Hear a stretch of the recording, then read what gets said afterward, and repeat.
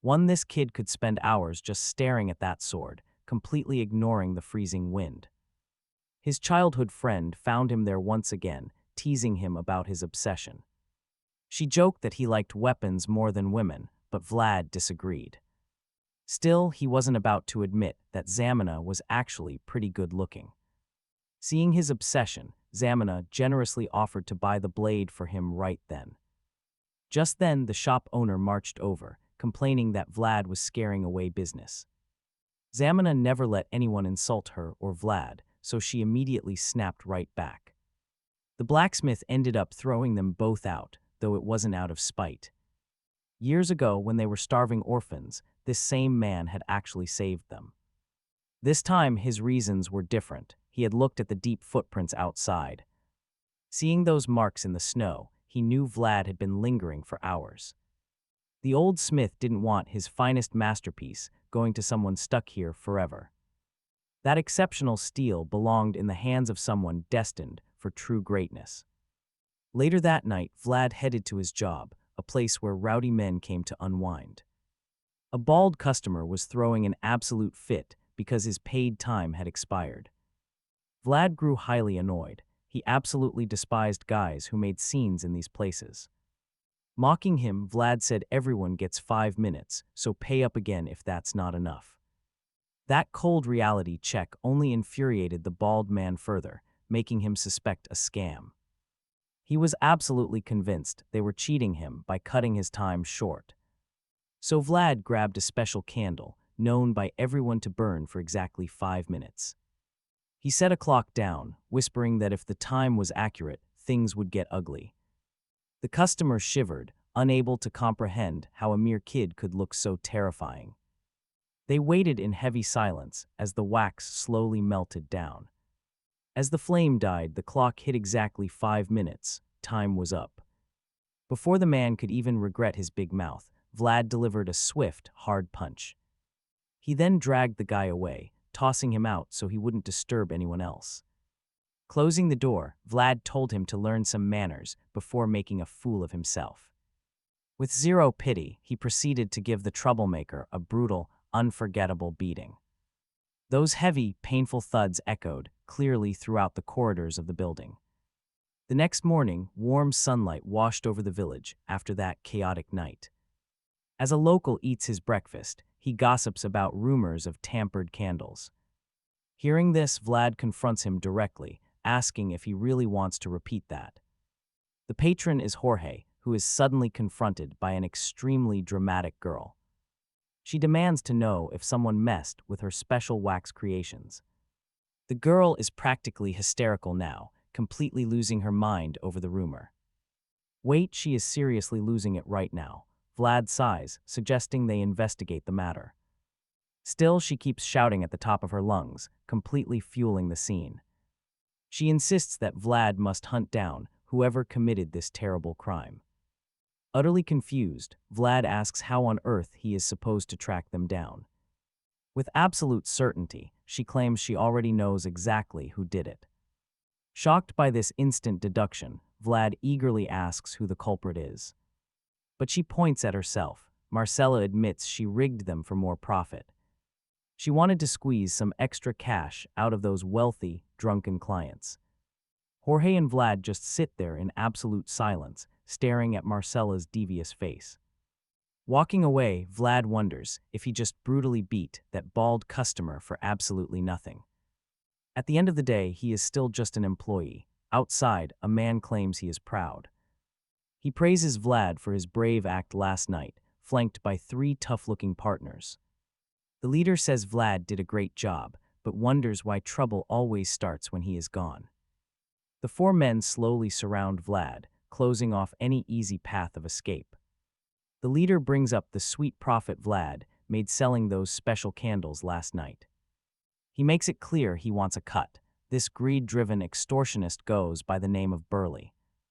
Eyes burning with cold hatred, Vlad demands to know what the thug is trying to pull. Without showing an ounce of fear, Burly mocks him, claiming this is a business negotiation. Vlad spits back, demanding to know what kind of deal they could possibly make. Since all that hard-earned coin is rightfully his, Burley just smiles. He promises to trade a very valuable piece of property for a few silver coins. A clumsy little pickpocket, Burley explains, but Vlad calls the kid completely talentless. The boy is dragged forward, badly beaten. Burley asks if he recognizes his employee. Then comes the real trap. He offers to return the child safe and sound. Vlad just has to pay 40 silver pieces, a price the bandit claims is more than fair. Vlad stares at the battered kid, rage boiling inside him as he asks about his limbs. Are his ankles and fingers still unbroken? The smuggler has the nerve to say yes. He claims he would never bring a broken product, calling the brutal beating a simple lesson. Vlad shuts his eyes, weighing the cost, then hurls the heavy pouch onto the dirt. Burley cheers, shouting that he knew he could count on Vlad, but then, wait for it. He coldly tells the thugs to just kill the kid next time. The boy freezes in horror. Burley quickly protests, claiming he is only a thief, not some heartless killer. Yet you are shaking down your own worker's family, Vlad replies dryly. Behind his back, the thugs snicker, knowing Vlad commands those street kids. Quietly fuming with rage, Vlad turns a cold, sharp glare on the boy. The boy stammers an apology, claiming he was only trying to pull his own weight. Taking in his miserable state, Vlad sighs and asks if any of his bones are broken. The boy insists he is fine, though his spirit is completely crushed and bruised. Vlad barks at him to get lost before he decides to break his bones himself. The kid scrambles away in gratitude, leaving Vlad absolutely furious over his drained savings. He is now even further from his dream of 5 gold pieces. Talk about a brutal setback. The next morning, the bright harbor sun shines down on busy sailors and merchants. Inside a quiet office, a man tells Vlad that the kid was incredibly lucky to keep his fingers. With a grim expression, he raises his hand, showing 2 missing fingers. He stresses again how lucky the boy was to walk away in one piece. This is Captain Harvin, a man who knows the price of failure. He remembers when his own fingers and ankle were sliced off, saved by 2 brave kids. That brutal incident made him a living warning for everyone working the docks. Harvin quietly mentions a rumor going around that the candles were tampered with. Vlad stays calm, already calculating how much the captain knows. He asks Harvin if the whispers have already spread across the harbor. Harvin nods, saying the gossip is everywhere, but nobody actually believes it. The town trusts the candle maker too much to believe such wild accusations. Marcella is highly respected, and nobody thinks she would stoop to poison. Vlad hides his surprise, nodding along with the captain to keep his cover. It seemed like Jorge already knew everything. Harvin looks at the young man and replies, "That pulling off a stunt like that requires a massive reason." Hearing this, an even more surprised Vlad asks the captain what kind of reason it could be.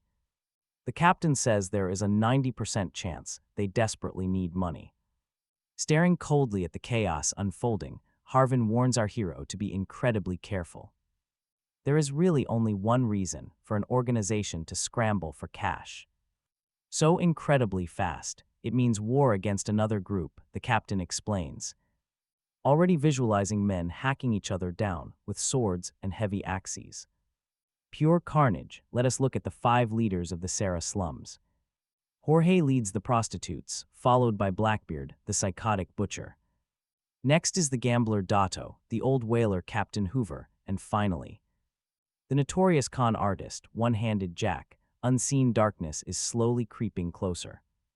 Right now, our young hero just sits there, staring coldly at the room. Vlad watches coldly as a group of dangerous men slowly close in on him. A sharp shadow of a metal hook appears, and a voice calls out. It is One-Handed Jack, demanding to know where Vlad's boss is hiding. Vlad just glares back without a single trace of fear or anger. He can practically feel the pure malice radiating from the old con man's eyes. In his mind, Vlad confirms this ruthless guy is indeed the real deal. This whole aggressive setup is clearly preparation for an all-out war. Suddenly, one of Jack's goons barks at Vlad, asking if he is deaf. Vlad locks eyes with the loud mouth, giving him a piercing, deadpan stare. Playing completely dumb, Vlad calmly replies that he is just a simple candle seller. Furious at Vlad's attitude, the thug snaps and calls him a worthless brat. With one heavy strike, the thug smashes the candle box to splinters. He yells at Vlad to get lost. The broken candles scatter everywhere.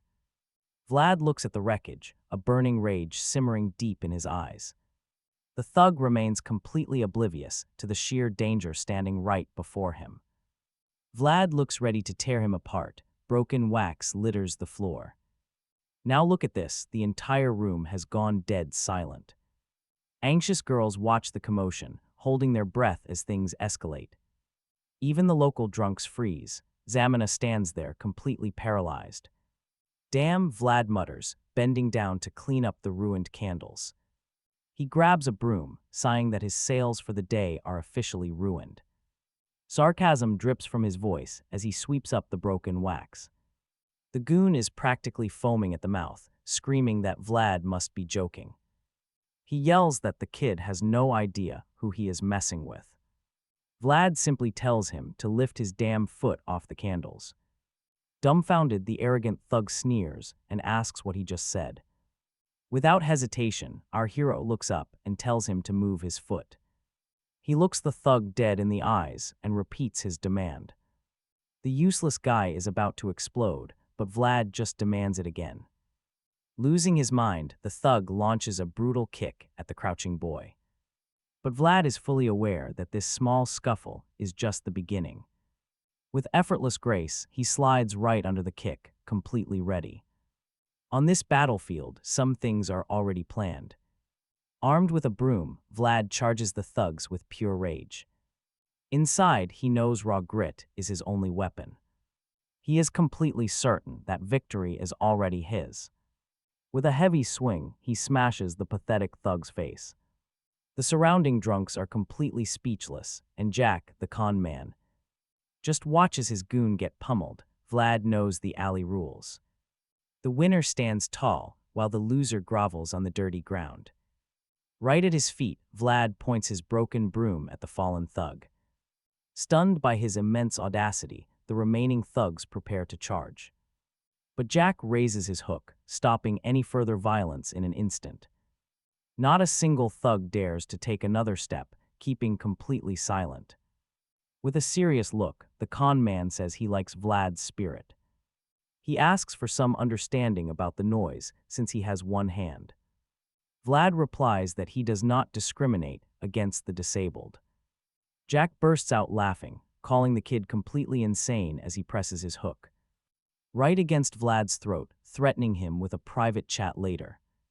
Talk about nerves of steel, Vlad shows absolutely zero fear, staring right back. Jack asks which trashy group brought him in, but without hesitation.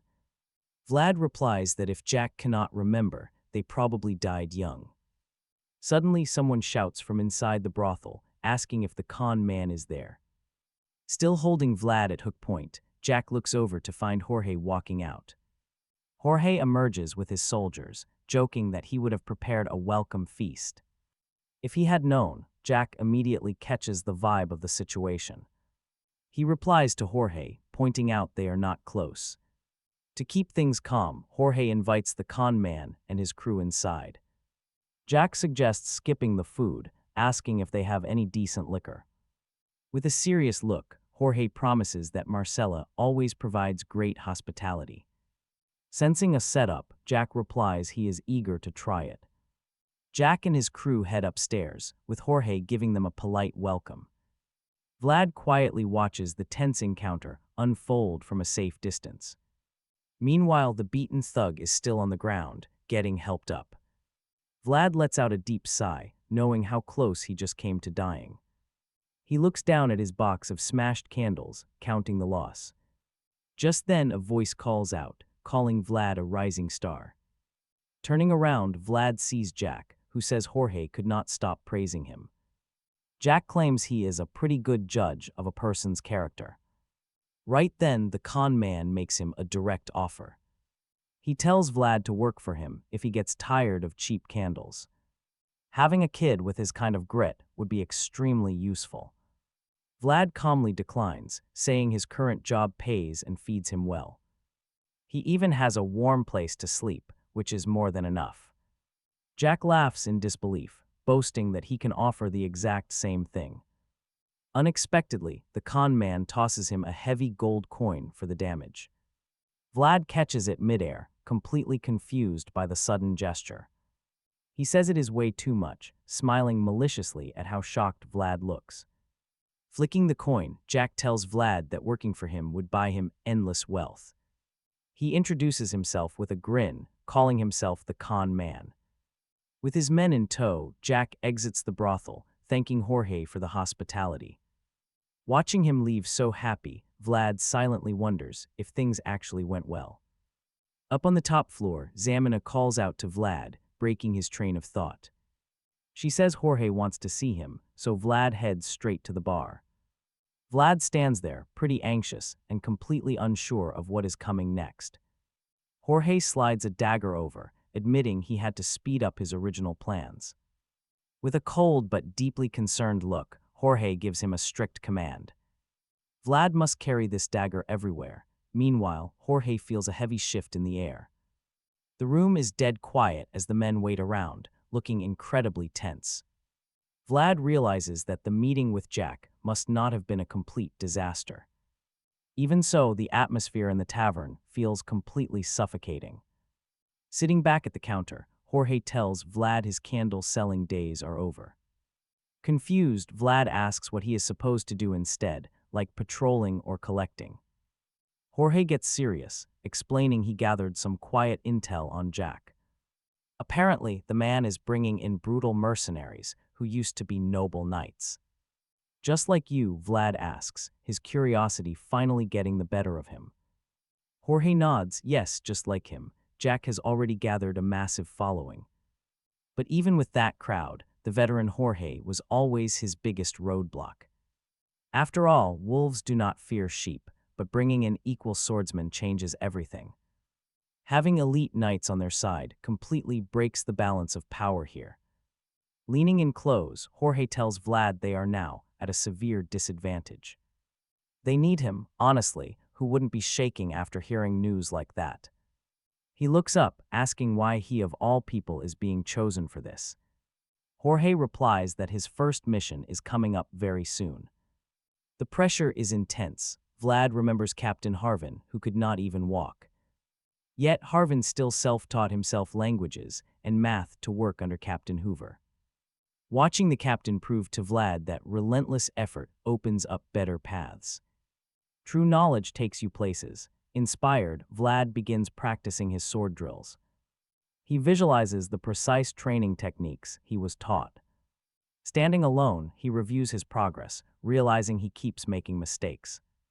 He keeps tripping over the same errors. A full month has passed now. Ever since that black lightning struck him, dark whispers have filled his head. The eerie voices trigger the moment he holds anything resembling a weapon.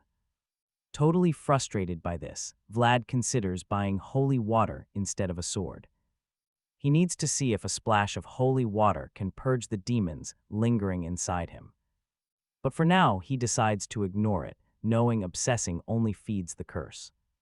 He violently shakes his head, desperate to cast the dark thoughts aside. Focus up, he commands himself, screaming inside his own head to concentrate. He steps into a proper stance, taking a deep breath to empty his mind. In absolute silence, he channels every ounce of his power for the strike. Thrust, the voice suddenly screams, and Vlad drives a fierce blow downward. Instantly, he feels it. This strike is on a completely different level. Vlad realizes that before he was just swinging his weapon, but this time was different. He feels it deep down. This was finally the true way of the sword. Stunned, Vlad wonders what on earth just flooded into his mind. Meanwhile, a full moon shines bright as the biting cold cuts through the snowy peaks.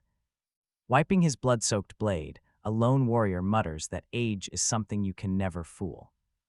The freezing mountain air has apparently seeped deep into his old bones. This scarred man with long white hair suddenly catches a strange sound from the dark forest. Whipping around, he calls out that only a complete fool would approach so carelessly. Or maybe they did it on purpose. The old warrior sheathes his blade and heads forward. Stepping into the woods, he hears another rustle, like someone is stalking him. He demands the lurkers show themselves, since he already knows exactly where they are. Out of the dense, fog-heavy shadows, a calm voice finally calls out to him. The visitor addresses him as Sir Stanga, though the thick mist hides his face. Stanga confirms his identity and asks if this shadow is the boy they call Vlad. Stepping closer, Stanga spots a young man wearing a dark coat amidst the fog. He mentions hearing that the eagle was just a slum kid with blonde hair and blue eyes. Honestly, he looks more like a wealthy noble. Vlad silently hands over a sealed letter. It is from Jorge, warning that their rivals have hired a dangerous rogue knight. Reading this, Stanga finally understands why Jorge was so desperate to recruit him. Vlad calmly tells the old knight that he will lead the way to their destination. They should arrive in 2 days. Without waiting for a response, the boy just walks off. Stanga watches the kid go, thinking he must be a complete lunatic. He calls out, mocking Vlad for expecting him to follow such an idiot. Vlad pauses, looking back to say that he is at least fully capable of guiding him. Stanga smirks, openly doubting that a kid could handle a task this tough. He stares down our young hero, claiming no one smart would do something this reckless. Vlad remains completely silent, not quite getting what the old man is implying. With a menacing, wild grin, Stanga warns that if they lose their way, Vlad dies. Vlad merely shoots him a frosty stare and turns right back to the path. He tells the old man to just keep up and avoid causing any trouble. After all, he has no intention of failing his very first official assignment. Stanga is stunned because his threats usually terrify people, yet Vlad ignored him completely. The old knight finds himself chuckling as he starts to respect the kid's guts. Seeing Vlad press on, Stanga realizes exactly why Jorge speaks so highly of him. This kid is definitely worth keeping an eye on. Soon, a snowy dawn breaks. As the blizzard worsens, they seek shelter inside a dark cave and spark a fire. While warming up by the flames, Vlad keeps his eyes locked onto Stanga. Even with his eyes closed and his weapon ready, Stanga feels the intense pressure. Annoyed by the constant stare, he finally asks Vlad why he is watching him. He wonders if the boy has simply never met a legendary retired knight before. Vlad bluntly admits that he has never seen one this close up before. Stanga asks if he is a country bumpkin, prompting Vlad to ask where Stanga is from. The knight proudly names his home city, only for Vlad to mock it instantly. He calls it a total backwater town, which absolutely infuriates the proud veteran. Otherwise, he warns Vlad that he might just slice him clean in two. Talk about scary, Vlad retorts, claiming he heard a knight's jokes are basically just threats. He holds a massive pile of jerky in his hands, seeing that delicious treat. The old man asks Vlad if there is a share for him. Vlad says he only has one. Package left and has nothing else to eat. That immediately makes the old man furious. Stanga lunges forward, snatching a handful of meat right out of the boy's hands. While grumbling that now he finally has a meal, Vlad just stokes the fire, putting his portion on to roast. Stanga sits there with an empty stomach, holding cold meat. Watching Vlad's barbecue while secretly thinking how incredibly good it smells. Being smart, the old man clears his throat and asks if the boy has any questions for him. Vlad gives him a sly look, questioning this sudden offer. Stanga proposes a simple deal, one question. Costs 1 piece of meat. He asks if the young man is interested in this rare opportunity. Vlad sits there, his head full of questions and his mouth watering even more. He thinks for a moment, then tells the old man to just ask for the meat. If he wants a bite, he should just say so. Annoyed with the kid, the old man snaps that he still has his pride. Crossing his arms, he regains his posture and declares that if knights receive something, they must always give something back in return. Vlad reminds the old man that he is retired, but Stanga insists he still follows. That rule, Vlad starts by asking for his name. The old man simply replies Stanga. Next. Vlad asks how old he is, and Stanga grunts 42, you brat. Then Vlad asks if he knows how to use aura. Smirking, the old man replies that Vlad only looks innocent. Stanga explains that not all knights can actually harness aura, and that wielding it in a real battle is a completely different story. Still without his answer, Vlad presses him, asking again if he can use it. With a cynical smirk, the old man just says, well, desperate to know the truth and curious about his reaction. Vlad gets incredibly anxious, waiting on the edge of his seat for Stanga to answer. He cracks in sheer desperation. Vlad offers all his meat just to get a straight answer. About the aura, the old man stares at him coldly, but Vlad stares right back with matching intensity. Stanga finally speaks, a knight can only take something if he has given something in return. The old man adds that sometimes he just does whatever he wants, admitting he has only eaten dry jerky lately. He slowly draws his blade and says, but I still have this. Vlad, almost bursting with pure excitement, asks if he can really get to see it. Stanga raises the sword to eye level, concentrates, closes one eye, and takes a deep breath. Vlad watches closely, asking why on earth he closed his left eye. Standing perfectly still and focusing all his energy, Stanga says he must summon his world from the deepest parts of his soul. Suddenly, Stanga's eyes glow. Energy begins swirling around him, warning the boy to watch closely.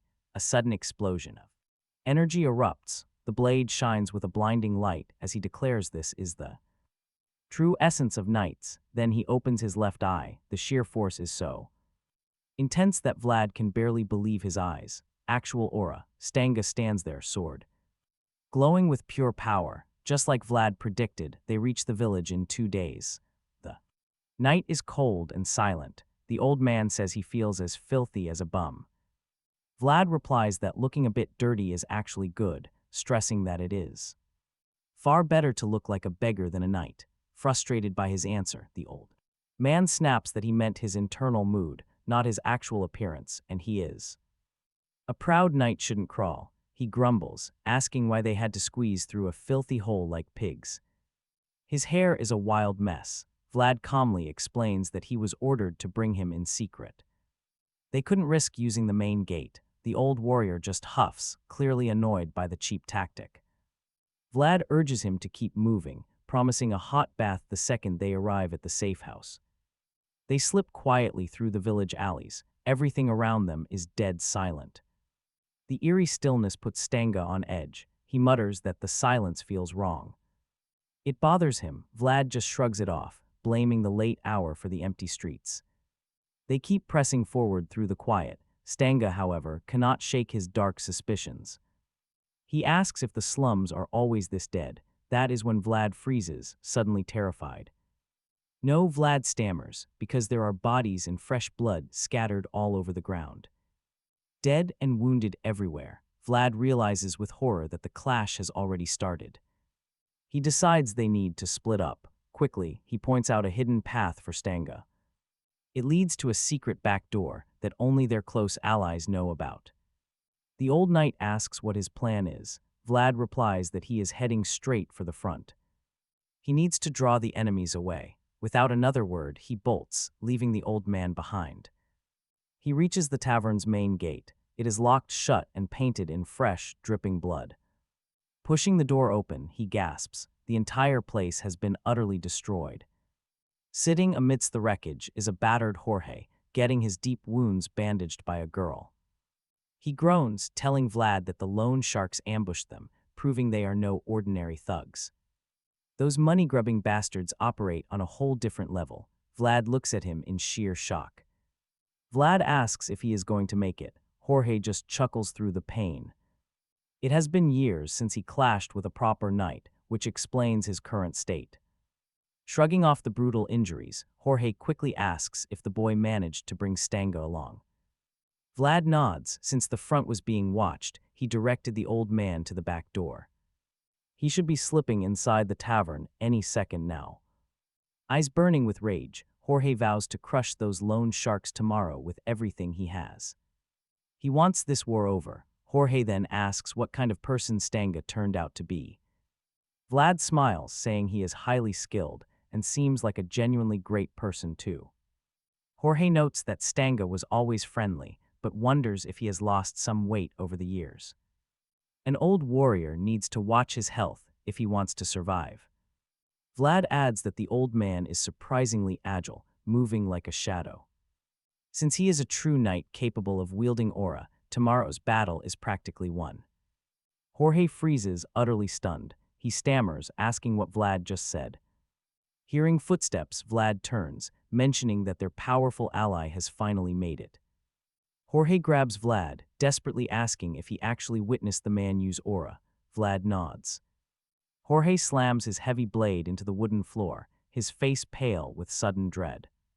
He orders Vlad to get behind him immediately, glaring toward the entrance. The real Stanga cannot use aura. Vlad stands there, completely paralyzed by the realization.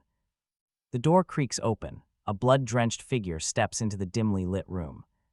The killer smiles, greeting Jorge, noting it has been a very long time indeed. A flashback reveals that cold night in the woods, the killer wiping blood from his blade. He muttered that age catches up to everyone, and the biting winter had pierced his bones. The dark forest was buried in snow, littered with the shattered remains of a sword. Fresh crimson stained the pure white snow, while a dying man lay helpless on the ground. The killer stared down at the corpse, whispering cold words to the silent winter wind. Either it was on purpose or you are an idiot, the man sneers. Jorge stands ready. They prepare to face the man claiming to be Stanga. Both grip their swords. Blood drips down the stranger's face as he looks at Jorge, noting he has changed. Jorge demands immediate answers. The truth is brutal. Count Gar has passed away. Shock paralyses Jorge at the news. Calmly, the stranger pours some fine whiskey. He mentions complications, kept it secret, but promises everyone will know soon enough. A murderous glare locks on. Jorge, however, refuses to show any fear. He just stares back, completely silent. The stranger slowly lifts his whiskey glass.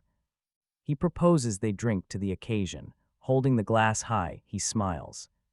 Toasting to the regrettable Count Gar, his words trigger absolute fury inside Jorge. Rage consumes him. Gripping his weapon tightly, Jorge channels every ounce of hatred. He draws his blade, yet his target remains still, unbothered by the charge. Still holding his drink, the stranger mutters as Jorge unleashes his full power. With a burst of violent energy, the devastating blow shatters the glass in half. Onlookers gasp. Vlad and the others stare in absolute shock at the power. Nobody can believe their eyes. The stranger managed to dodge that attack effortlessly.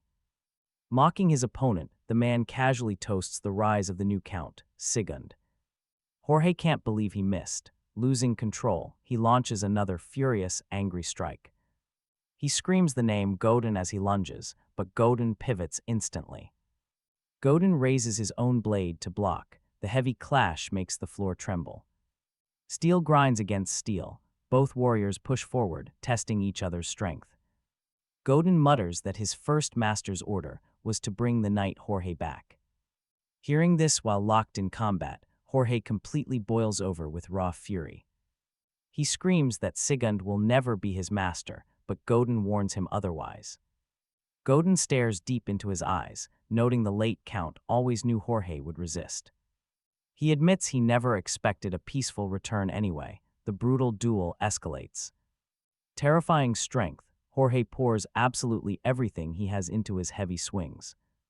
He unleashes a barrage of strikes, but Godin counters with deadly, serious force. Splinters fly everywhere. Their violent clash leaves a trail of tavern wreckage. The overwhelming pressure becomes too dangerous, forcing Vlad and Marcella to back away. Jorge refuses to slow down, pressing his relentless assault with zero mercy. Spotting the massive commotion, other men gather near Vlad and Marcella. They ask what the hell is happening inside. Burley shouts for them to move. He warns everyone that Jorge is locked in a deadly fight right now. Suddenly, Jorge is tossed like a rag doll, did that seriously just happen? Marcella gasps as the mighty warrior crashes down. The entire crowd stands frozen. Godin steps forward, looking down at his defeated opponent with a cold stare. He crashes down hard. Bloodied and battered, Jorge lies defeated on the floor. Disbelief grips the room. Nobody expected their champion to fall so easily. His terrified comrades panic, demanding answers as they rush to their fallen leader. Coughing up blood, Jorge lacks the physical strength to even lift his body. From high above, Godin watches the pathetic struggle with absolute, chilling indifference. Chilling silence, a sudden throwing dagger streaks directly toward Godin's neck. Godin deflects the blade effortlessly. The deadly projectile came straight from Vlad. They lock eyes in tense silence before Burly boldly charges into the fray. Someone screams at Jorge to get out of the way, but he can only tremble. Godin strikes at the fallen man, forcing Jorge to throw his body aside to survive. Jorge barely dodges. Godin demands to know why he disobeyed his past orders. Wounded and crouching helplessly on the dirty floor, Jorge glares directly up at his ruthless commander. He spits back that he does not take orders like some obedient dog. Godin tells him he is no dog but a knight, pushing Jorge into absolute fury. Stung by the intense humiliation, Burly and Jorge's other men draw their weapons. They step forward to shield their leader. Godin just watches them in total silence. Facing the armed group, Godin remarks that this night has dragged on for far too long. Godin closes his eyes, muttering that he only wants to rest. Vlad starts sprinting. He knows the terror that is coming because he has witnessed it once before. Godin's sword begins to gleam, radiating a visible, deadly aura. Vlad screams out in horror. Godin's left eye snaps open while Vlad begs him. Jorge's men stand completely clueless. They freeze in place, unable to comprehend the immense danger unfolding right before them. Blinding light from the sword floods the entire room. Even Jorge is frozen in disbelief. With glowing eyes and an aura-charged blade, Godin unleashes his strike.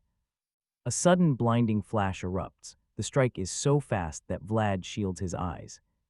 The energy is too intense to watch. Everything happens in a split second. The whole tavern gets torn apart, looking as though a massive lightning bolt just struck. Rising slowly from the smoking wreckage, Vlad struggles to stand and looks around. Can you even imagine waking up to this absolute nightmare?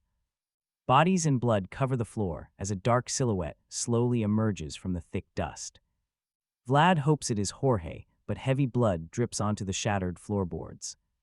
Our young protagonist is completely paralyzed because Jorge was the very first person to ever rescue him. He dragged Vlad out of the filthy gutters, recognizing the true value within him. Memories of their time together flash in Vlad's mind, everything he has ever known. Pale moonlight slowly cuts through the dust, illuminating the ruined tavern. His entire body splattered with blood, Vlad can only stare blankly forward in utter shock. He stares in blank horror at Godin, who is holding Jorge's severed head. Godin has completely shattered the boy's entire world, leaving Vlad to desperately grab a nearby sword. Screaming with pure, unbridled fury, his eyes flare as he charges forward. Someone screams at him to stop, but Vlad swings his blade directly at Godin. A sharp beam of light cuts the air, but Godin easily steps back to dodge. Absolutely stunned by the strike, Godin analyzes the boy's bizarre swordsmanship. He cannot comprehend how a simple slum child could wield such terrifying skill. Screaming with every ounce of life left in him, Vlad charges with a massive strike. But before the young man can react, Godin delivers a brutal kick straight to his stomach. The impact is massive, sending the young man crashing across the room. Godin stands over him, coldly analyzing the situation while the defeated boy writhers in absolute agony. He wonders if this is pure talent. Surely it cannot be sheer instinct. Writhing in agony on the ground, a voice suddenly speaks inside Vlad's head. The mysterious voice urges him to breathe and reminds him that he simply cannot lose here. Godin finds the boy's potential too brilliant to waste by killing him now. even if he might return one day seeking vengeance with a sharper blade. At that moment, Godin recalls Jorge's old words about the importance of care. He can always recognize those with raw potential, and looking down at Vlad, he grows thoughtful. A cold smirk plays on Godin's lips. Knights charge a fair price, he says. Vlad has no idea what he means, shivering on the dirty ground. The young boy asks what he means, but the killer replies his name is not Stanga. He is not 42 years old, and he never charged a fair price, then he throws the dried jerky Vlad gave him by the fire right back at the boy. Clutching Jorge's severed head in his hands, Godin tells Vlad he is taking him. With a chilling, psychotic grin, he claims it is his right as a seller. Helpless on the floor, Vlad watches him speak, while the killer looks down. Silently waiting for a response, filled with absolute, blinding hatred, Vlad gasps out that he will murder him, but Godin ignores the threat entirely, turning away. And walking off, he scoffs that in his current pathetic state, Vlad's angry threats are worth nothing. Panic and rage twist inside Vlad as the harsh reality of his weakness sinks in. He cannot believe everything has come to this, screaming in utter frustration. Vlad vows to kill Godin, but the killer does not care and keeps walking. Vlad begs him to wait, but Godin continues walking toward the exit. Carrying Jorge's head, Vlad screams again, sobbing in sheer, heartbreaking desperation. Bathed in tears, the young man desperately begs Godin to stop, but Knight remains dead silent. Zemina rushes to help. Vlad is severely wounded, and she struggles to support him. Then blinding agony, a sharp, white-hot physical torment flares up in his side. Right where Godin kicked him, he doubles over, completely shattered by the pain. The excruciating sensation makes him writhe. Suddenly, a familiar voice echoes inside his head. Ordering him to stand, he remembers Marcella's fierce words back in the tavern. Her angry voice rings in his memory, demanding if he wants to die right there. Back then, the young man was completely numb and unresponsive, unable to react. After watching Godin walk away with Jorge's severed head, he felt utterly powerless. Marcella had glared at him with pure fury, slapping him hard across the face. She called him a helpless child, screaming at him to snap out of his stupor. She demanded to know if he understood the difference between those in the center and slum dwellers like them. Without waiting for his answer, she spoke. She delivered the cold, hard truth of their miserable existence. Opportunity, whenever those rich people fall, they get right back up. They can handle it, but what about us? Vlad listens closely to her. She points out the grim reality, showing him the carnage around them. Butchered bodies lie everywhere, blood pools on the tavern floor, she demands. That he look closely at the devastating price of making just one mistake. Gripping Vlad's shoulder tightly, she whispers that they do not have that luxury. We make one mistake, we die. Crouching before him, her eyes fill with tears. Marcella screams at him not to waste his only chance to survive. Remembering her words, a dark, venomous fury surges through Vlad's veins. Zemina asks anxiously if he is okay, offering to slow down as he struggles along. Vlad grunts, urging her to keep moving, drenched in a cold sweat of agony. He mutters that his journey cannot end in a filthy gutter like this. Suddenly, a thug wielding a heavy wooden club spots them on the stairs. Screaming that he found Jorge's dog, Vlad grabs Zemina's hand, running for their lives. Their nest is destroyed. Furious men with swords chase them, aiming to kill. Though they are like fragile little birds, Vlad and Zemina run like there is no tomorrow. It is time for these young souls to fly alone. Reaching a crossroads, the men lose track of the kids. The pursuers have absolutely no clue where they went. One of the thugs suggests they went down another alley. Another yells to search everywhere and promises a huge reward for checking every single corner. The man calling the shots is none other than Jack's useless henchman, whom Vlad had previously broken in. Half he vows to make Vlad suffer for all the public humiliation he caused. The henchman orders his men to split up, shouting that the boy cannot have Gone far, behind a closed wooden door with a broken lock, Vlad and Zamina hide in absolute silence as their pursuers march right past them, with his dagger tightly gripped and preparing for the worst. Vlad realizes that at this rate, they will never escape. He tells Zamina to run and only return when everything calms down. Confused by his sudden demand, she asks what he plans to do. Tense and anxious, Vlad says he has to keep moving, warning that the men are right on their heels, making it far too dangerous to stick together. Seeing that this is crazy, Zamina begs to stay right there with him and promises that she won't leave. Vlad sharply reminds her of the promise made to Marcella, that she would guide him to safety before parting ways. He urges her to head toward the convent before dusk or head over to Harvin's, but Zamina, highly upset, stubbornly rejects it. Boiling with anger, Vlad snaps that she never listens to him, calling her a complete idiot who cannot see that he cannot protect her at this moment. Hurt by his harsh scolding, Zamina bursts into tears. Then a voice asks, "Who is there?" Instantly on guard, Zamina quickly snatches a knife sitting on the table. A man with a lamp in his hand slowly approaches them. Zamina points the blade directly at him. He is an old man, likely the blacksmith shop owner, who seems incredibly startled by the presence of the young intruders. He asks them what they are doing. Terrified but ready to strike, Zamina warns him not to take another step. Utterly baffled by her wild hostility, the old man asks what the hell is wrong with her, pointing out that this is his own house and they are the ones who broke in. Furious, Zamina screams at him once again to stay back, threatening to spill his guts right onto the floor. Hearing this, the old man turns dead silent, staring intently at the desperate teenagers. He calmly replies, saying that he gets the situation and asks her to lower the weapon, but Zamina refuses to listen, growing even more hostile as she demands he hand over a sword. The shopkeeper is stunned, unable to process her outrageous demand. She demands the old man hand over the sword hanging on his wall, claiming it is too dangerous outside the city gates. The old man simply stands there, observing the duel closely. Zamina, with the blade still raised, screams that she is not playing around, demanding the weapon. Immediately, Vlad looks at her with concern, begging her to lower the knife. With deep fury, Zamina closes her eyes and strikes for him to bring the sword.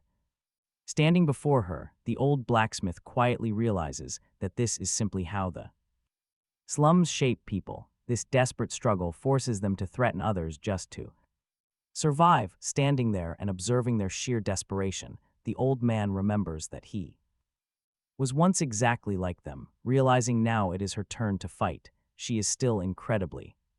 She stands there, shaking with rage while gripping the knife tight. Standing face to face, the old blacksmith sighs that it is a shame. Hate flares. Zamina suddenly swings the sharp blade forward with blinding speed. Vlad screams. He lunges to stop her as the old man braces. The cold steel flashes. What happens next leaves Vlad completely stunned. Instead of striking him, Zamina slices off her own beautiful red hair. The old blacksmith slowly opens his eyes, shocked to find himself completely unharmed. Tears streaming down her face, Zamina offers the locks to the blacksmith. She promises to pay the rest later and begs him to help. "Please," she pleads, "just give the sword to Vlad." The blacksmith stands silent. He watches her weep, deep in thought, before asking Vlad if he is leaving. Desperate, the young man nods yes. The blacksmith is struck by their resolve. This kind of fierce, unbreakable devotion is something the old blacksmith never even dared to dream of. Looking at Vlad, the old man knows this boy will eventually fly high. He grumbles about how these young kids always make his life so complicated. With a heavy sigh, the old blacksmith tells them both to follow him. As night falls and snow blankets the ground, he prepares a wooden cart. In the dead of night, through freezing snow, the old man drags it along. The cart is piled high with rotting trash, acting as the perfect cover. From beneath the heap, a quiet voice complains about the terrible stench. "Keep moving," the old man mutters. "This is the only way out." Suddenly, a loud shout cuts through the dark. Oh no, are they caught? Three hostile guards approach, demanding to know what he is doing out so late at night. He instantly realizes who they are. The enemy is already here. Just throwing away some heavy garbage, the old blacksmith replies calmly. The guard frowns, questioning if midnight is really the best time for chores. The old man snaps back, blaming their stupid blockades for disrupting his work. He rants about his messy workshop, while the guard just rolls his eyes.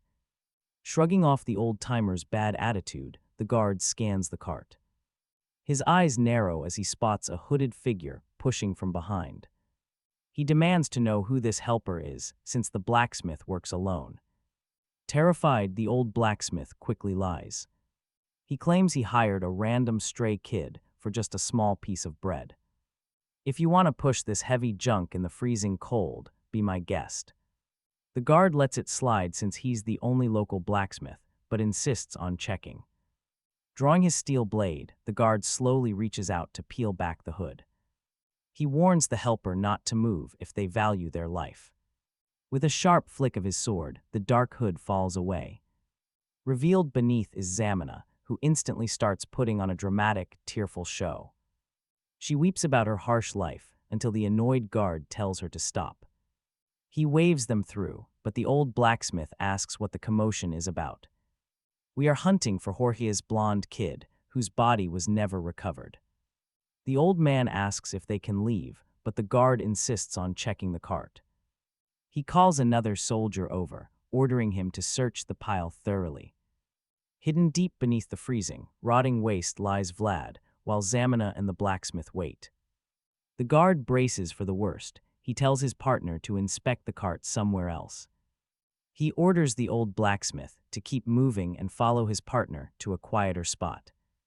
Trailing behind, pulling the heavy cart, the old man wonders if he made a mistake. Maybe a different path. No, this was the only way they could possibly go. The guard digs through. He scoffs at the mountain of useless trash before him. But then he pauses. Something is off. Zamina watches him, her heart in her throat. Panic fills her eyes. The guard keeps staring at the cart, deeply suspicious. Don't hate me for this, he mutters. It's just my job, after all. With a brutal grunt, he drives his heavy spear deep into the pile of trash. The old man and Zamina freeze, helpless. The weapon strikes again and again. He casually mentions a rumor. Apparently, Harvin put a boat out on the river. The blacksmith and Zamina exchange a bewildered look. None of this makes sense. Inside the heap, the sharp spearhead grazes right past Vlad's pale, sweating face. He claims everyone is heading there, convinced Harvin has a damn good reason. He tells them to keep that in mind before sending them on their way. Pulling his spear out, he grunts, "All right, we're all clear here. Go." Pushing forward, the old man wheels the cart away as quickly as he can. Once they're gone, the guard whispers, "That pays off the 40 silver pieces." It turns out this soldier is the brother of the young kid Vlad saved. Hidden deep beneath the filth, Vlad hears everything. He silently thanks Otter. Finally, they arrive at the safe zone. "We made it," the old man sighs. This is the outer city dump. Everything brought here gets cast aside forever. Crying bitterly, Zamina whispers her final goodbyes, wishing Vlad safety in his journey. The cart tilts, dumping the garbage. Out falls Vlad, clutching his heavy sword. In his hand is the star, a dream forged of metal, paid with tears, beautiful right. Vlad stands outside the city gates. The wind is freezing, the snow relentless. He heads toward the distant, snowy peaks under the brilliant glow of the moon. Drawing the steel blade, Vlad admires its sharp, dangerous edge. It is a masterpiece. Taking shelter in a dark cave, he sparks a small, crackling fire to stay warm. Holding the cold steel, he whispers into the dark, "Can you hear me?" A voice whispers back, "Yes." Vlad asks who it is, no reply. Vlad frowns. "You had plenty to say about swords, but don't know yourself." Silence. "Well," Vlad mutters, "in that case, we need to help each other out. I will help you recover your memories, but you must become my blade.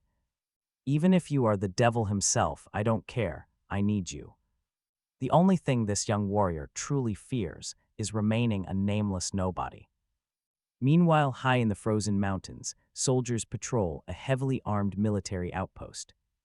Deep in the camp, a young tactician carefully plans their next military operation. This is Joseph Bayzid, the clever and ambitious second son of the family. It is simply too easy, the young noble mutters, and we all know what that means.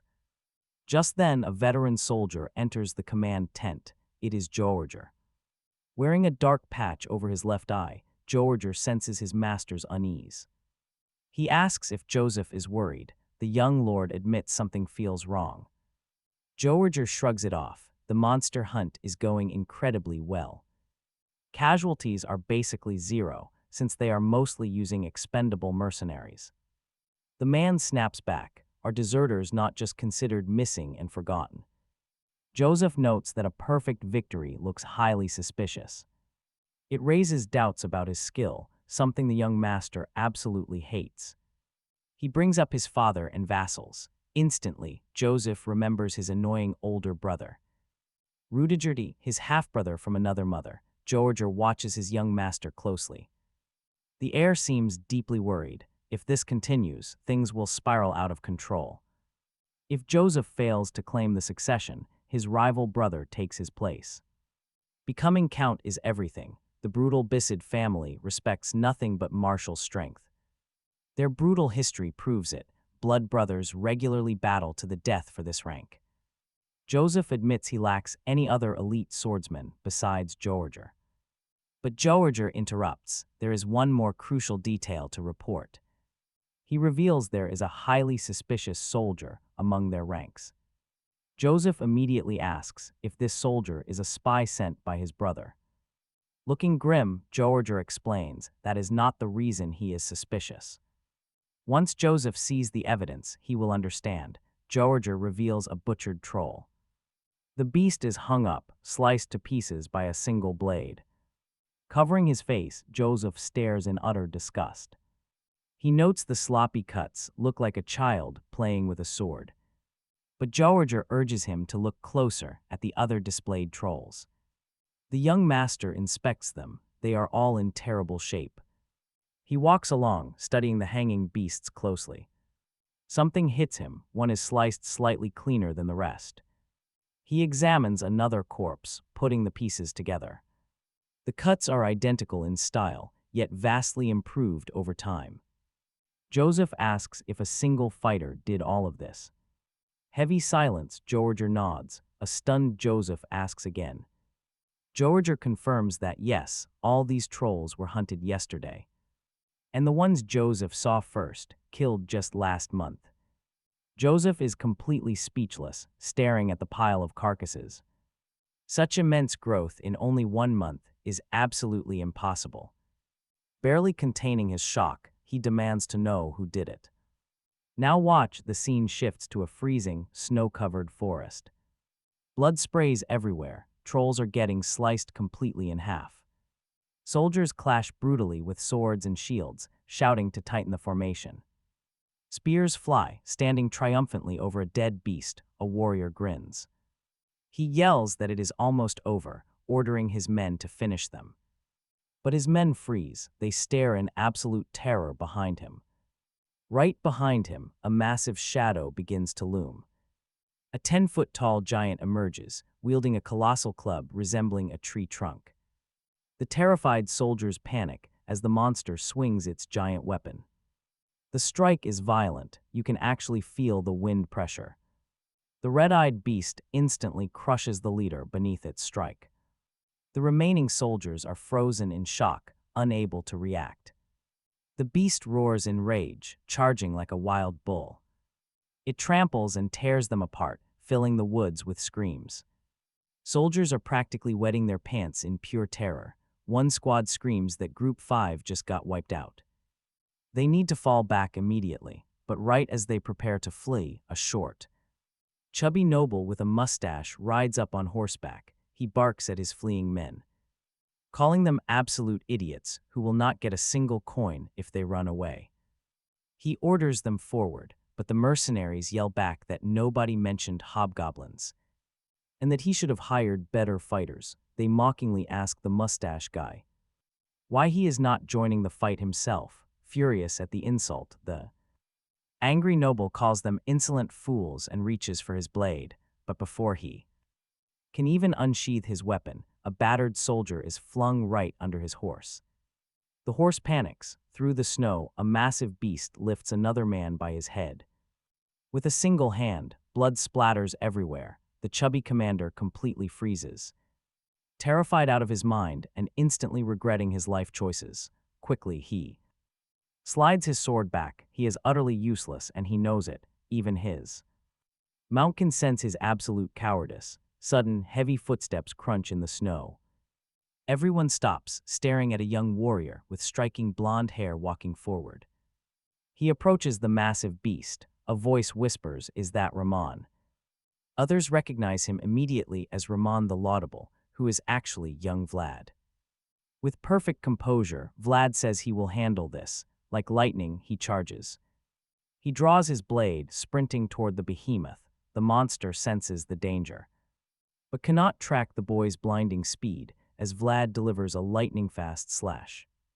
The beast barely registers the injury. Vlad realizes his cut was far too shallow, though.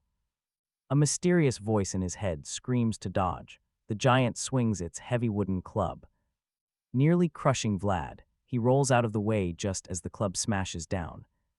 Shaking the earth, quickly regaining his footing, Vlad readies his blade once more. He mutters that he messed up again. The voice insults him, calling him a fool, pointing out that he cannot even execute a simple strike after it was clearly explained. Standing before this terrifying mountain of muscle, Vlad knows he has to adapt fast. The raging monster roars, charging at the young warrior with pure bloodlust in its eyes. It swings, Vlad evades cleanly. The beast roars louder, swinging again and again. Yet Vlad is simply too fast. Each strike hits nothing but freezing air. Stunned by his speed, the enraged creature gathers all its strength for one final, devastating strike. The club crashes down with unbelievable force, kicking up a massive storm of white snow. The beast stands still, waiting for the mist to clear, confident in its kill. But as the fog parts, it sees empty ground. Vlad is already behind it. This time he whispers, "I will cut you down." His sword glows brightly. A brilliant blue aura coats his blade as the beast slowly turns its head. Rahman. His eyes glow icy blue. Watching from afar, Joseph mutters the title Rahman the Laudable. He tells Yager to investigate this fighter immediately, who quickly obeys. Joseph watches closely, thinking that Vlad's erratic strikes should make absolutely no sense. He cannot comprehend how a mere boy could master the sword in only 1 month. While Joseph quietly reflects, the battle reaches its climax. The giant monster is suddenly cleaved perfectly in half as Vlad flashes past like a bolt of blue lightning. He does not even break a sweat, truly a terrifying genius standing in the cold snow. As the snow settles, soldiers begin scavenging the dead trolls, complaining about the loot. They mutter that there is only garbage here when they expected much better rewards. "You were amazing back there, Captain," Gorda yells, desperately trying to suck up to his leader. But the captain coldly shuts him down, telling him to quit making excuses and keep carrying the dead bodies. Gorda claims he is already finished, wondering who would even dare steal from them. He happily adds that they are almost finished and eagerly asks where the captain is heading off to next. Gorda even wonders if they can team up on another contract. He boasts that with the captain's blade and his smarts, they would be truly unstoppable. But the captain just replies that he does not work with frauds, making Gorda's smile instantly vanish. Gorda glares at him with pure anger, bringing up the captain's fake mercenary license. He confronts his leader, warning him that he cannot keep using that forged card forever. Gorda claims he knows a master counterfeiter named Ga, but the captain just stares back in silence. Staring into Gorda's eyes, the captain warns him that talking too much gets people killed. He makes it crystal clear, if this is a threat, he will not hesitate to end him. Gorda instantly freezes up in pure terror. Talk about instant regret. Desperately trying to save himself, Gorda stammers that he was only looking out for his safety.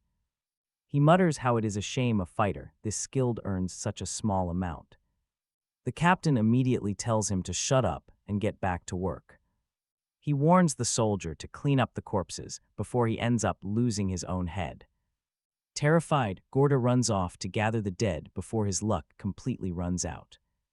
Watching him go, the young captain notes that he must deal with Gorda before he causes real trouble. He walks away, leaving the soldiers to load the remaining cold corpses. Seeing him enter the woods, the soldiers whisper. One asks if he is off to pray, and another confirms he is deeply religious. Deep in the quiet forest, the young captain bows his head low. The men watch from afar, whispering about how cool he is and guessing he was born a noble. They assume he belongs to a much higher class than ordinary soldiers. Meanwhile, our hero is actually cursing himself because he failed to slice it in one go. Devout prayer, no, he is actually just fuming inside. Suddenly, the voice of the magical sword calls him an idiot, explaining the secrets of the blade. It claims a perfect one-shot kill, relies entirely on surprise. But the captain has absolutely no idea what the weird weapon is talking about. The talkative weapon explains that when the enemy goes whoosh, he must instantly go wham. Confused, our hero flatly asks if he is actually supposed to understand that nonsense. Getting highly annoyed, the sword snaps back, asking how he can possibly struggle with such simple instructions. Whoosh, wham, it demands he just does it now. Our protagonist quickly realizes that the voice inside his weapon is completely out of its mind. He wonders how he got a blade even crazier than himself. Still, he keeps asking himself what whoosh means while his soldiers watch in awe. They swear he is still praying under the freezing winter sun. Despite the bright light, the camp remains freezing cold. Soon, a bowl of hot soup is served. Our hero stares, wondering what kind of mystery meat they are eating. Another grunt grumbles with his mouth full that free food is free food. The men agree it is rare for their stingy bosses to actually feed them anything. Even if it tastes incredibly salty, it is still better than nothing. The young captain sets his bowl down, tells the group to enjoy their meal, and leaves. They watch him leave. As the hero walks off, the men gossip, wondering if he is visiting the priest again. They wonder if they should start praying too, but another snaps that they will never match him. Inside the quiet church tent, the white-haired, mustachioed priest smiles and welcomes Ruman. Ruman greets Father Andreas, politely asking if the old man had a good night of rest.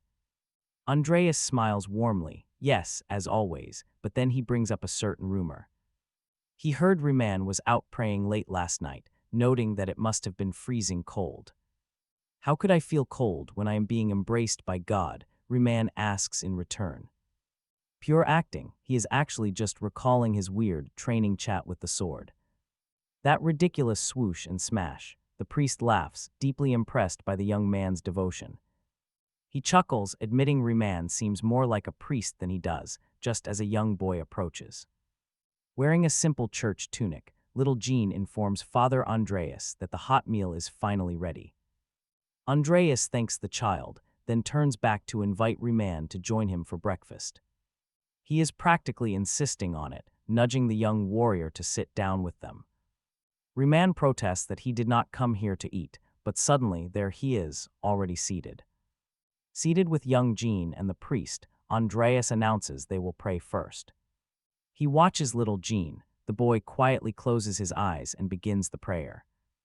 Giving thanks for the meal, the child asks for strength to help others. Watching him closely, the priest stares at Ruman throughout the prayer.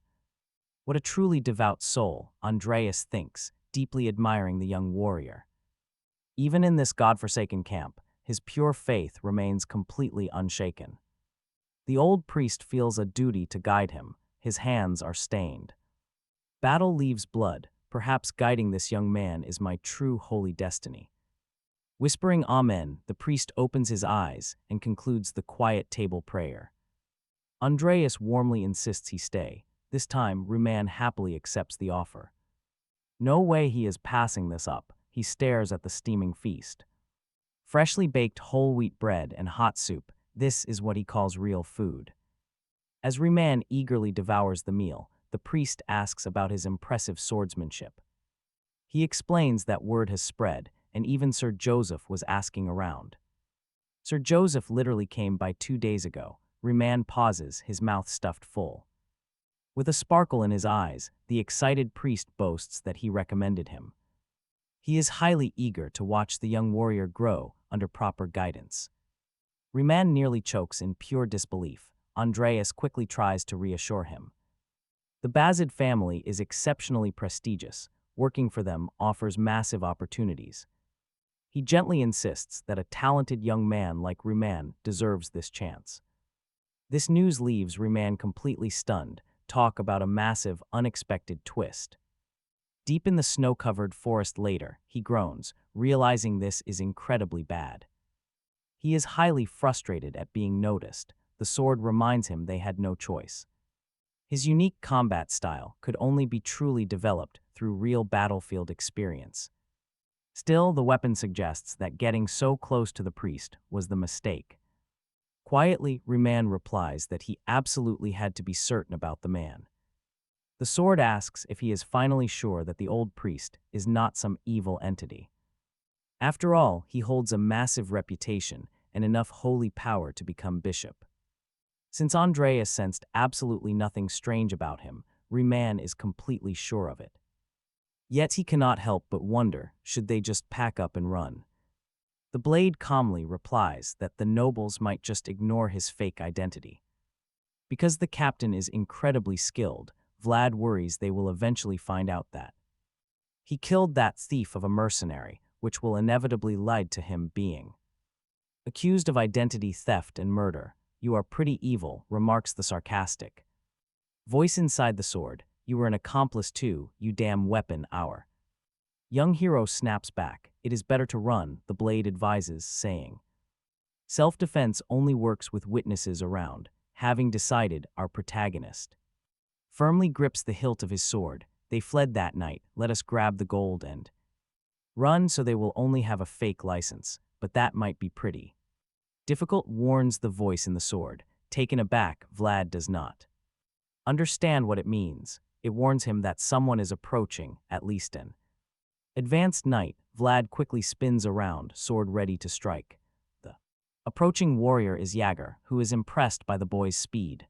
With his blade aimed directly at Jaeger, our hero stares him down, face to face with the young fighter. Jaeger wonders how he sensed him, realizing the boy is much stronger than expected. With a sword pointed at his face, Jaeger tells our hero that Sir Joseph wishes to speak with him. Realizing what this means, our protagonist wishes he had run instantly instead of hesitating like this, because if he does not play this perfectly, he is totally screwed. Our hero calmly tells Jaeger that meeting Sir Joseph is an honor, hiding all his panic. A solid poker face is a fundamental skill in card games, thinks our hero.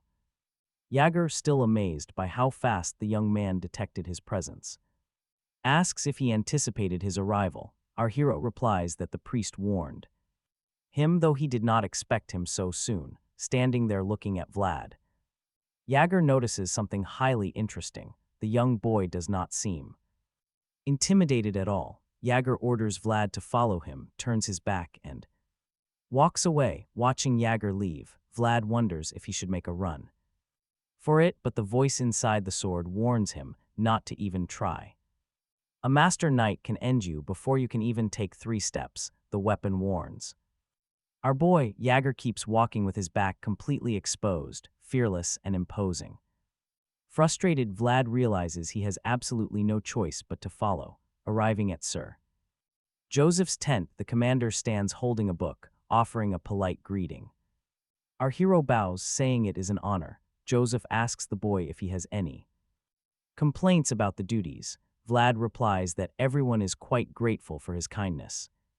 "Blonde hair, blue eyes. I honestly thought you would be from a fallen noble family," Joseph remarks with deep suspicion in the air. "Did you say your name is Riemann?" he asks, and our hero quickly replies, "Yes, sir."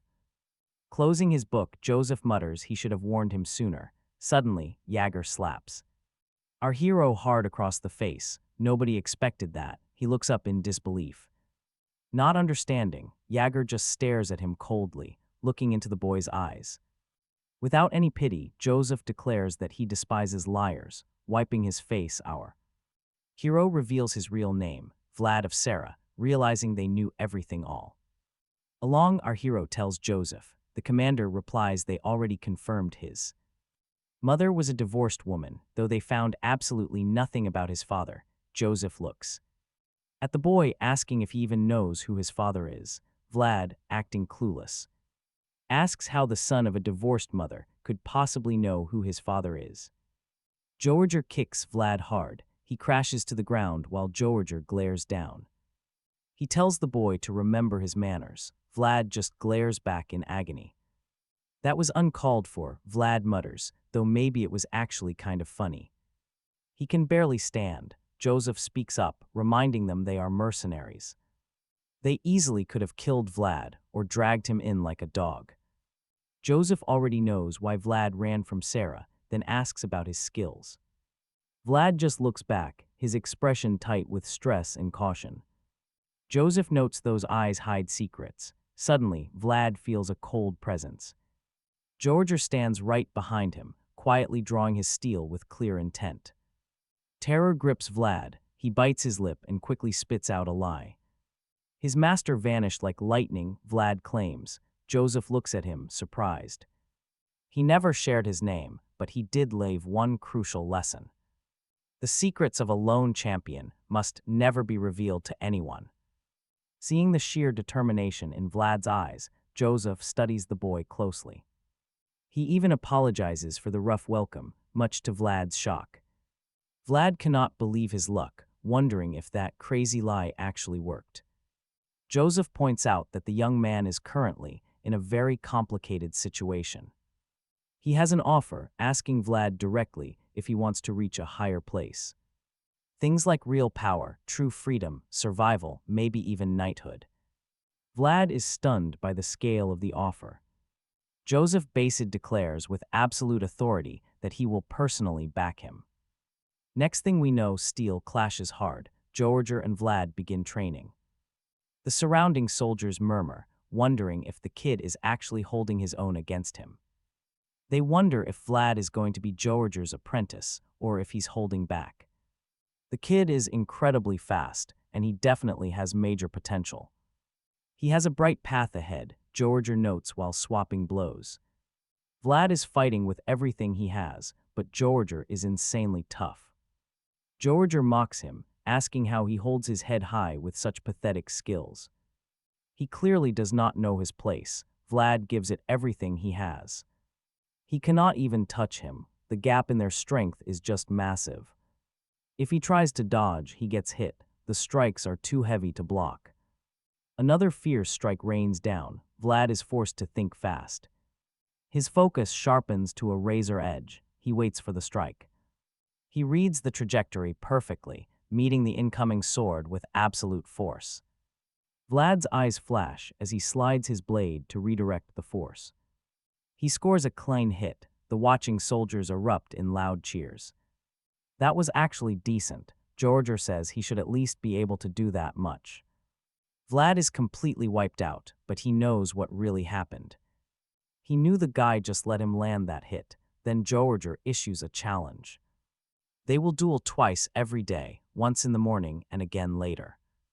Vlad can hardly believe he has to survive this brutal nightmare twice a day. Jorge calls an end to the morning session, warning him not to freeze up. The afternoon session is still coming, he says, before turning and leaving. Vlad watches him go with cold, exhausted eyes. Talk about a psycho. He did not even give him a single second to catch his breath. Just some annoying advice, Vlad thinks, frustrated. Still, those remarkable skills in swordsmanship are undeniable, the voice notes. He relentlessly blocked all of your wasted movements. You only learn by getting hit, the voice continues.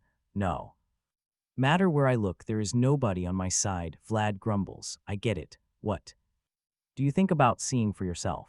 Inside Joseph's tent, Jorge says the kid Might be useful, his talent could even catch the Count's attention if he were a noble. Joseph confirms his judgment was spot on, Jorge mentions. There is one problem, the kid is too arrogant, he does not know his place. That was to be expected, Joseph replies, since the boy grew up in the rough alleys. Proper etiquette can be taught slowly. Looking at Jorge, Joseph says. He has the perfect man for the job standing right in front of him. You cannot trust a disloyal sword, Jorge says, bowing his head. The first moment he saw me would not have made me trust him anyway, Joseph replies. It is better that he shows what he feels. Inside, in a quiet moment of reflection, Vlad realizes there is something he has to do no matter what. This dynamic might actually be for the best, a relationship where both sides want something from each other might even work out better, if that is what you believe, Jorge replies, but he is not exactly a wolf either. An image of a fierce wolf appears behind Vlad, eyes glowing. Talk about a chilling warning. He seems arrogant, untrustworthy, and full of himself. Try not to rush things, we need time to build a massive cage, so massive that the wolf mistakes captivity for freedom, Joseph says. Night falls and heavy fog and snow blanket the forest. Shivering from the cold, a soldier wonders why there is so much fog in winter. He asks if Vlad is working for Sir Jorge, saying they should have won the kid over much sooner to get his favor. Either way, moving up must be nice. What could be better than heading out with the expedition team in this miserable weather? The soldier grumbles. Another soldier approaches, asking if anything is wrong. Oh no, Lord Roderick Nim, nothing out of the ordinary, the guard replies. This man is Roderick Nim, who tells the soldier to get a grip and do his patrol duties properly. Yes, sir, do not worry about us. Roderick Nim leaves with a simple nod. The soldier lowers his head, acting so stiff not even a needle could prick him. How smug. The commander just finished his patrol, so he should not be back for quite some time, the guard mutters. He leans against a tree, thinking about taking a quick nap. He closes his eyes. Suddenly, he hears a shout. What are you doing out here? It is Roderick Nim's voice. The soldier realizes the commander has not left. He still hears Roderick Nim asking about a missing child. What does that even mean? The soldier wonders who Roderick Nim is speaking with. He spots Roderick Nim deeper in the forest, calling someone a crazy woman. A strange voice replies, stating she is not his child. A child. Thinks the soldier, completely lost. What is going on? Why did the commander suddenly stop talking? He anxiously stares deeper into the snowy woods, searching for Roderick Nim. Where is he going all of a sudden? That is definitely not the way to camp. The soldier is completely baffled. What is that? Roderick Nim is standing dead still in the woods, wrapped in a dark, ominous aura. The guard starts shaking uncontrollably, terrified of this strange pressure. A dark, terrifying wave of pure energy surrounds Roderick Nim. Meanwhile, Vlad is exhausted from training and wonders if it would kill Jorge to go a little easier on him. The voice calls this a golden opportunity, claiming there is no shortage of people willing to pay to train with Jorge. Vlad stretches. That is how valuable he is as a fighter, the voice says, recalling their brutal training. Vlad mutters that it felt like his instructor just wanted to kill him. The voice replies that a real threat makes the duel better. After all, everyone needs some motivation. Not at all thrilled with this advice, our young knight finds it pretty annoying. Suddenly, a familiar voice calls out to him. Behind a tree stands Gerda, trying to get his attention. Vlad asks when he returned and assumes the scouting team has already left. Gerda looks terrified. He reveals his plan to run away tonight. Vlad immediately asks what on earth he is talking about. Trembling with fear, Gerda insists his intentions are purely honorable, suggesting they should meet up later in secret to escape. Together, Vlad is completely baffled and tells him none of this makes sense. Gerda insists it is not crazy, swearing he saw the truth in that cursed grove.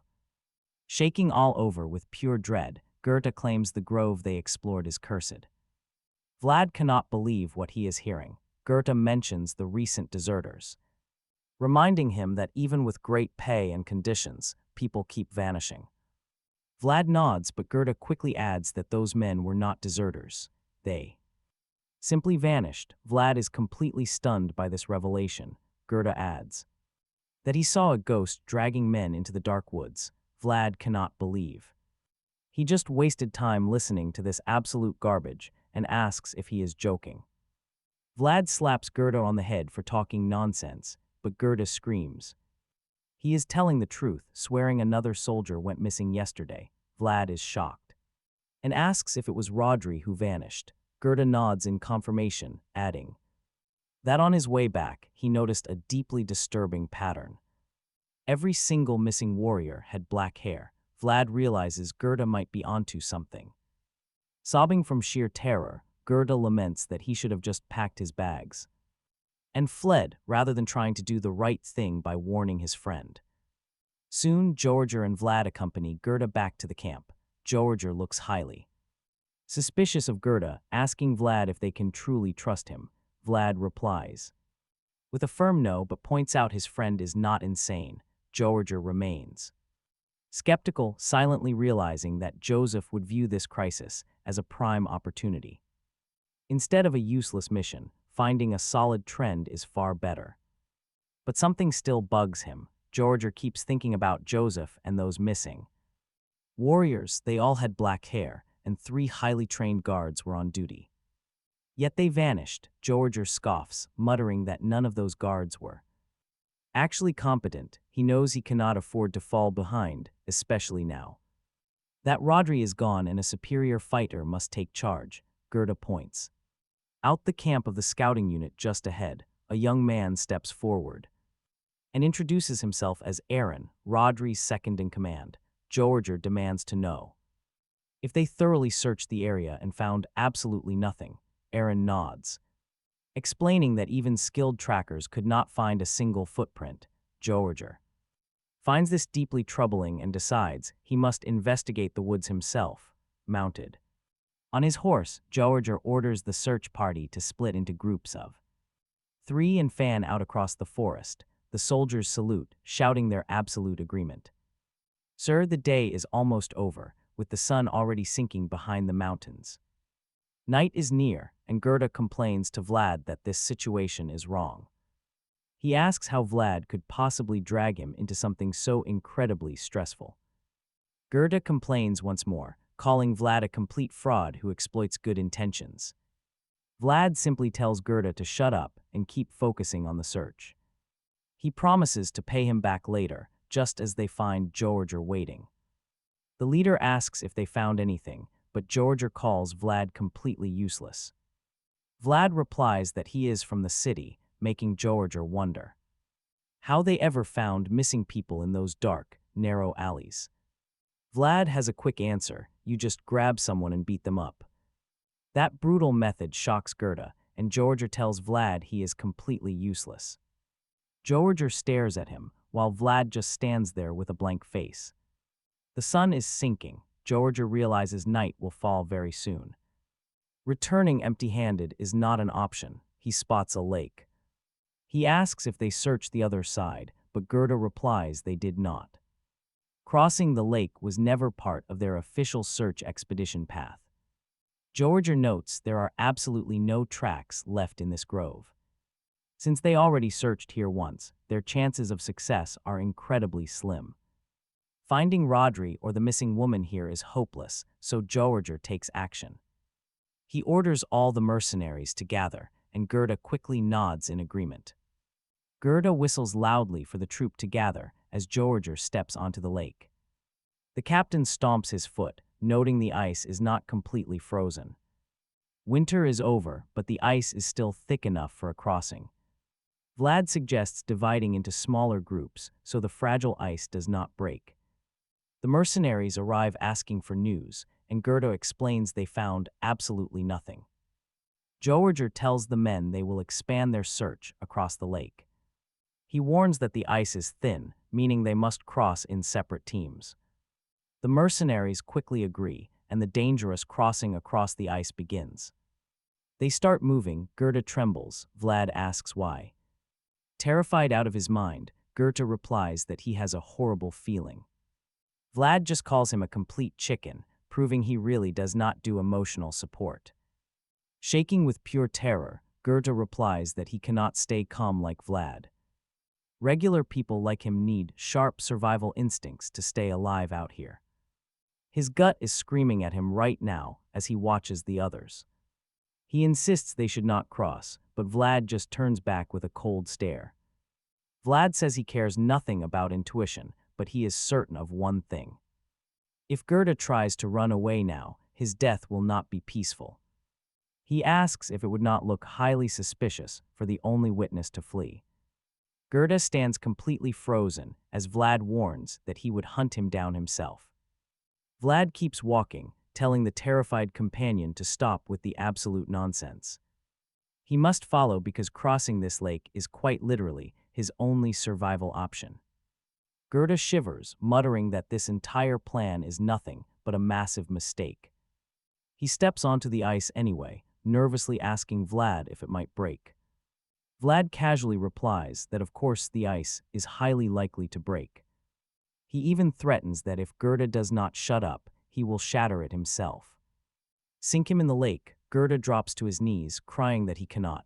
Vlad grabs him by the collar of his shirt, ordering him to stand up because they are falling too far. Behind, Goethe screams as Vlad calls him an idiot. Suddenly, Vlad notices something. Goethe shrieks, spotting the missing townsfolk frozen solid at the bottom of the lake.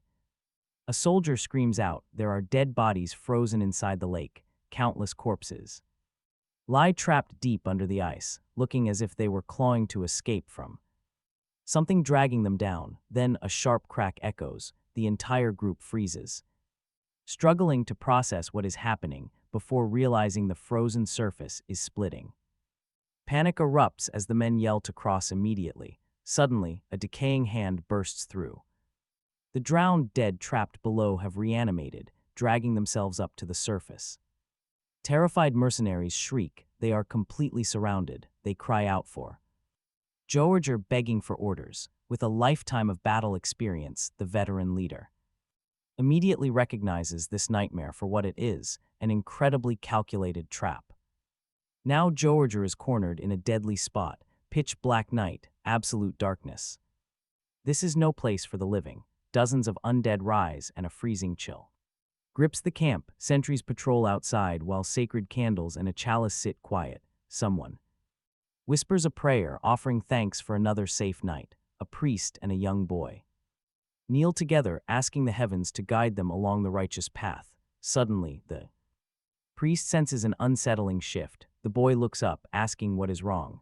The holy water inside the silver chalice begins to vibrate. A dark, corrupted mist starts rising. From the cup, the priest whispers in sheer dread, "Oh my God." Dense fog swallows the entire encampment. "Give me my child," a supernatural voice screeches through the dark mist. Vengeful female spirit, cloaked in pure malevolent power, hunts desperately for her lost offspring. One of those frozen monsters lunges at Goethe. Absolutely terrified, he screams out, begging Vlad to help. The creature strikes, but Vlad flashes forward, slicing the beast clean in half. Right in front of Goethe, but there are simply too many monsters. They keep coming. Vlad darts through the undead like a bolt of lightning, severing them in midair.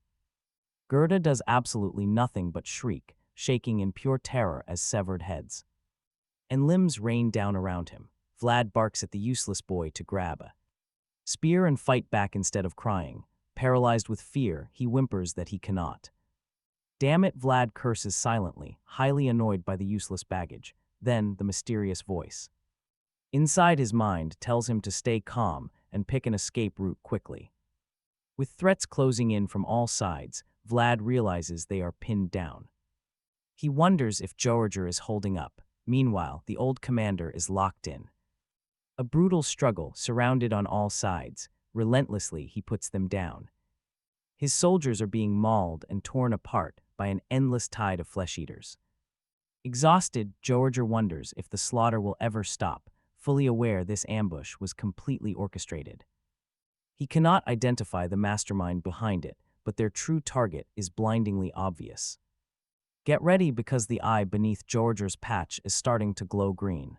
He cannot hesitate as beasts charge, his entire expression shifts. That concealed eye burns with power as the shrieking horde draws near. In a flash too fast to track, Jorge cleaves the monsters in half. The men shout for backup, rallying around their commander's epic display of strength.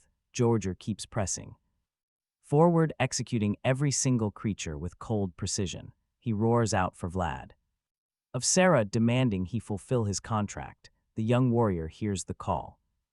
Vlad shouts and looks back, asking Jorge what he should do. Jorge orders Vlad to return to his post, hold out as long as possible, and protect Joseph like the contract says. Yes, sir, Vlad replies. The young warrior runs off, urging Gera to follow him. But Gera just screams, trembling in fear, seeing Vlad start to run.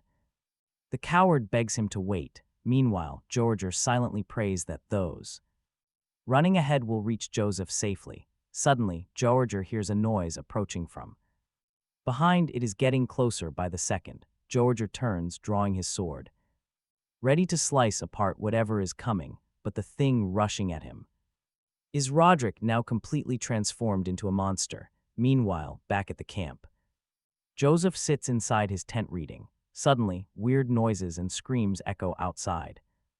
He has absolutely no idea what is going on. Could it be an enemy invasion? Right then, Vorton rushes in shouting. Joseph demands to know why there is such a massive ruckus. Vorton has no answer. Annoyed, Joseph snaps at him for coming in without even checking the situation first. Shaking, Vorton stammers that keeping Joseph safe is his only priority. Joseph yells at the chubby man, pointing out he did not even bring a sword to protect him. Vorton is left speechless, realizing how incredibly stupid he has been. You are not lucky. Joseph sneers, telling Vorton that under any other lord, he would be hanged immediately. Nearly in tears, Vorton begs the Lord to forgive his terrible mistake. Right then, the priest and the young boy arrive, flanked by 2 soldiers. Joseph quickly asks Father Andreas if he has any idea what is happening. The priest simply answers that evil is here, showing him a sacred Bible. The holy ink on the pages is reacting. Joseph cannot believe his eyes. The sacred text is literally shaking. Now, this is definitely not a normal threat. Joseph asks if there is any way to stop it. The priest sighs. Admitting he is no exorcist, he promises to channel all his holy energy, but warns that against a demon this strong, it might not be enough. Deeply worried, Joseph nods. None of his remaining men are legendary masters. They are out of options, just a few soldiers, a priest, and a child. We have to move, Joseph commands. He steps outside his tent. Surveying the ruined camp, a thick, ominous fog has completely rolled in. Terrified soldiers are screaming, losing their minds. Joseph pulls out a cloth to cover his face, realizing this mist is driving his men completely mad. The priest warns him that this is definitely not some normal weather event. But Joseph has already inhaled the mist. Suddenly, a creepy voice whispers, "My son." The group freezes, unable to identify where the eerie sound is coming from. Then, right outside the tent, a ghostly female demon begins to emerge from the dense fog. "Where is he?" the entity asks. The priest and the child stand completely frozen. The remaining soldiers cannot even flinch, totally paralyzed with terror. Joseph himself is in absolute shock. The entity glides right past them, turning her gaze to ask if he is there. The moment she spots Joseph, her eyes lock. She has finally found her baby. Joseph can only stare as she approaches. "My boy, my child," she whispers. The priest gathers his remaining holy strength to cast a protective barrier around them. Suddenly, the young boy begins to sing. His voice, the boy's song combined with the priest's power, releases a blinding yellow energy. It wraps around Joseph and everyone nearby. He realizes there is only one choice. Jorge has to face the demon because Cade and Maxim just could not win. Not even with the powerful blessings of Father Andreas. Meanwhile, the demon pushes forward. It keeps tearing at the barrier. Joseph mutters that this is a curse. A wicked curse aimed right at him. The beast burns as it touches the holy barrier. Who could have done this? The young boy singing the protective song reaches his absolute limit. Blood spills from his throat. The priest begs him to hold on until sunrise. But salvation feels so far away. The demon actually breaks a hand through the barrier. The boy is completely drained. In a final, desperate effort, he forces himself to sing. Screaming the melody with everything left in his lungs, Joseph watches in pure horror. Both the priest and the boy are on the verge of collapsing. The song is ending. Is this where they all die? Joseph fears this agonizing night is simply too long. The morning sun is not coming in time. Then Joseph spots a shadow moving. Something is rushing right toward the monster's exposed back, fast. Joseph stares in disbelief. It is Vlad, our main character, gripping his sword. The voice in Vlad's head warns him that a regular blade cannot cut this cursed creature. Vlad asks what they should do. The voice asks if he can summon the aura. "You have got to be kidding me," our main character replies in frustration. The voice offers a dangerous alternative. "Lend me your body for just a moment." Vlad asks if that is even possible. The mysterious voice explains the risks. It knows how to channel the aura, but Vlad's body might not survive it. "Even if I succeed in drawing it out, your body will be paralyzed for a long time." The voice does not recommend it, but Vlad knows there is no other choice.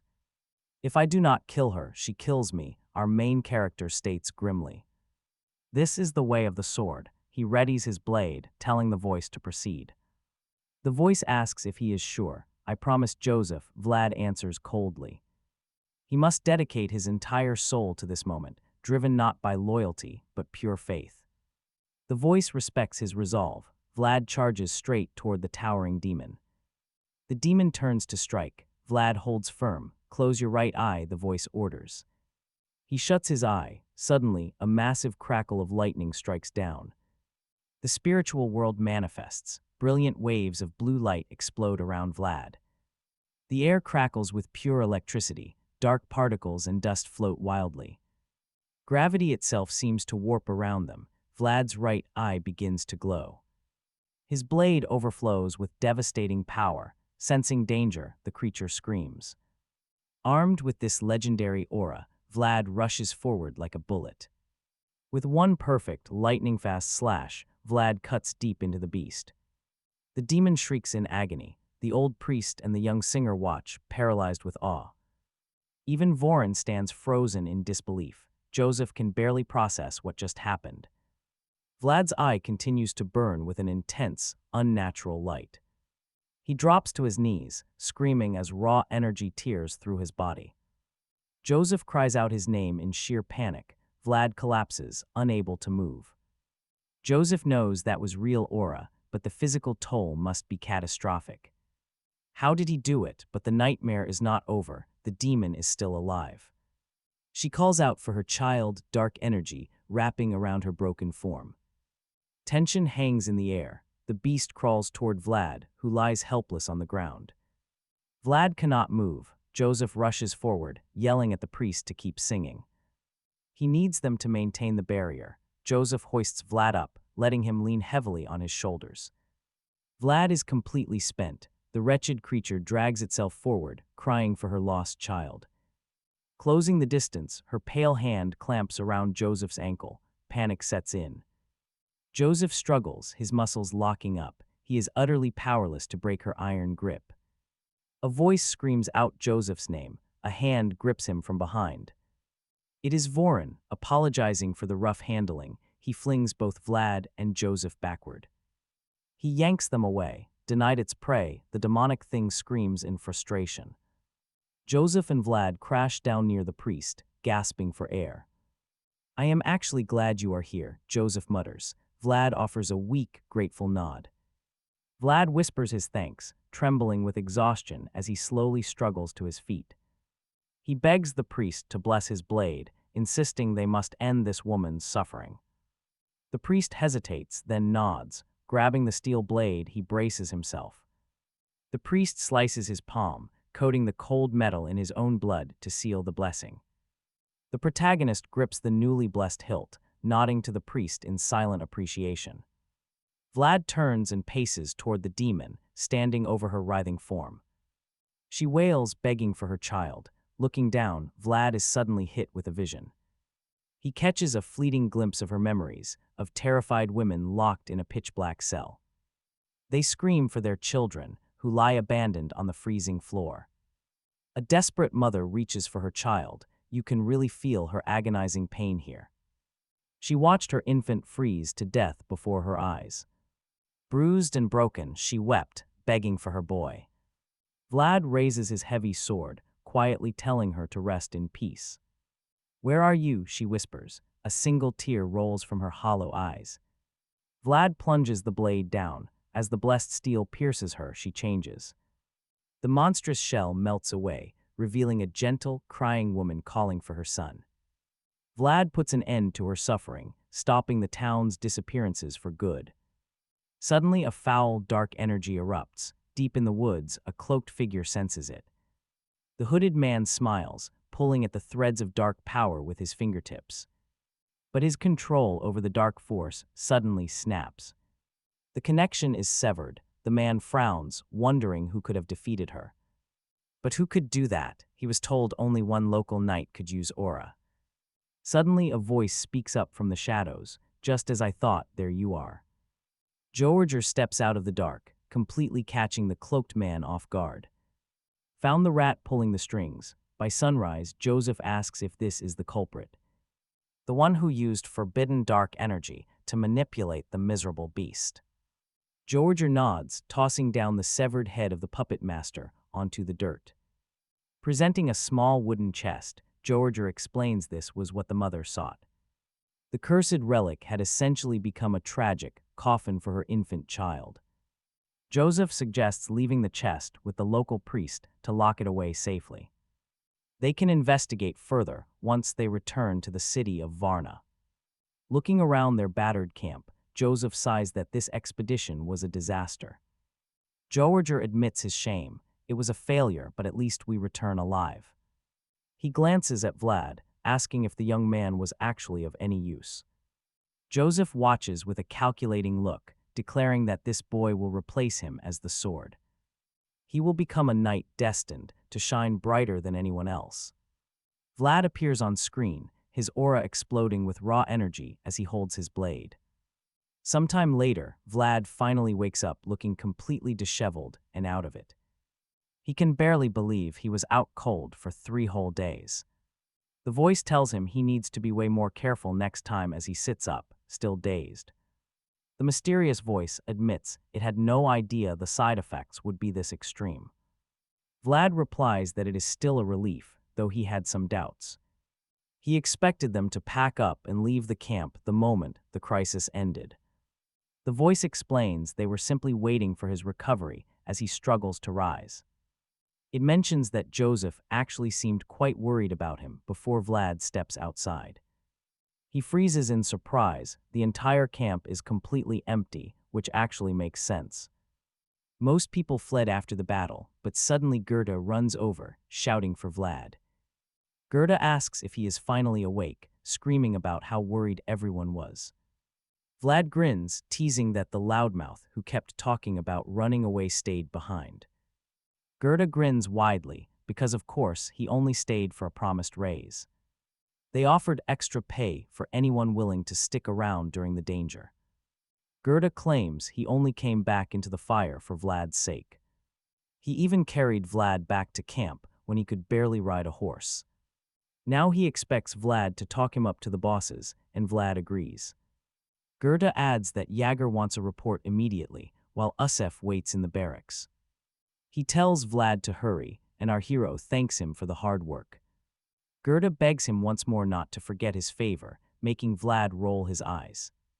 Under the bright, blazing sun, Vlad makes his way over to Joseph's personal quarters. Joseph pulls out a bottle of liquor, asking our young hero if he drinks. Vlad replies that he used to work at a brothel bar, but this is different. He has never actually tasted high-quality alcohol, and Joseph smiles, admiring the fine bottle. Joseph explains it is a nobleman's blend, thanking Vlad for his immense bravery. Vlad could have easily run away, but the boy simply points to their contract. Joseph quickly notes that their agreement only required faith, not absolute, undying loyalty. Joseph quietly analyzes the situation, knowing that their contract was just empty words. Yet Vlad honored it anyway, proving he is a rare talent they cannot lose. Actually, Joseph must have him. He tells Vlad it is time for his reward. He is ready to fulfill his end of the bargain for Vlad's incredible deeds. Joseph formally invites him to join the prestigious house of Bade, shocking the boy. Vlad stands completely speechless at the massive offer. Soon, they arrive in Bayezid Varna. Yager and Voron report to Joseph that the mercenaries have all been dismissed. Joseph thanks them for their solid work, but tells them they must stay. The official expedition report is still pending, requiring another day or two there. Meanwhile, Yager notices that Vlad is absolutely mesmerized by the giant, beautiful city. He asks if it is Vlad's first time, and the boy awkwardly nods. To a slum kid, every single place feels like a brand new world. Yager chuckles, calling him a country bumpkin, and tells Vlad to go explore. He warns him not to get lost and to meet at City Hall by dusk. Yager warns him once more, leaving Vlad to grumble about how much he hates him. That strange voice pops back into Vlad's head, whispering that Jorge actually seems to like him. Just like Joseph did, confused by this bizarre thought, Vlad jokes right back. If the guy likes him anymore, he'll become the love of his life, but Vlad honestly doesn't care. His pockets are practically bursting, with a fat stack of cash from his expedition salary. All he wants now is to grab some greasy, delicious food after being away for so long. He starts wondering what the city has to offer. Suddenly, a hand grabs his arm. Someone calls out his name. Vlad spins around only to find a familiar face. It's just the little boy who travels with the priest. Vlad asks if something's wrong. The kid shakes his head. If Vlad doesn't have any big plans tonight, he says. The priest wants to invite him over. The holy man wants to speak with him. Vlad and the boy head straight to the church. Its massive size completely blows him away. He comments that even the grand churches in Sara were never this massive. The boy explains that while Cerna is the nation's capital, Varna is the true religious heart. He tells Vlad to step inside and wait while he runs to fetch the priest. Vlad walks inside, standing right before the altar. He's totally mesmerized. The absolute scale and brilliant light of the place leave him completely breathless. He realizes that despite posing as orator Rahman, he's never actually offered a real prayer. A self-deprecating smile crosses his face as he thinks about his life of lies. He is definitely a sinner. Just then, the priest arrives, warmly apologizing for the wait. Vlad quickly assures him it's no trouble at all, politely thanking him for the invitation. The priest chuckles and tells the young man there's no need to be so modest. He holds a small, official-looking item in his hands, presenting it with a gentle smile. He hands it over, saying it's for him, and honestly, none of us saw this coming. It's Vlad's official identification. The priest explains that while Joseph could have secured one, documents backed by the Holy Church carry far more weight across the lands. Vlad gingerly accepts the card. Engraved right on the front is a golden cross. The ultimate symbol of faith. After all, the Holy Church's reach spans the entire continent. Vlad stands completely speechless. Listed as his guarantor is priest Andreas. A small blessing is penned below. May the Lord look upon you with mercy. May he bless you, Vlad. The priest tells him to visit whenever he needs help. From this moment forward, priest Andreas has officially got his back as a guarantor. Vlad is deeply moved, for an alley kid who never even had a birth record. To now have an honest, highly respected man stand up for him is unbelievable. With this, his name is finally engraved into the wider world. Vlad bows deeply before the priest to receive his formal blessing. No longer are you Vlad of the alleys, the priest declares, you are now Vlad of Sara. The Grand County of Bade spans 12 major cities and 3 municipalities. Jorge rides high on his horse, flanked by Gura, as they escort a heavy carriage. Giant ships rest in the harbor of Sara, the region's massive trading hub. They pass towering spires and sweeping staircases. This is the holy city of Varna. Inside the carriage sits Joseph, while outside, Vlad stares ahead in pure wonder. Joseph tells him that the breathtaking place before them is Sturma, the capital. The architecture is incredibly modern, featuring beautifully detailed stone buildings. Sporting his usual terrifying glare, Jorge reminds everyone they are Joseph's guests. They had better behave, because any foolish slip-up will cost them dearly. Will ruin his reputation. Jaeger warns Vlad and Goethe not to wander around like a bunch of clueless hicks. The maids will arrive soon to bring some refreshments. So they just need to wait quietly there, standing like two absolute fools. Vlad and Goethe look at Jaeger. No eating allowed, just stand still and wait. Eating like absolute barbarians will only spread awful rumors, Jaeger tells the two. Vlad mutters that having just a tiny bite of food won't hurt anybody. Jaeger firmly repeats his warning as a nearby door swings open. Goethe and Vlad step into a massive hall, completely speechless at the sheer luxury and beauty of the place. The Bayezid family certainly does not mess around, Goethe whispers to Vlad, who can barely keep his jaw from dropping. Wait, they spot a strange movement behind the curtains. Someone is definitely hiding back there, trying to act sneaky. A handsome man suddenly steps out from behind the curtain. Vlad looks closely and freezes, completely shocked by this figure, while the stranger stares right back at them and demands to know who they are. Vlad finds him familiar, but his aura is on a totally different level, feeling sharp enough to slice someone in half. Goethe quickly blurts out his name, nervously explaining that they are part of young Master Joseph's expedition. The man nods slowly, keeping his heavy gaze fixed coldly on our main character before asking who he is. Vlad proudly replies that he is Vlad of Sora. The man admits that it is his first time hearing that name. He studies Vlad closely, noting the young man has a fierce, unwavering gaze. He refuses to be intimidated by anyone here. It seems Joseph managed to recruit a pretty capable fighter this time. The stranger casually reaches into his pocket, pulling out a handful of peanuts. To offer the pair, Vlad looks down at the snack, thinking quickly. He politely tells the man that they were forbidden from eating anything here. The stranger is baffled, so Vlad repeats his refusal.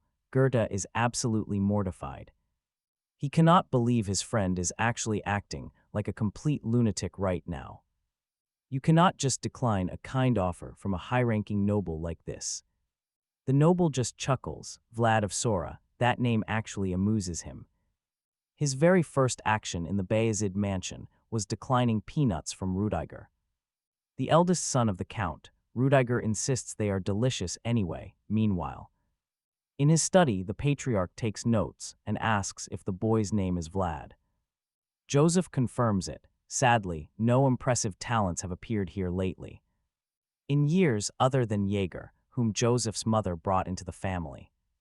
He promises that if Joseph can raise Vlad into a legendary Bayezid tier knight, there will be a great reward. Joseph bows deeply and thanks his father.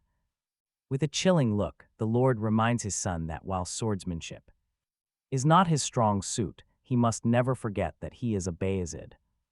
Joseph bows respectfully and agrees, showing a bit of sudden concern for his son.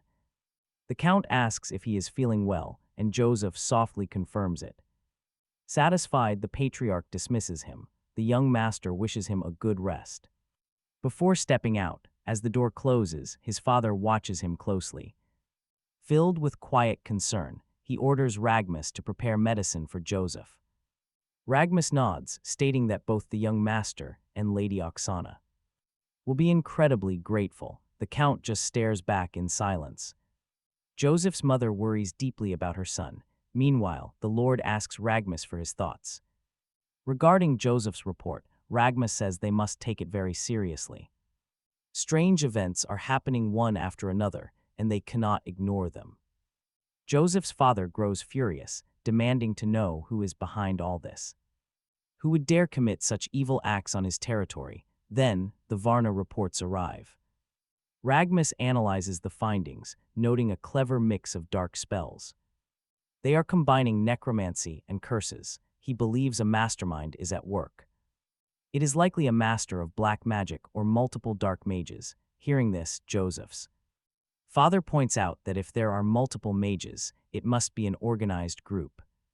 Ragmus agrees that is highly possible, rising from his seat. The Lord declares that regardless, the noble house of Bayezid will stand unshakable. They are ready to do absolutely whatever it takes to completely crush anyone who dares to stand in their way, filled with immense rage. He promises to personally destroy those who dared to put his son in danger and brought chaos to his land. Now, things are about to get real. Joseph and Jaeger arrive at the town hall to meet Vlad and Gerda. Joseph asks if they waited long, and Gerda quickly shakes his head. Joseph confirms Gerda's identity, and the goofy man happily says yes. Joseph promises to discuss his reward tomorrow, but Gerda has been starving all day. Joseph instructs a maid to guide him to his quarters so he can rest. Exhausted, Gerda gladly takes his leave. This leaves only Vlad, Jaeger, and Joseph in the room. Joseph sits down, telling Vlad that it is finally time for them to have a serious talk. He notes that Vlad saved his life and promised to devote his sword to him. Vlad confirms this is true. Joseph then recalls that Vlad had another mission to complete, which sounds like a deep desire for ultimate freedom. Vlad immediately nods his head, confirming that is absolutely correct. Joseph points out that the promise of a sword and the desire for freedom seem entirely contradictory, so they need to clarify things right now. He asks Vlad what exactly he plans to do with that freedom. If Vlad shares his goal, Joseph can figure out what to offer him. Vlad remains silent, analyzing the heavy question with a cold expression. Joseph waits patiently in his chair. Vlad thinks of the blue moonlight night.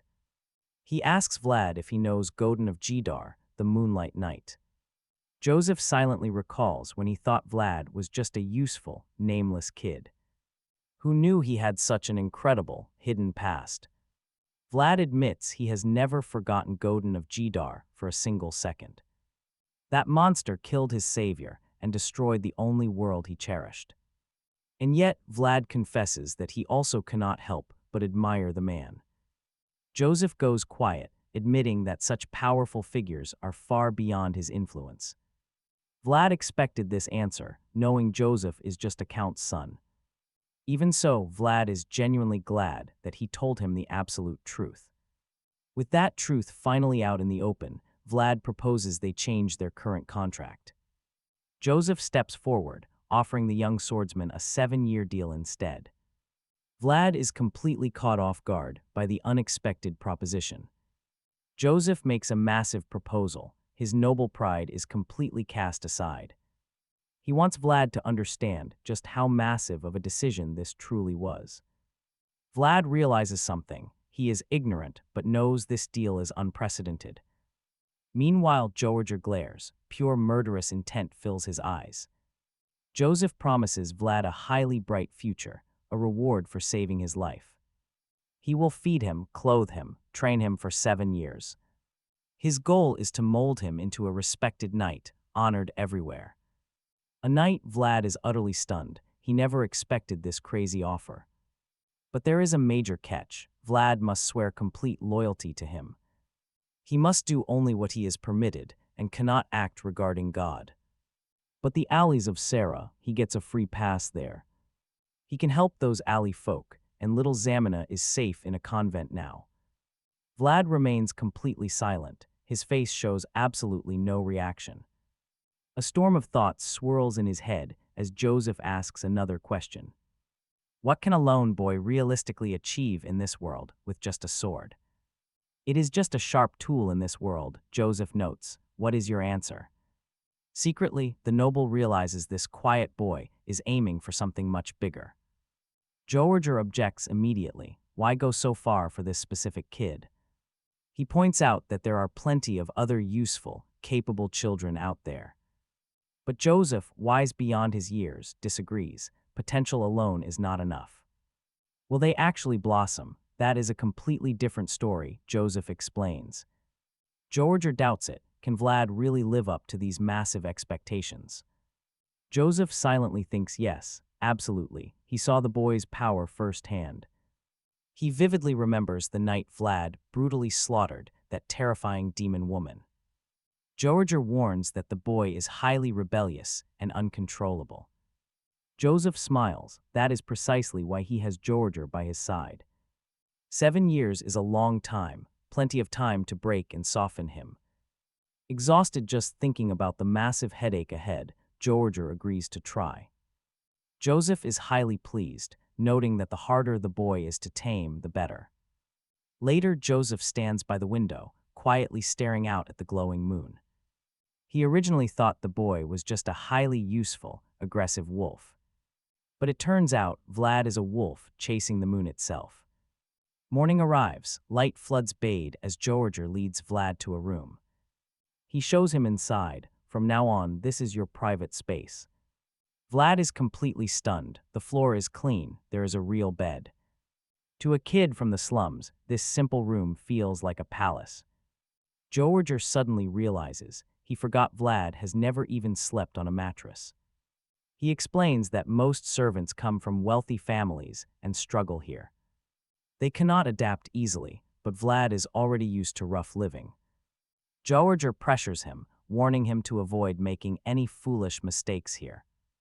Like refusing those free peanuts from Mr. Rudiger, Vlad jokingly asks. Jorge sighs. It is not like Vlad ever listens to him anyway. He orders him to eat quickly and heads straight to the training field. They will duel twice every morning and twice every afternoon. Nothing has changed. Vlad is in for some serious suffering. Vlad can't believe his eyes. Jorge, his knight, points out a lady in a long white dress with hair elegantly tied up. Jorge whispers to the young man that she is Lady Oksana, Joseph's mother, and tells him to show her utmost respect. Following the etiquette he was taught, Vlad and Jorge quickly greet Lady Oksana, who politely wishes them a good morning. The lady looks at the boy and asks if this is the child. Jorge replies that Joseph brought him here personally. Oksana takes a close look at Vlad and says she understands. Meanwhile, Vlad looks back and freezes. She is staring straight at him, triggering pure embarrassment. The lady warmly thanks the young man for saving her son from danger. Vlad quickly replies, just doing his duty, he says, but Oksana insists she must reward him. He did something far more incredible than he actually realizes.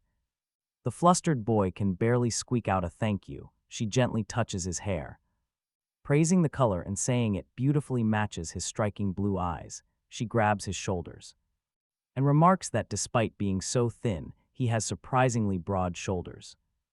Gaining weight would make him look handsome, leaving him feeling incredibly awkward. To make his discomfort even worse, she promises to have suitable clothes made for him. Once again, Vlad can barely mutter thank you. He shrinks under her gaze. Lady Oksana kindly bids them farewell and tells Jorge to resume his duties. The knight wishes her well. As she departs, Vlad lets out a massive sigh. Jorge asks why he was so intimidated. Vlad admits he has never been near a noblewoman before. Jorge reassures him that he did great for his first try. Admitting that even he struggles to deal with her sometimes, he then invites Vlad to grab food. Vlad sits down in the hall, and several men quickly surround him. Now this is just plain disgusting. One of them actually spits right onto Vlad's plate. He waits for a reaction, fake apologizing that he thought he smelled garbage and mistook Vlad for a trash can, sneering to see how the boy will react. Vlad remains seated. He acts like they do not even exist, focusing on his food. He calmly scoops out the spit with his spoon and tosses it, sooner than he expected. The boy thinks and returns to eating. This leaves the man utterly confused by his calmness. Vlad remembers Jorge warning him that every single action he takes will directly affect Joseph's reputation. The young man tries to find a clever way to beat the guy up without ruining Joseph's name. The bully gets annoyed, calling him a brainless idiot for ignoring them. Oh, this guy has no idea who he is messing with. Before he leaves, Vlad calmly asks for his name. The man stops dead in his tracks, shocked. Vlad slowly turns, locking a freezing, dangerous glare directly onto him. The man notices something terrifying in Vlad's eyes, wondering what kind of insane aura this is. Savanin, the man stammers. He is barely able to breathe under Vlad's aura. Vlad simply gets up from his chair, says he will remember, and exits the dining hall. Savanin and the other bullies stare blankly at his back. The bright sun shines over. Bathed as the Count and his guards walk by, when the Count suddenly notices something. He sees that the knights are in the middle of training and decides to watch. Ragmus readily agrees with the family leader. Suddenly, something on the field catches the Count's attention. He spots the young man on the training field, wondering if it is really him, since he had heard that the boy was a blonde. Ragmus points something out to the Count, looking up toward an elevated walkway along the wall. Someone is secretly watching them, Ragmus notes. That is Jorge, the Count replies, noting how much first trials always bother him. He wants to see his true skill, down on the training ground. Vlad faces off against one of Sunan's men in a fierce clash. He launches a relentless flurry of attacks, forcing his opponent on the defensive. The man barely blocks the strikes, visibly struggling against Vlad's fierce pressure. Even though his opponent is much taller, the Count still finds Vlad quite clumsy. Ragmus asks if that is really true. There is something shining in him, the Count admits. He's raw, but the boy is pushing hard to use every lesson he's learned. He keeps the advice in his head as he pushes forward in the fight. All swordsmanship begins with the feet. Vlad carefully adjusts his stance, finding his balance. He lowers his center, locks eyes with his opponent, and prepares to strike. Deceive the enemy with your shoulders and your gaze, his training echoed. A sharp glint flashes in Vlad's eyes as the man readies his next attack. Control them through your movement. Right on cue, the opponent lunges forward. Vlad slips to the right, dodging instantly as if he saw it coming a mile away. The man is stunned by the miss. In a flash, Vlad closes the distance. He drives a devastating blow right into the man, sending him flying backward from the impact. The opponent curls up in absolute agony, unable to believe he completely misread the strike. He swore Vlad was aiming left. Without giving him a second to breathe, Vlad grabs him by the hair. Squire Sohn, Vlad mutters, pulling him up by his scalp. You seemed to really enjoy laughing at me in the cafeteria earlier, didn't you? He asks, why don't you try laughing a little more for me right now? Vlad stares coldly into his eyes, then drives a massive fist straight into his face. Blood splatters everywhere, his nose shattered. The entire crowd watches the brutal scene, frozen. Sylvan and his remaining men are utterly speechless. Ragmus looks on in shock. He asks the Count if it is really all right to thrash the man like this. The Count tells him to let it go. A true knight needs that kind of fire. Besides, the Count adds, it looks like their opponent is actually enjoying it. Well, that is one way to look at it. Vlad is completely locked in. He continues pounding the man mercilessly. Sylvan yells out, demanding that he stop. But Vlad ignores him, continuing the brutal beating. Sylvan completely loses his temper. He screams at him to stop, asking if he thinks this is a joke. Vlad's glove is soaked in fresh blood as he finally releases the unconscious squire. The man slumps down. I apologize, I got a bit carried away, Vlad says. His eyes gleam as he looks at Sylvan, who actually flinches under his gaze. Vlad quietly turns and walks away, leaving Sylvan with the bleeding man. He calls back, telling Sylvan to pass along his deepest apologies to the squire.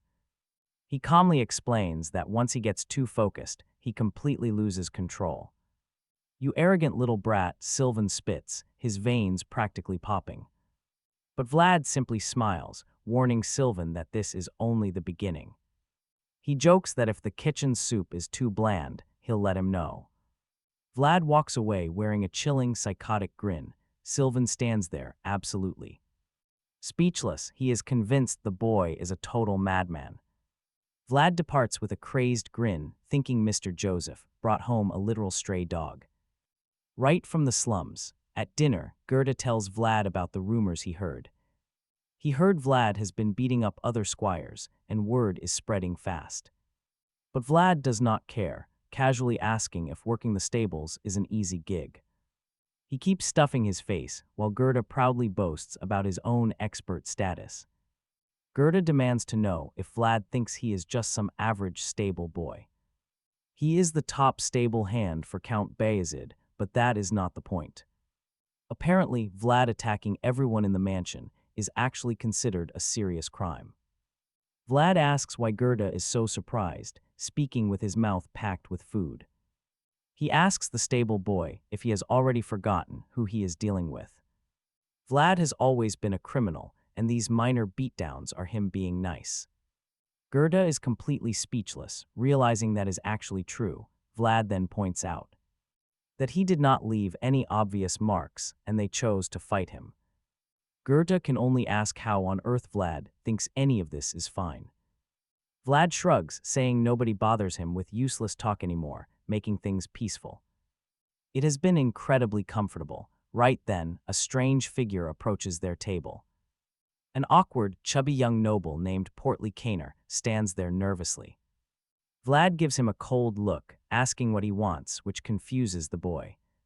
Still chewing, Vlad tells him to make a choice already and sit down. He can either take a seat or get lost, instead of standing there trembling. Instead of taking offense, Portly is absolutely thrilled by the sudden invitation. The chubby noble eagerly thanks Vlad, completely misinterpreting the blunt threat. Vlad actually wanted him to go away, but Portly happily sits down anyway. He mentions he usually eats alone in the restrooms, while Vlad ignores him. Portly points to Vlad's plate, happily noting how delicious the sausage looks. His family actually runs a massive livestock business and supplies all the mansion's meat. The Caner family has been dominating the cattle trade for several generations.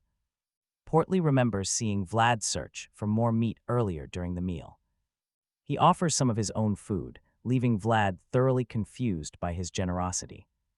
But then Vlad starts imagining a glorious room filled with endless gleaming meat. Portly explains that his wealthy father sent way too much food for him. It is far too much for one person, which makes Vlad realize something crucial. These other squires are actually young masters from highly influential families. Back in the slums, Vlad would never have even stood in their presence. Building a solid connection here could prove incredibly useful in the future. Playing it smart, Vlad asks Portly if he wants to sit together tomorrow. Gerda drools in the background, staring at the delicious spread like paradise. Portly practically bursts with joy, asking if Vlad is truly being serious. Vlad assures him that fellow squires should stick together, not just for the meat. He is not doing this just for food. Meanwhile, Jorge walks through the hallways, thinking that raising an entire human being for Joseph is no easy task. He can only truly relax once Maxim and Cade finally recover. Suddenly, a voice calls out, asking Jorge where he is going so quickly. It is Gregory, a man Jorge immediately wishes he could avoid. Gregory chuckles, instantly reading the pure disgust on the old knight's face. Jorge replies that he is too busy, but Gregory remains completely unsurprised. Surprised, not at all, he mocks him for handling Joseph's work alone. Cutting straight to the chase, Jorge demands to know what Gregory wants. Gregory answers that a powerful knight like Jorge should be raising vassals. He adds that, in his honest opinion, it is not too late. Jorge snaps, telling Gregory to focus on his own disciples instead. Gregory just laughs, claiming that his dear Portly is already fully grown. Though he admits the kid needs to lose weight, leading Jorge to ask again. He wants to know what Gregory is hinting at, dropping all games. Watch this, Gregory finally asks about Vlad, noting how good the boy seems. He praises his confident spirit, but Jorge repeats that he is busy. Jorge demands his point, but Gregory notes how interference can turn shameful. Getting involved in vassal affairs is highly inappropriate and even disgraceful. Still, Vlad has been hanging around the chubby, portly lately. That arrogant kid has no friends, Jorge replies, thinking he is superior.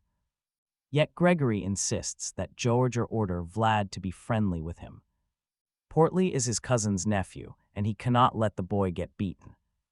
Asking anyone else is useless, Gregory claims, but Jorge refuses free work. Gregory thumps his chest, promising future help, but Jorge warns him about Vlad. He explains that Vlad rarely obeys, which Gregory ironically finds perfect. Losing all patience, Jorge reiterates that Vlad truly does not listen. Mocking Jorge's annoyed face, Gregory insists they are on track.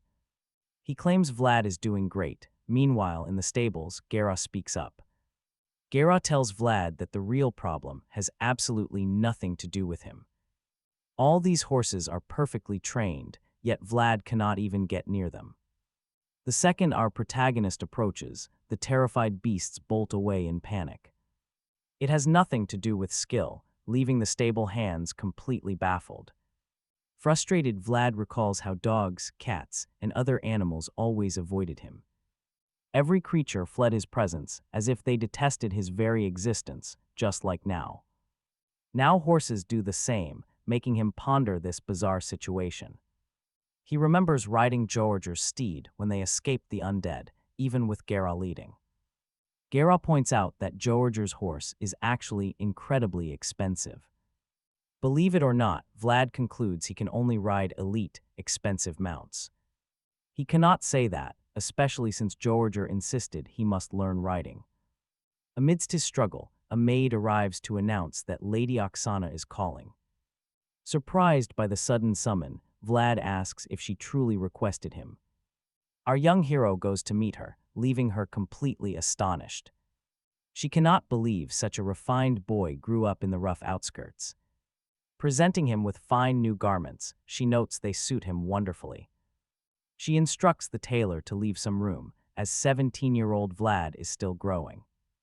Recalling Joseph's growth spurt, she promises to buy him fresh summer clothes soon. Proper seasonal attire is absolutely essential to maintain his peak physical performance. Blushing with embarrassment, Vlad offers his gratitude, but she quickly dismisses it. Since he saved her son's life, she insists he owes her absolutely nothing. She apologizes for interrupting his training and dismisses him. Vlad thanks her and steps out, sighing that the lady is just difficult for no reason. Looking down at his new clothes, he wonders how much they actually cost, since they feel way too comfortable to be his. It is not like they belong to him anyway, he thinks, admitting he could never get used to this luxury. He fought so hard to enter the Bazzi family, but he still feels like a total outsider. Vlad feels like he has gained weight, flesh literally sticking to his soul. He takes a deep breath and looks out the window, watching the scene down in the courtyard. Down in the courtyard, he spots a brutal fight where Sylvan is beating up the chubby kid. Sylvan calls Portly a damn pig, asking if he has already forgotten what it feels like to get beaten. Sylvan says he only let the chubby guy live in peace, yet there he was, having fun. He asks Portly if he really likes his new friend, before violently striking him again. Sylvan asks why disgusting trash stick together, while continuing to strike poor Portly. Vlad watches all of this unfold from a distance through the hallway window. Now watch, this is where Vlad realizes people are the same everywhere. There are those who actually live their lives, and those who simply cannot. And in the end, just cheap scoundrels taking advantage of the weak. Vlad turns away, muttering that he will wear this for today as night slowly falls. Under the bright moon, Vlad knocks firmly on Portly's bedroom door. Before opening, the chubby guy asks who is there, and Vlad says it is him. Portly opens the door and mutters Vlad's name, but Vlad just stares at his bruised face. Portly asks what he is doing here so late, and Vlad says he needs him for something. The chubby guy is thoroughly confused as Vlad points and asks for a piece of jammin. Portly stares at the hanging jammin and asks if Vlad expects to get it for free. Vlad says yes, looking closely at the chubby guy's sad, heavily bruised face. Portly silently wishes that even if they are not friends, they could at least be friendly. He hoped they could at least smile, but assumes even Vlad is using him now. But even if Vlad is taking advantage of him, this is still better than eating alone.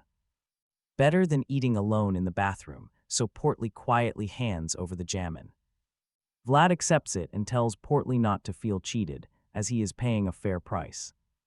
The poor chubby guy is left utterly confused as Vlad begins to explain. Vlad tells him a knight once said that a true knight always gets his legitimate price. With that, Vlad heads out to the courtyard to meet Sylvan and his squires. 14 against 1, Vlad mutters, noting even alley bandits would not go this far. Sylvan tells him to shut up, saying he wants to see how long he keeps that attitude. Showing absolutely no fear, Vlad tells them to bring it on since they followed him here. Since he followed them out quietly, shouldn't they do the same, making Sylvan furious? Sylvan screams at his men to destroy him, sending them rushing forward as Vlad smiles. Vlad says he is glad he has changed, raising his sword with glowing eyes. He warns them that tonight it will rain blood, and trust me, he means it.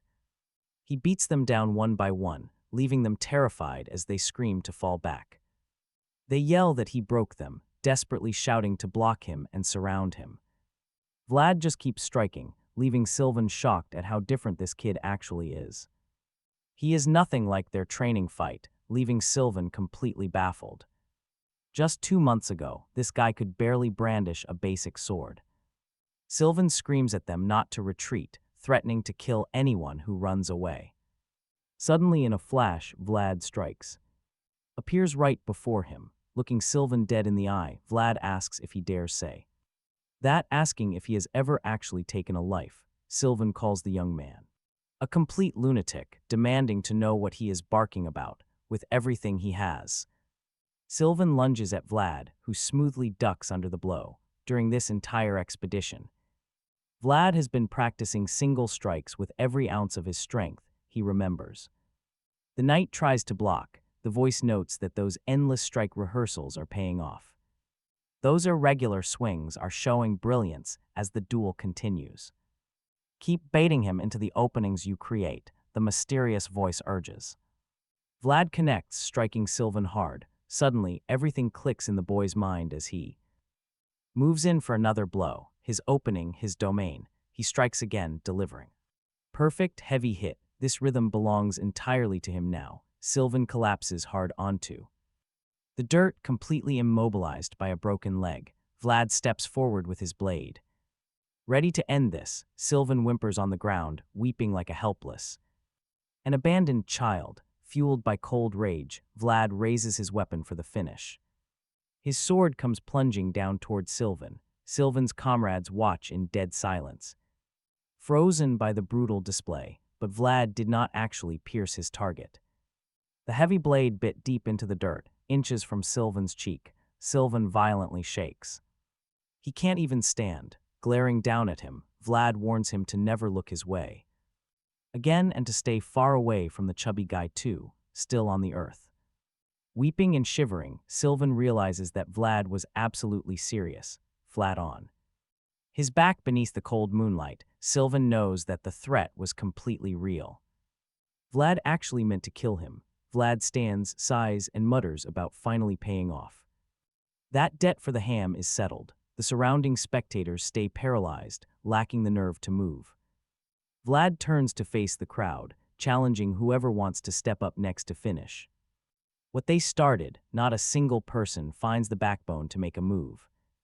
They just stand there in silence. Since they won't step up, Vlad decides he will. With his eyes flashing, he advances. The gang shakes in terror, unable to run. Vlad strikes. Up above, a silent observer watches the entire confrontation unfold. It is Joseph's father, studying the boy's display with intense, fascinated curiosity. He finds it remarkable. Meanwhile, the knights gather for their monthly assembly in the May. Hall, the room is packed, split down the middle by clear political lines. On one side, stand Rudiger's loyal followers, facing off against Joseph's faction and the neutrals. Anatalis, the captain of the order, calls the room to order to read through the service roster, noting that the schedule has been reorganized to prepare for the coming absence of Rudiger and his elite unit, who will soon depart. Next up is the distribution of sacred relics delivered straight from the church. Watching from his seat, the Count glances sideways, taking in the heavy atmosphere. Something has shifted. Rudiger's faction looks absolutely livid today, ready to tear the room apart at any moment, but Joseph's men are completely calm. Is it really a good idea to celebrate just yet? The Count silently wonders. Still, he smiles. Joseph's allies have been beaten down and demoralized for far too long. Jorge glances over at the Count, catching that subtle, approving grin sent their way. He can hardly believe his eyes. Anatalis officially calls an end to the session. Dismissing everyone back to their duties, Jorge filters out of the grand hall. Alongside his peers, only for one of Rudiger's loyalists to suddenly corner him, insulting him as a rabid dog who does not even know his own master, claiming that is why bloodline matters. Hearing this, Jorge halts his steps to stare right at the man. The speaker and two other knights glare at Jorge with intense fury, not to fight, but to retreat. The man grumbles about the vassal, while Gregory laughs and tells Jorge that those men are absolutely seething with rage. Jorge calmly asks what he means by that. Gregory answers that Jorge knows everything already, with no need to play innocent now. The word is out. He tells Jorge that he heard Vlad performed a remarkable exorcism, and even his instructor admitted he could not manage him since he exceeds all standards. Jorge merely questions it, and Gregory thanks Jorge, promising that he can call on him for any favor no matter how exhausting or difficult it might be. Jorge says his goodbyes, promising he will keep that in mind. Feeling a quiet sense of pride, Jorge reflects on those words. Yet he is not surprised. After all, he personally taught Vlad that this is the absolute bare minimum he should achieve. Later, a chest opens to reveal gray leather armor and boots as Joseph explains that his father sent them as a gift for Vlad. Jorge is highly impressed, asking if the Count himself sent it. Ragmus comments that this is incredibly generous for a mere vassal. Jorge points out it is crafted from premium gray orc leather. That is correct, Joseph confirms, since gray orcs only inhabit the frozen north. Getting such an armor is a true symbol of a northern warrior. Joseph then adds that his father must highly favor Vlad, believing the boy has fully proven himself worthy of this armor, earning the Count's deep approval in just 1 month. Jorge proudly remarks that no other vassal in the land could possibly compare to him. Joseph agrees, noting that wild rumors are already spreading everywhere. We cannot simply stay idle, Joseph says while holding a letter. Jorge curiously asks what it is. Joseph replies with a confident smile, calling it their next step. Jorge reads the letter, realizing this is no ordinary invitation. Joseph asks if Jorge will join him. Jorge readily agrees, admitting he has been feeling quite suffocated lately while cleaning up messes. Joseph smiles and declares that it is finally decided. They are going to Damer, traveling as a powerful trio with Gregory joining them. The fleet sets sail for Damer. Inside their carriage, Joseph explains to Vlad that the southern city is highly famous for its fresh lemons, a luxury to be incredibly grateful for, since northerners rarely taste fresh fruit. It also serves as a vital gateway to the central lands, showing just how crucial this destination is. Joseph tells the young warrior. Vlad asks if that is why Jorge is moving. Exactly, Joseph replies, adding that a crisis is always a perfect opportunity, especially when it belongs to someone else. He notes the Hainel family is caught in the middle of a brutal succession war, and the rightful heir Elijah sent a desperate plea for aid. Honestly, who can blame Vlad for looking bored by all this complex noble drama? Joseph explains that ultimately it is a battle for lands of Damer, pitting family members with the exact same blood against each other. Joseph notes that fighting with relatives is a very old noble tradition, passed down for generations. The true heir of the prominent Hainel family is young Elijah, but her uncle Andre Hainel claims she was born from an illegitimate affair. If she quietly disappears, he will easily take the title of Baron Hainel. Under the pale moonlight, the empty throne waits as Elijah is. Being a woman, the old baron's only daughter faces severe inheritance restrictions. Her position is weak, forcing a brutal duel inside the church to decide everything. Ultimately, she must prove her innocence through a high-stakes duel of honor. The church organizes it. Joseph notes that despite a distant connection, it somehow feels incredibly close, yet he is still just an eighth cousin. Even so, that minor bloodline is more than enough to claim noble kinship. Joseph urges Vlad to seize this chance and put the Hell family in their debt. It is a strategy his father fully supports, and Vlad calmly nods in agreement. Vlad understands. He gazes through the carriage window, observing Jorge. He is impressed by a knight worthy of defending the head of the family. Jorge notices the stare and snaps, demanding to know why Vlad is looking so insolent. Vlad plays dumb, claiming he did nothing, but Jorge is not having it. He insults Vlad for riding comfortably inside while a knight sits on horseback. Feeling slightly embarrassed, Vlad admits he has no excuse to defend himself. Jorge scoffs, boasting that he finally cleared out those other useless vassals. Now he can hold his head high, unlike the weaklings he left behind. But Jorge points out that Vlad cannot even ride a basic horse yet. He complains about teaching an idiot, though Vlad mutters he could manage a stallion. Jorge barks back, insisting only noble knights deserve such high-tier mounts. He claims to be far nobler than Vlad, but Vlad suddenly feels an odd sensation.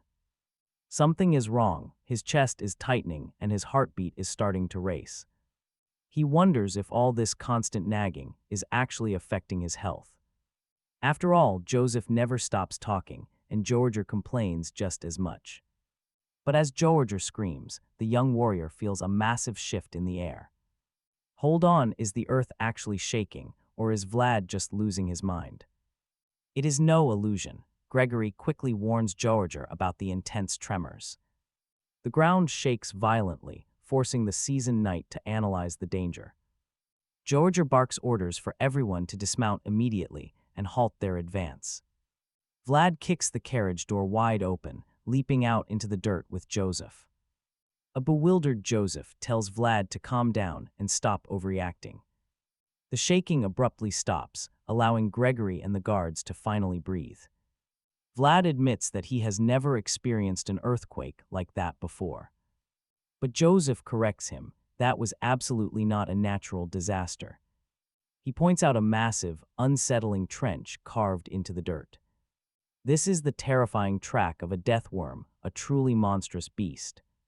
These beasts are born from the horrific remains of ancient, fallen dragons. Dragon remains. Vlad stares blankly, his mind racing with excitement. He smirks, muttering how awesome that sounds as they finally reach Damer. It is a majestic city of the Hainel family, guarded by massive walls.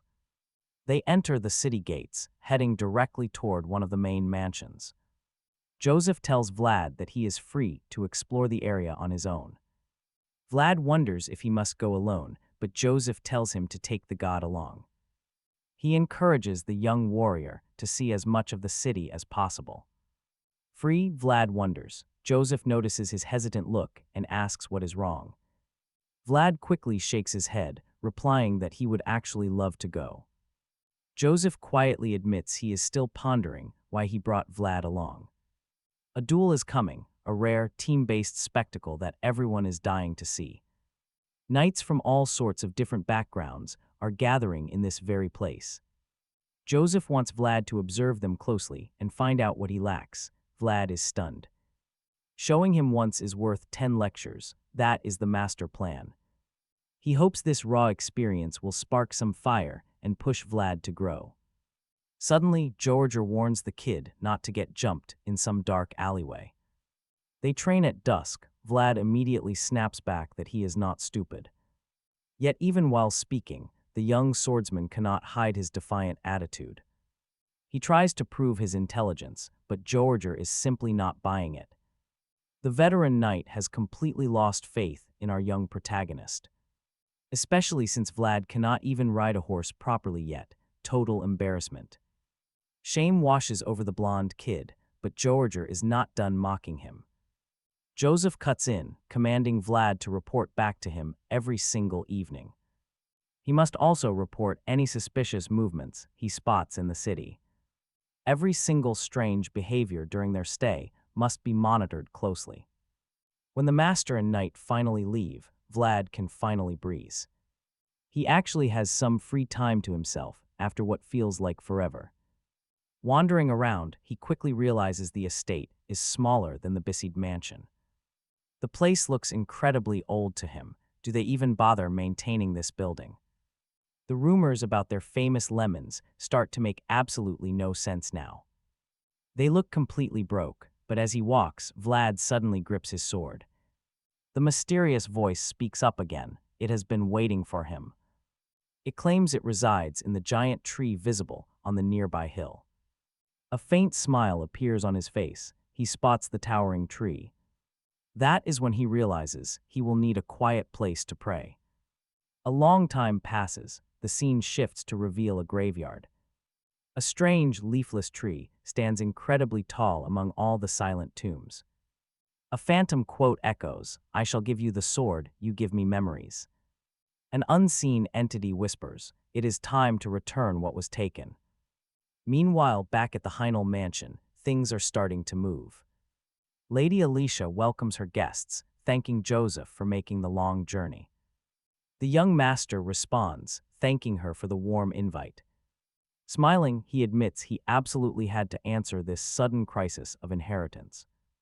He reminds her that the call of blood is the most important bond in the world. Joseph reassures her that Count Bade has approved their direct intervention. Now the only thing that actually remains is her own decision. Without a single moment of hesitation, the young lady reveals her mind is made up. Everything will be executed exactly according to the Count's final wishes.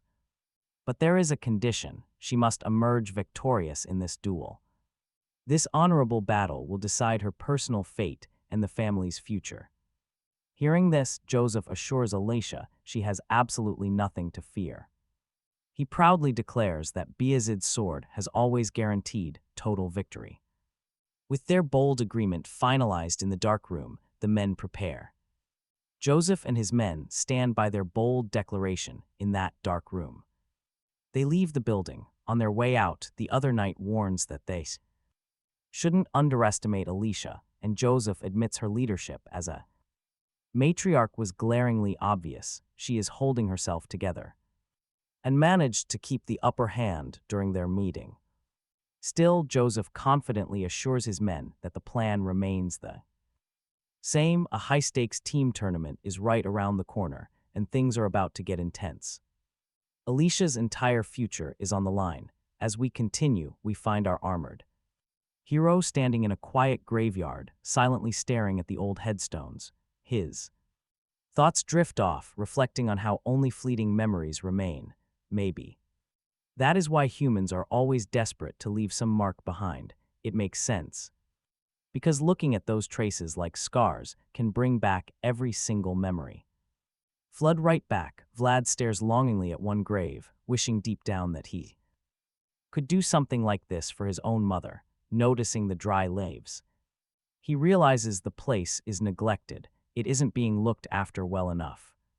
So he decides to clean it a bit, wiping away the debris. But he suddenly stops, wondering if his sword might object to this. He tells the sword it is just common courtesy to greet the landowners. However, the voice inside the weapon denies that it was going to say anything. Still, Vlad already knows exactly what the spirit has in mind. So he unsheathes the blade, letting it look at the grave as much as it wants. After all, he skipped meeting the knights just to visit this place. In return, the soft voice of the sword whispers its thanks, gratefully confirming that this graveyard was exactly what it wanted to see. Vlad kneels respectfully before the stone, bowing his head with the blade driven deep into the soil. He remains still for a while, and suddenly a spirit appears. It is indeed the ghost bound to his sword. As the boy stays on one knee, the phantom begins to recall pieces of its past. It remembers that the cemetery tree was much smaller back then, and wonders when it saw this place last, with our protagonist still kneeling there. More distant memories flood the spirit. It remembers standing near that very tree with someone long ago, but the peaceful memory is suddenly cut short when it notices something that catches it by surprise. It urgently warns Vlad that they are being watched by a spirit it recognizes. The blonde swordsman is stunned before he can even process the news. The ghost asks to borrow his physical body, just for a moment. Even though Vlad is taken aback by this request, he quickly agrees. Knowing that it is only going to be for a brief moment, the boy closes his eyes, bracing himself as the blue phantom behind him prepares to merge. Sure enough, the ghost enters him. A sudden wave of energy erupts from his body. Vlad is still adapting to the change when he spots something that causes his glowing eyes to almost pop out in sheer shock, desperately asking himself what kind of creature is standing before him. Then we see it, a colossal white serpent coiled tightly in the tree. While the boy is clueless, the ghost possessing him explains that the creature is a spirit too, and its icy blue eyes lock directly on Vlad. Vlad is completely baffled. How can this creature be a spirit? Honestly, it makes him realize he is seeing way too many weird things lately. Right then, he notices the giant serpent spirit looking straight at him. He alerts his inner ghost, but the phantom explains the snake is watching him instead. It is drawn to the spirit resting inside Vlad. Then, without warning, the massive serpent begins slithering down the tree, and Vlad panics. He frantically yells at the ghost, but the phantom tells him to stay calm. The ghost insists the giant beast won't bite, but the young swordsman is highly skeptical. He is not convinced at all, since there is absolutely no guarantee of safety. Yet despite how massive and strange the beast is, Vlad notices something. It does not feel threatening at all, which deeply intrigues him. He gets a strange, warm feeling from it. The serpent glides forward, meeting him face to face with a peaceful aura. It feels almost like spring, until a sharp voice suddenly shatters the quiet moment. A woman behind him demands to know who he is. The snake spirit slowly dissolves into nothingness while she demands some answers. Vlad stands there utterly speechless, which only makes the stern woman more annoyed.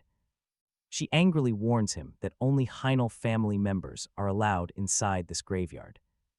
Judging by her uniform and tools, she works for the estate. This explains her cold glare and anger over his sudden intrusion. Vlad apologizes quickly. He explains he was just looking for a quiet spot to pray. He explains how he wandered in, but the blue-haired woman looks highly skeptical. She finds it very odd that anyone would pray in this specific place.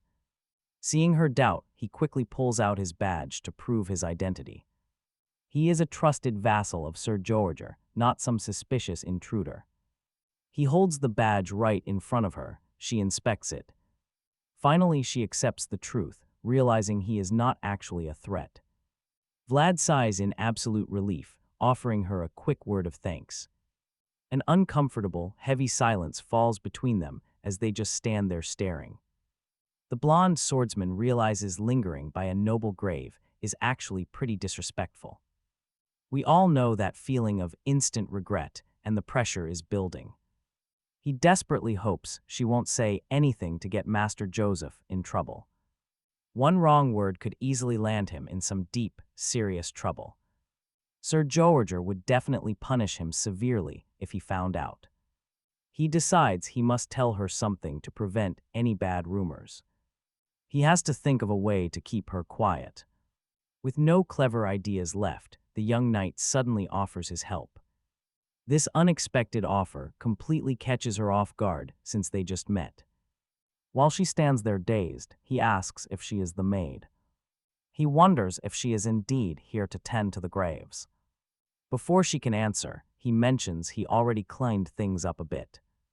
The maid just stares at him with her arms crossed, totally silent. So Vlad keeps babbling, explaining how messy and piled with leaves it was. The maid is genuinely shocked to hear that he actually cleaned it. Vlad confirms it, claiming he felt it was only polite to pay respect. Of the estate, Vlad points right at the grave, and she spins around, utterly speechless. The young boy does not stop there. He suddenly grabs her bucket and scrubbing tools. Offering to do all her work, she stands frozen. She just lets him scrub, but then Vlad drops a pretty massive request. He admits that he desperately needs a favor from her right now. He wants her to completely forget their highly awkward meeting from earlier. After all, if Sir Jorge ever found out, he would completely lose his mind. This confession triggers a sudden shift in the blue-haired maid. Her confusion melts into a sneaky smile, looks like she just found some easy blackmail. She promises to keep quiet on one condition: he must clean this grave. Instantly trapped, Vlad groans inwardly, feeling completely defeated. Pretty girls are always the absolute hardest to deal with, right? Though deeply annoyed, he has zero leverage here, leaving him with no choice. He starts scrubbing while she watches with a pleased, victorious smirk. Later, we return to the Hinnell estate, where a fierce sword battle is raging. Peeking from the shadows, Vlad is totally mesmerized by his very first duel. As steel clashes, the mysterious voice inside his blade comments on their skills. It points out that one of the fighters has some serious power. Vlad asks if it means Sir Colin, and the weapon confirms his guess. It warns him that the brutal knight would easily slice him to ribbons if they ever ended up facing each other in a real match. No argument here, Vlad just nods, quietly agreeing with the sharp weapon. Colin is a monster. Now he gets why they call him the Dirty Boar. Still, Vlad admits he finds the other warrior, Sir Pablo, far more impressive. The voice agrees, praising his brilliant shield work and decades of hard combat experience. He can deflect almost any strike thrown his way with ease. The young boy watches, stunned that a simple warm-up can look this intense. The sheer scale of this quick match is honestly pretty insane to witness. He wonders if this is the insane standard one must reach to become a knight. The sword quickly reminds him that not every single knight is a master. He brings up Sir Vorton, and Vlad immediately nods in agreement. Yes, there is definitely a massive gap in skill between the true elites. Watching the fierce exchange, the boy feels a sudden moment of clarity. He knew nothing back in Sara, but now he sees his place in this world. Letting out a heavy sigh, he realizes just how long his path ahead is. Soon enough, the day of the main event arrives with high tension in the air. Squire duties, a boy is seen carefully fastening some heavy armor plates. It is Vlad, meticulously checking every strap on Sir Jorge as instructed. The experienced knight firmly orders him to pull the buckles even tighter. He does so immediately, but his gaze wanders over to their target. A cold-looking man with striking blue hair stands across the courtyard. This is Indrail, the ruthless relative plotting to steal the young girl's birthright. Vlad snaps out of his thoughts as Sir Jorge speaks up.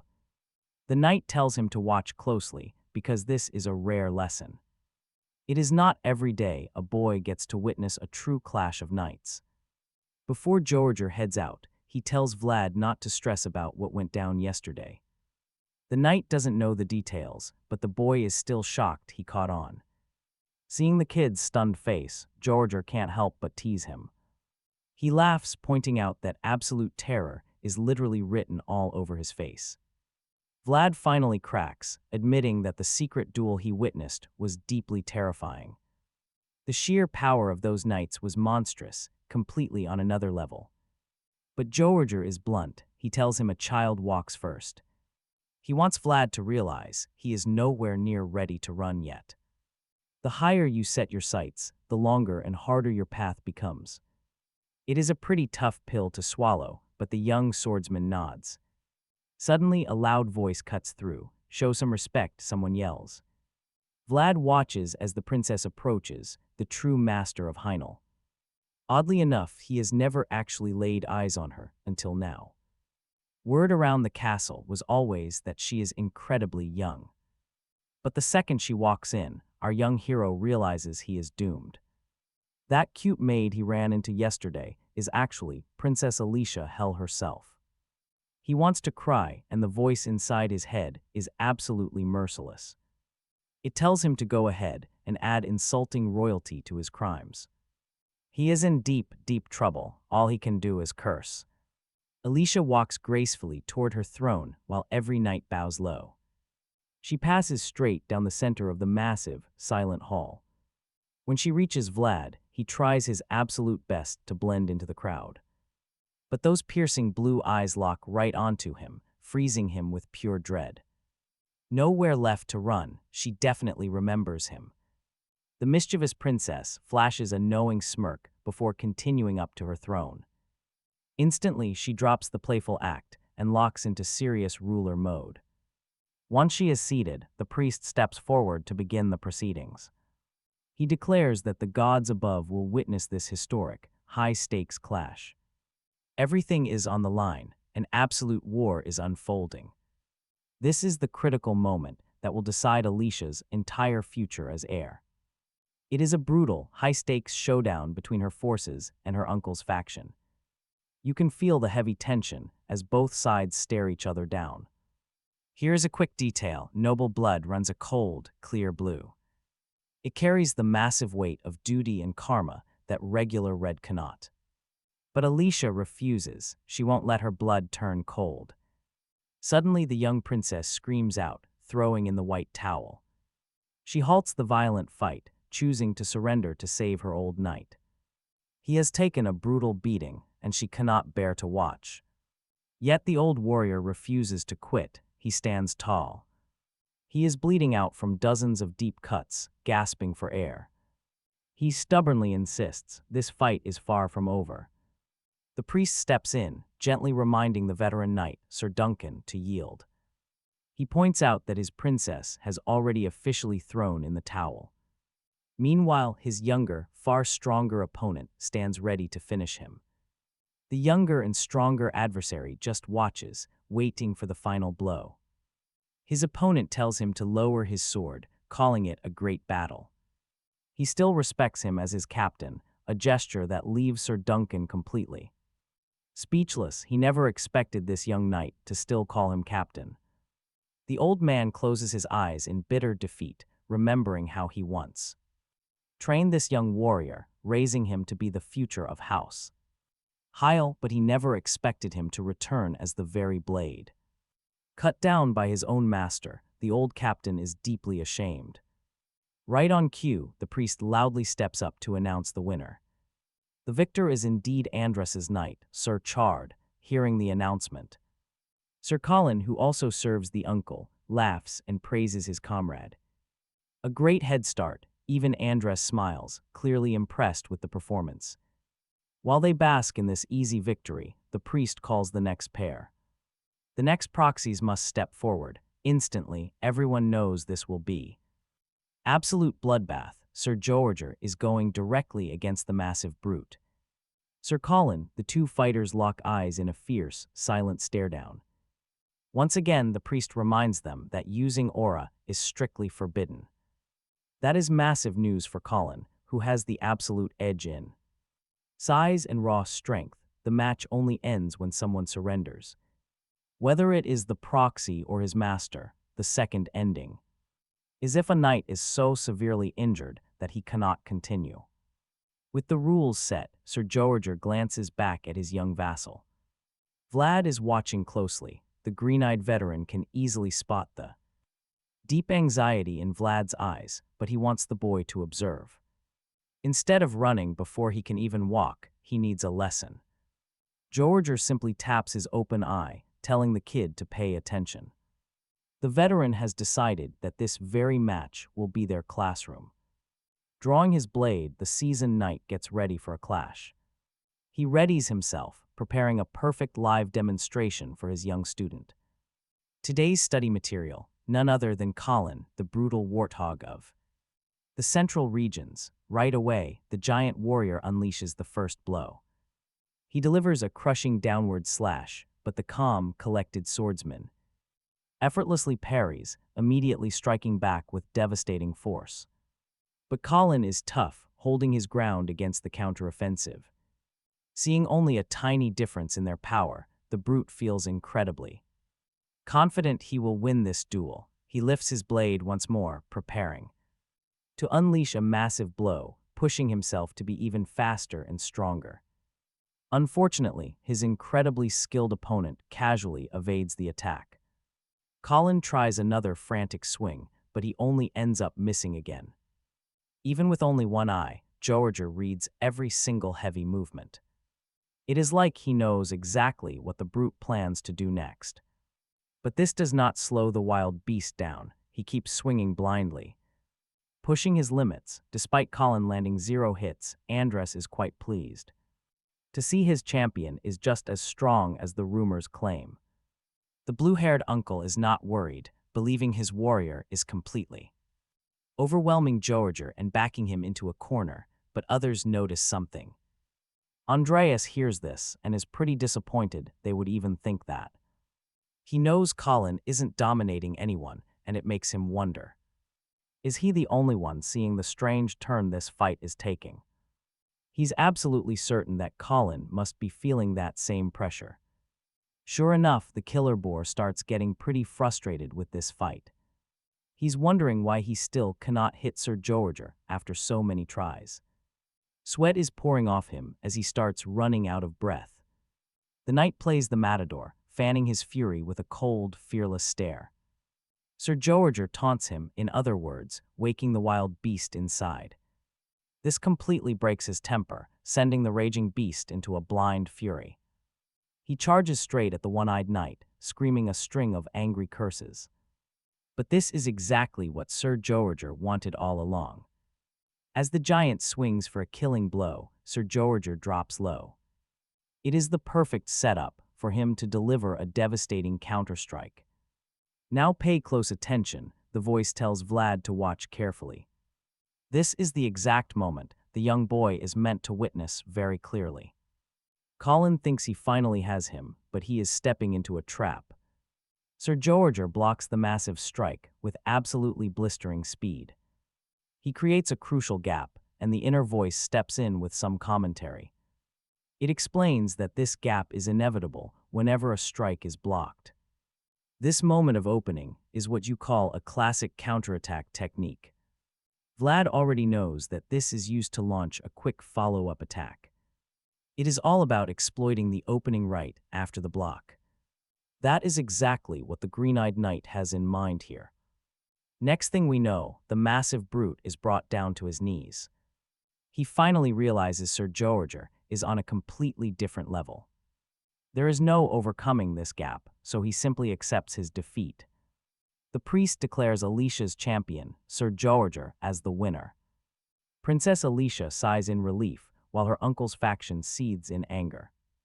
Sir Jorge walks back victoriously to where his young vassal stands.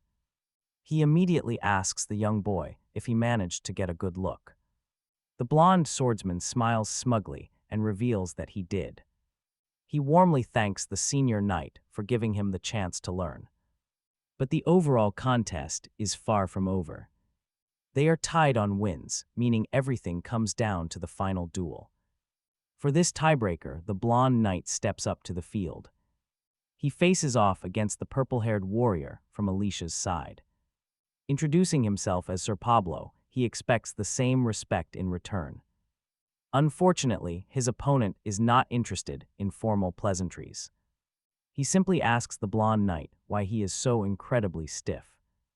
There is really no need for rules when they already know each other.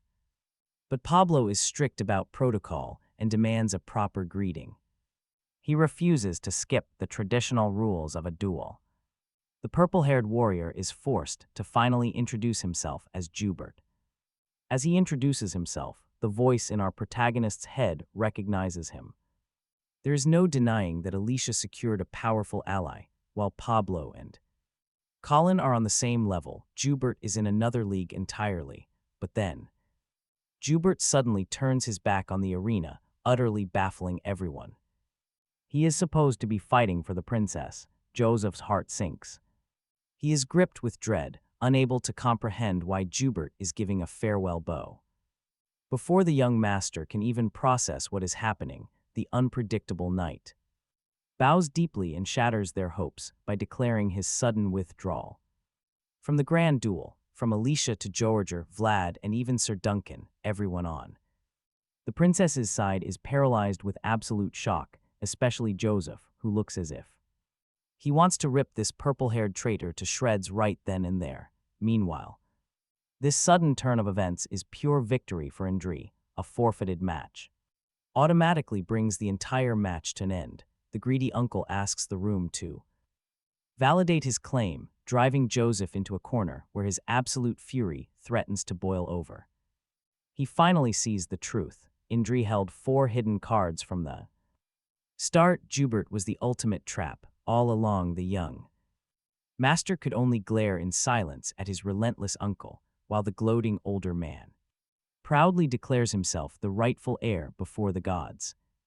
Though victory seems assured for Indri, Joseph simply refuses to let things end. He steps forward, shouting that the battle is far from over. Yet, smirking with absolute confidence, Indri points out that Alicia's chosen champion has run away. He openly mocks the young master with a highly condescending tone, pretending to understand his despair, reiterating that the matter is settled and done. But Joseph bluntly fires back that this trial cannot end until he is personally satisfied. Honestly, that terrifying look says it all. He warns them the Bezid family will never accept a forced, unfair outcome. Joseph refuses to yield, demanding they continue. He stands firm. Watching this, one of Indri's advisors quickly steps forward to whisper counsel, urging the uncle to at least hear the young master out. He warns Indri that Joseph is the direct representative of the North, and since their own knights answer to the center, things could escalate fast. A full-blown civil war between the North and the center could easily erupt right here. With that stark warning, the blue-haired uncle freezes, quickly realizing his advisor is entirely correct. Left thoroughly baffled by the threat, the uncle finally asks Joseph what exactly he proposes. Joseph feels a tiny wave of relief, but he is painfully aware that their ideal, flawless victory is already completely off the table. Now his immediate priority is simply preventing the absolute worst-case scenario. Only a proper, hard-fought defeat can yield the next best option, and only after a real battle can they plan for a comeback. With this strategy, he addresses Indri, asking his uncle to allow the duel to proceed, claiming they cannot let Lady Alicia's reputation be ruined by a forfeit. Tainted, smirking with absolute confidence, Indri instantly asks if the young master has a replacement ready for Jubert, fully believing no such candidate exists. He agrees to the terms, assuming a fighter actually steps up. The blue-haired uncle knows that Sir Duncan is the only viable knight Alicia has left, and strict rules prevent guests from bringing additional warriors to the court. Knights, this makes Indra feel completely secure, absolutely confident that there is no way a duel can even happen now. But Joseph just stares his uncle down, eyes burning with a massive challenge, as he reveals a secret. He actually has a backup fighter to replace Jubert. Indra is left completely shocked and confused by this news, but Joseph of the Bezid family suddenly steps forward, presenting a mighty warrior to fight for Princess Alicia's honor. And who is this mysterious fighter? The young master suddenly points right at our boy, Vlad of Sara. The blonde kid definitely didn't expect this, but he still somehow manages to look incredibly confident and strong. Not surprisingly, Indra refuses to accept this duel. He fumes in pure rage, arguing that Vlad is no knight, meaning he is not worthy of stepping into a duel. but Joseph immediately counters this by reminding the ambitious uncle that anyone who holds a sword can fight for honor.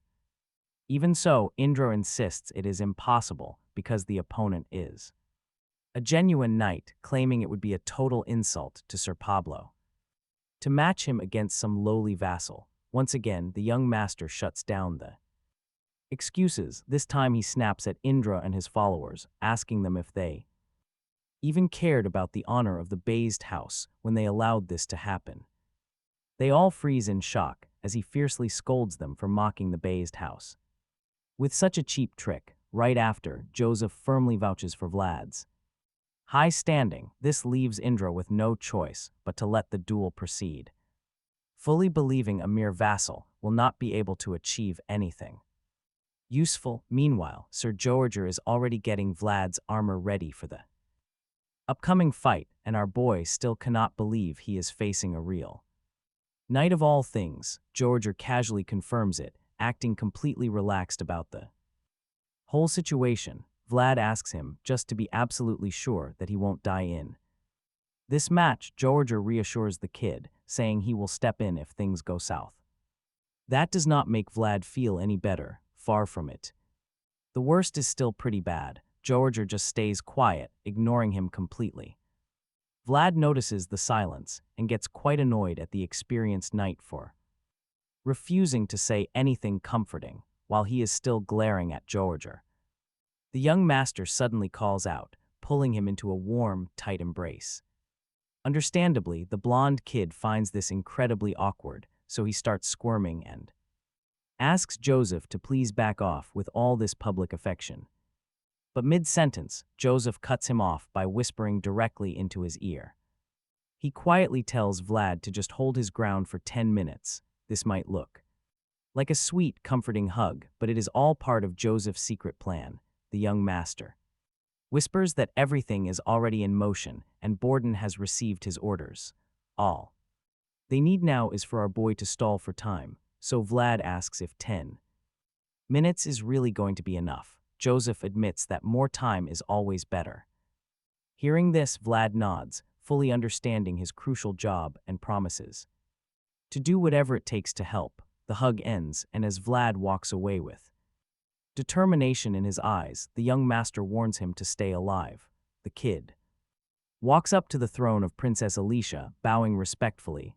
She acknowledges him and he turns to face his opponent, the mighty Sir Pablo Arstein. The two combatants stare each other down as Vlad introduces himself as Vlad of Sahara, drawing his blade, but Pablo just glares back with utter contempt.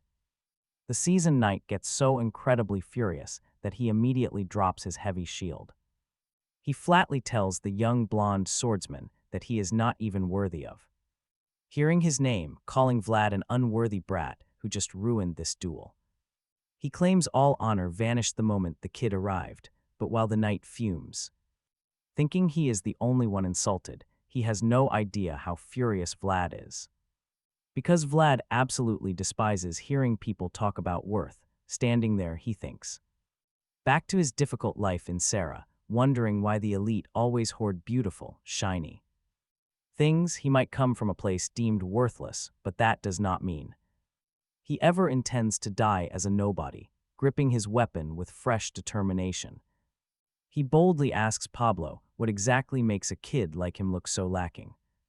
Right now his eyes burn with a fierce blue light. The arrogant knight definitely struck a deep nerve. Vlad demands Pablo tell him what makes them different from one another, yet despite seeing that blazing intensity, the knight only taunts him, further mocking how the standards of Bisid have fallen so incredibly low. Naturally, Vlad is not about to let that slide, but before he can speak, Pablo tells him they can just throw out the official rules of this duel. Unsheathing his own blade, he dares Vlad to fight with every ounce of his strength, swearing to end this quickly, but just watch how our hero reacts.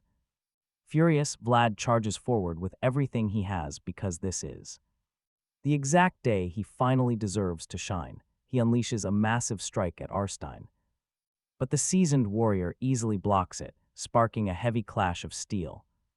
They lock blades in a tight struggle until Pablo suddenly senses something very unusual about the kid's sword. Instantly, he shoves him backward, but of course, Vlad just launches himself forward again, desperately fighting to win, for the first time ever. He is not swinging for his own sake, but to protect someone else. The blue-eyed warrior strikes hard again. Suddenly, a mysterious voice in his mind advises him to strike Arstein's left, the spot he protected earlier. Vlad immediately follows the tip, but Pablo just barely manages to block the blow. The voice chuckles, noting that old habits truly are scary. Seeing this brilliant display, Andre actually grows quite anxious. He notes how fast the young blonde is, realizing this kid is far from average. Meanwhile, Pablo refuses to back down, despite boasting that he would end things.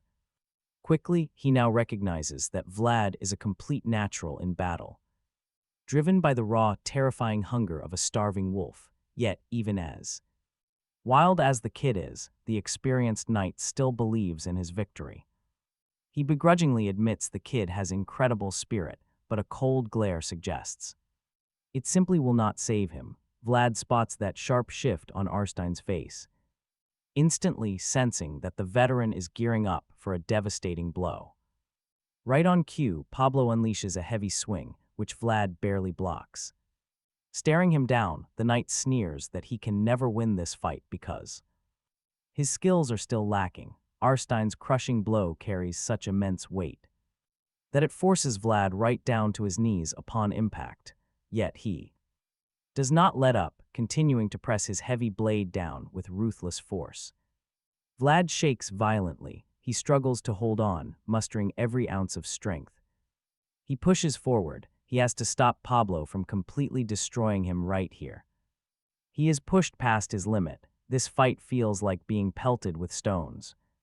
Right as the kid starts to flag, Sir Pablo raises his heavy blade. He asks Vlad if his tricks are finished before winding up his attack. He unleashes a devastating blow, aiming to crush the young squire once and for all. This strike carries insane force, but Vlad still somehow manages to block it. The sheer impact of the knight's swing forces the boy down low. He is desperately holding up the blade, but it is not enough. Suddenly, a familiar voice in his head warns him against blocking head-on. It tells Vlad to redirect the force and parry the strike instead. The kid listens. He is determined to take this advice to survive. So when the powerful knight swings again, Vlad tries to deflect the blow. But things go sideways. Pablo's raw power sends him flying backward. He crashes hard into a stone wall, screaming in absolute agony. Even with his back slammed against the wall, he refuses to fall. Instead, he drops onto one knee like a proud knight, determined to get back up. But Pablo is already closing in, fully intending to finish him off. He stalks forward like a hungry lion, closing in on its helpless prey. As the boy struggles, the legendary knight just stares at him quietly. Out of nowhere, he calls Vlad's performance impressive and surprisingly resilient.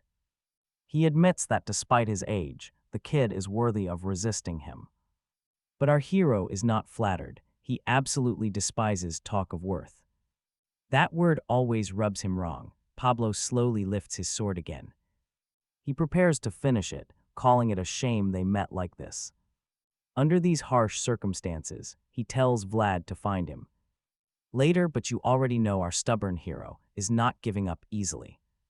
The voice whispers that he did well, triggering something deep inside him. Suddenly, Vlad's eyes begin to glow with an intense, burning blue light. He sees the sword coming down to end him, but he refuses. With a sudden, unbelievable burst of speed, he deflects the deadly strike. The clashing steel rings out, leaving every single spectator utterly speechless. Even Jorge, who was ready to step in, freezes in pure shock. Princess Alicia is completely stunned, her jaw dropping at what she witnessed. Sir Pablo is equally taken aback, wondering if the kid just countered. Yes, indeed, the young blonde just pulled off an actual counterattack. It is an advanced move he learned directly from Sir Jorge himself. While the knight processes this, the spectators try to make sense of it.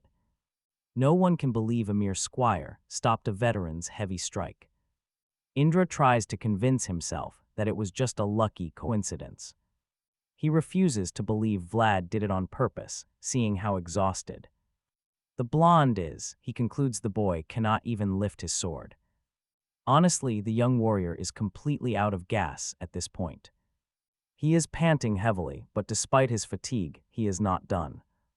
Sara is not one to give up. Looking at his eyes, you can tell he is ready for a fight. Sir Pablo overhears the quiet whispers behind him, catching Indra's words clearly. He disagrees completely, knowing there's absolutely no way Vlad's move was a fluke. The veteran knight senses something entirely different, something far outside the usual box. Honestly, he even admits to himself that this talent is pretty hard to accept. Suddenly, Vlad interrupts his train of thought by quietly asking him why. Pablo is totally lost, since the kid obviously cannot read minds, leaving him completely baffled. When he voices his confusion, the young swordsman only makes things more complicated. Vlad asks why it is only him. Right now, Pablo probably thinks he's gone mad. He silently wonders if his opponent has actually passed out while still standing up. Then Vlad murmurs more nonsense, his deep blue eyes starting to drift shut. Leaning closer, the knight wonders if the blonde youngster is currently trapped in a dream. A dream built entirely from his own deepest, most painful memories. The young fighter looks completely exhausted, looking exactly like a sleeping boy. We catch a glimpse of his dirty shoes sinking into the Sahara sand. Growing up in those back alleys, he possessed absolutely zero rights, but he wanted more. He wanted to escape. He yearned for bright, beautiful things and real power. Above all else, he craved opportunities and the basic right to exist. In this memory, the poor kid stands barefoot in the dirt. He just stares at a gorgeous sword hanging outside a local blacksmith. Since the very first day he laid eyes on it, he was completely obsessed. Yet a street rat could never afford such a precious, sparkling treasure. That painful reality drove his desperate urge to reach a bright, shining world. A place where he wouldn't be weak. Slowly, the memory of Sahara fades. Vlad snaps out of his trance, eyes snapping open with burning determination. He declares his burning desire to stand in that glorious, shining place too. This sudden surge startles Pablo, almost as if the kid rose from the dead. The knight immediately senses that this duel is about to shift drastically. His smug, confident expression completely vanishes, replaced by a sudden wave of genuine concern. Get ready, because a legendary flower is finally about to bloom right here. A brilliant, unseen force erupts as a wild aura begins to wrap around him. Vlad rises to his feet, ready to continue this sacred duel of honor. Instantly, the two blades clash with a deafening ring, but Vlad holds firm. His hands are steady. Indra and his men stare in absolute disbelief. They literally cannot comprehend the impossible spectacle unfolding right before them. Blood drips from his hands, yet he only tightens his deadly grip. Sir Jorge stands frozen, knowing he never actually taught him this advanced technique. He only demonstrated the move once to help the young disciple focus purely on the basics.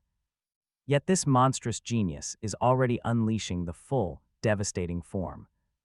The brutal exchange intensifies as neither warrior gives an inch. Meanwhile, Jorge remains completely stunned by his vassal's sheer growth. The boy is successfully executing a highly dangerous, restricted style. He unleashes a massive swing at Sir Arstein, who analyzes the strike carefully. Arstein notes that the raw edge of Vlad's sword has entirely vanished. He realizes the kid from Sahara is now fighting with absolute, unbreakable resolve. Honestly, he finds it incredibly amusing. Suddenly, the young swordsman lunges forward. With every single ounce of strength he can muster, but this just makes. You wonder where this raw resolve is actually pointing, just as the boy is about to deliver his strike. Pablo is already braced and waiting, so they clash swords. Seeing the boy's bloody hands instantly horrifies the seasoned knight. Because he can hear his opponent's sword howling, right now he realizes that Vlad's blade is on the verge of blooming, and while he is distracted by that worry, the young swordsman gears up for another massive swing. Pablo knows what is about to happen and decides he must carry out his duty. The veteran knight raises his own sword to meet Vlad's attack, and their blades crash together again. Turns out Pablo intends to block every single one of Vlad's strikes so he can draw out the boy's world, which is about to burst into full bloom. Our boy holds off the veteran knight, both locked in a stalemate, until Vlad's sword begins to release an intense power. Everyone watching is left completely stunned and confused. At the sight, even Jubert is baffled, alongside Sir Jorge, who realizes they are witnessing a true premonition. When Sir Pablo sees this unfold, too, he desperately calls for his shield, demanding that someone bring him one. Hearing the desperate shout, a young squire rushes over and hands it to him. Shield in hand, he beats his sword against it and finally tells Vlad his name, introducing himself as Sir Pablo of Arstein. He gets ready to resume this brutal fight, addressing the boy as one who has rights while asking for his name. In response, Vlad looks back with glowing eyes, stating that he is the boy born in a place without rights. With that, we drift back into his memories of Sahara. He leaves deep footprints in the sand as he walks away from the sword mounted on the wall. He is not wandering. He is heading straight toward a place that shines, and as he makes his way toward that magnificent light, a voice tells him he has proven his own rights. Our boy stares at this glowing destination, keeping his gaze locked until his blue eyes turn bright gold, but they snap back. Because now the young swordsman knows exactly who he is, so the voice tells him to shout his name with pride, and he does. Vlad charges, with power surging through his body, declaring that he is Vlad of Sahara. His aura flares so intensely that it turns into a blinding light, making it nearly impossible to look at. Even Joseph shields his eyes from the glare, but Sir Jorge watches on with anxious eyes, right beside him. Indra refuses to blink. Even against Vlad's terrifying aura, Sir Pablo remains undaunted. Instead of shielding his eye from the blinding glare, he opens it wide, letting it glow a burning gold. This raw power wraps him as he challenges the young swordsman to come at him one more time. Pablo urges Vlad of Sahara to strike, and of course, our boy goes in to resume the brutal duel. Roaring like a true warrior, he leaps high into the air, wrapped in a terrifying aura, as he aims to deliver a ending blow. However, his opponent is fully prepared to take the hit and braces himself, planting his massive shield firmly in place. Sir Pablo's aura burns just as fiercely, surrounded by a wild energy that makes him look an absolute inferno. Covers the field. They clash, and everything fades into a blinding white. When the light clears, there is Vlad's bloody hand, still gripping his sword on the ground. Sir Pablo looks down at the young swordsman with a warm, proud smile. Sitting beside the unconscious boy, the knight softly admits that Vlad did an incredible job.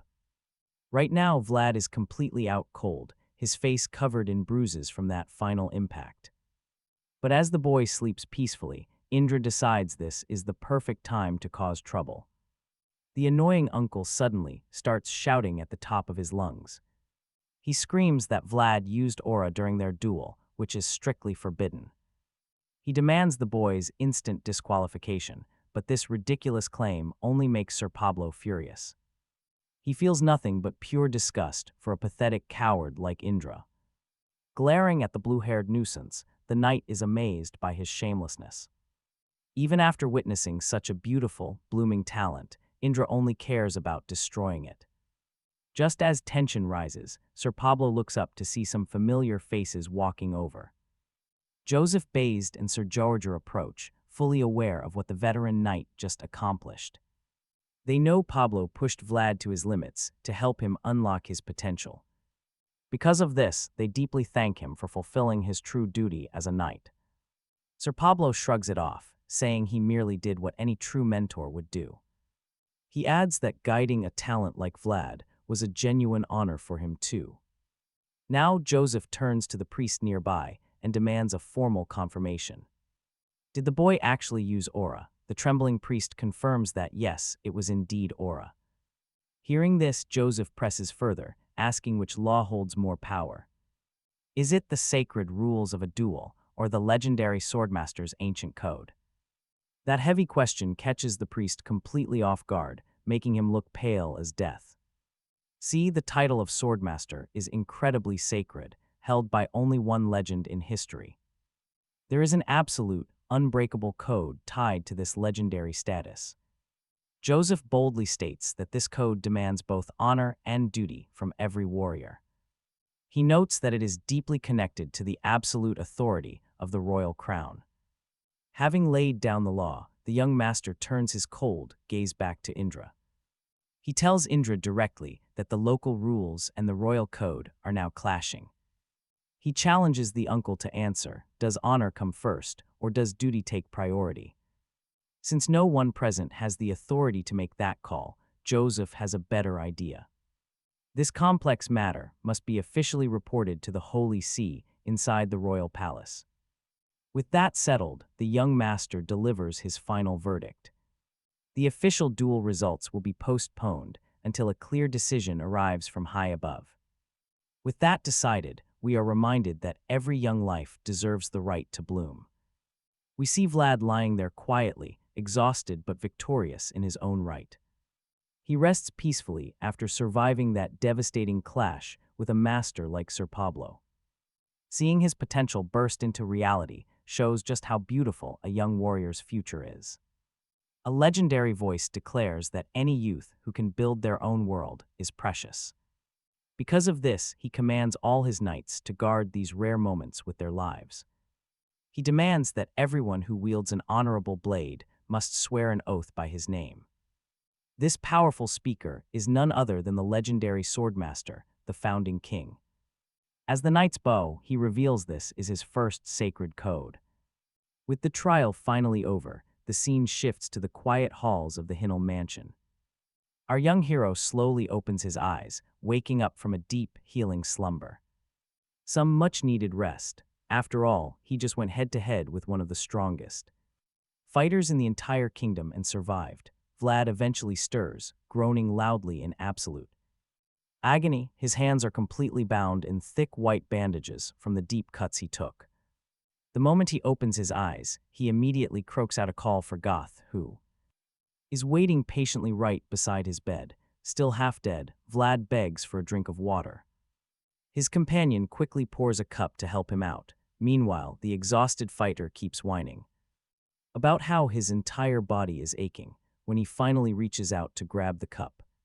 His eyes widen in pure disbelief. Standing right there holding the water is not Goth, but Joseph, the young master himself. He does not seem to mind the humble task, noting that he is simply relieved to see the young blonde swordsman finally awake. Instantly flustered, Vlad starts apologizing frantically for accidentally ordering the noble around, but Joseph gently waves it off, telling him to relax and stop stressing. There is absolutely no need to apologize for being sick. Taking the drink, the poor guy looks like a total mummy with those heavily bandaged hands. Joseph kindly asks if the pain is particularly bad anywhere. Vlad insists he is all right. Hearing this, the young master expresses his deep gratitude. He admits he never expected a vassal to put his life on the line like that. Sitting down next to the bed, Joseph shares some massive news. The duel has been suspended. And it is entirely thanks to Vlad. The dazed swordsman is completely lost. He was knocked cold right after the battle, so how could he have paused it? Sensing his confusion, Joseph explains that the match was delayed without any official winner. The match was paused indefinitely. Joseph explains that the situation became highly complex because the ancient laws of the duel clashed with the code of swordmasters. Hearing about this mysterious code instantly grabs Vlad's attention. He remembers the voice speaking of it before. Joseph explains that to become a knight, one must pledge. It is a sacred pledge. He believes Vlad will take it one day. If he keeps working hard, that moment is not far away. This entire conversation completely blows the young swordsman's mind. He instantly starts dreaming about his future. He imagines himself as a glorious knight, clad in gleaming heavy steel armor. He would wield a massive sword and ride an epic, giant warhorse. Our boy can practically see his future legend unfolding. It feels so real. But Joseph suddenly gets up to leave, snapping him right back to reality. He bids him farewell and tells him to rest up for now. He warns Vlad that lingering in this guest house might bring unwanted trouble. But the stubborn swordsman claims he is perfectly fine and ready to leave immediately. Joseph stops him right there, explaining that he absolutely cannot allow that. He will not let a future knight jump out of bed before recovering fully. Meanwhile, over in the palace, Princess Alicia stares wistfully out of her window. She watches the guests departing one by one, feeling incredibly frustrated. She did not even get the chance to give them a proper warning about the danger. When she asks if her uncle Indra has left yet, her royal guard informs her that his departure has been delayed right alongside the duel itself. Thankfully, the guard assures her he already reached out to the high priest to secure some personal, high-level protection from the Holy Church itself. But hearing this news only makes Princess Alicia even more anxious. Now she has to watch the people who plotted her ruin walk away in peace. It feels like her heart is being completely crushed right inside her. But as she grieves, Sir Duncan promises her that revenge will come later. For now, he warns her that these difficult times demand absolute strength, pushing her to lock down complete control over the region of Dermer. Nodding slowly, the resolute princess resolves to do exactly that. Shifting gears, she suddenly asks how their local lemon harvest is holding up. But the grim report from Sir Duncan is far from reassuring. Alicia is deeply concerned by the dropping yields and asks if they should pivot to barley. Sir Duncan advises patience though, warning against acting too hastily. You simply cannot flip an entire agricultural economy overnight, he explains. Princess Alicia concedes, knowing she is backed into a tough corner. Letting out a heavy sigh, she realizes that even after scaling one massive mountain, there is always a higher peak waiting right ahead of her. Suddenly, something outside catches her eye through the glass. Amused, she asks Sir Duncan to verify if all knights are supposed to know how to ride. The old knight is utterly taken aback by such an unexpected question because horseback riding is an absolute, non-negotiable requirement for anyone wearing armor. You simply cannot claim the title if you cannot handle a mount. It is a core knightly virtue, prized just as highly as mastery over the sword. Hearing this, Alicia continues, staring outside with a smirk on her face. She quietly muses that the gods truly never grant any single person everything. Sir Duncan steps up to see what has captured her attention and immediately freezes. Down in the courtyard, young Vlad is desperately clinging to a thrashing horse, looking exactly like a cowboy holding on for dear life at a rodeo. Jorge stands by, looking completely deflated by the sad display. Duncan can feel the advanced knight's pure anguish here. Suddenly, our boy gets violently thrown off, crashing flat on his back in the dirt. Just look at that face, you can practically feel how much that hurt. Plus, the poor guy just barely survived a brutal sword duel moments ago. As Vlad rubs his aching back, Jorge dryly reminds him of his boast about riding. Vlad snaps back, arguing that maybe the horse just needs to be even more expensive. Naturally, the short-tempered instructor has had quite enough of his vassal's smart mouth, delivering a swift, heavy smack right to the back of the kid's head. He barks at him to engage his brain before opening his mouth next time. Vlad groans, grumbling that he successfully managed to ride a horse last time. Of course, he conveniently forgets that Goth was the one actually steering back then. As he scrambles for excuses, his loyal buddy Goth steps up to back him up, loudly swearing that Vlad did indeed manage to mount the beast. Hearing this, Jorge realizes the absolute scale of the disaster he's dealing with. He truly believed he could easily teach this kid how to ride a horse by himself. But with nothing working, he begins to wonder if the mount is actually the problem. He watches Goth trying to lead the animal back over and notices a bizarre detail. The beast is actively backing away from Vlad with absolute terror in its eyes. Shooting absolute death glares at him, leaving Jorge completely baffled. There is definitely something up ahead spooking the horse, since he has no clue. What it is just yet, the knight calls it a day and wraps up training.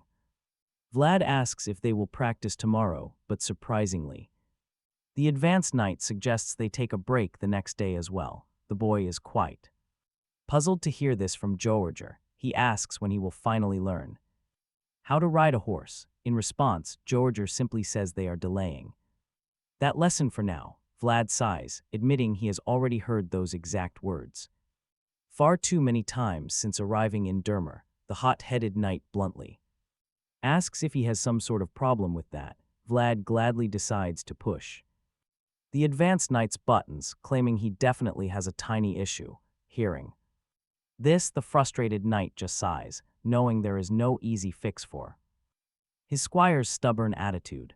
Jorge simply turns to walk away, suggesting they can discuss it once back in Sturm, especially because he has other duties to attend to later, once the knight leaves. Goth finally asks Vlad why on earth horses seem to hate him more and more.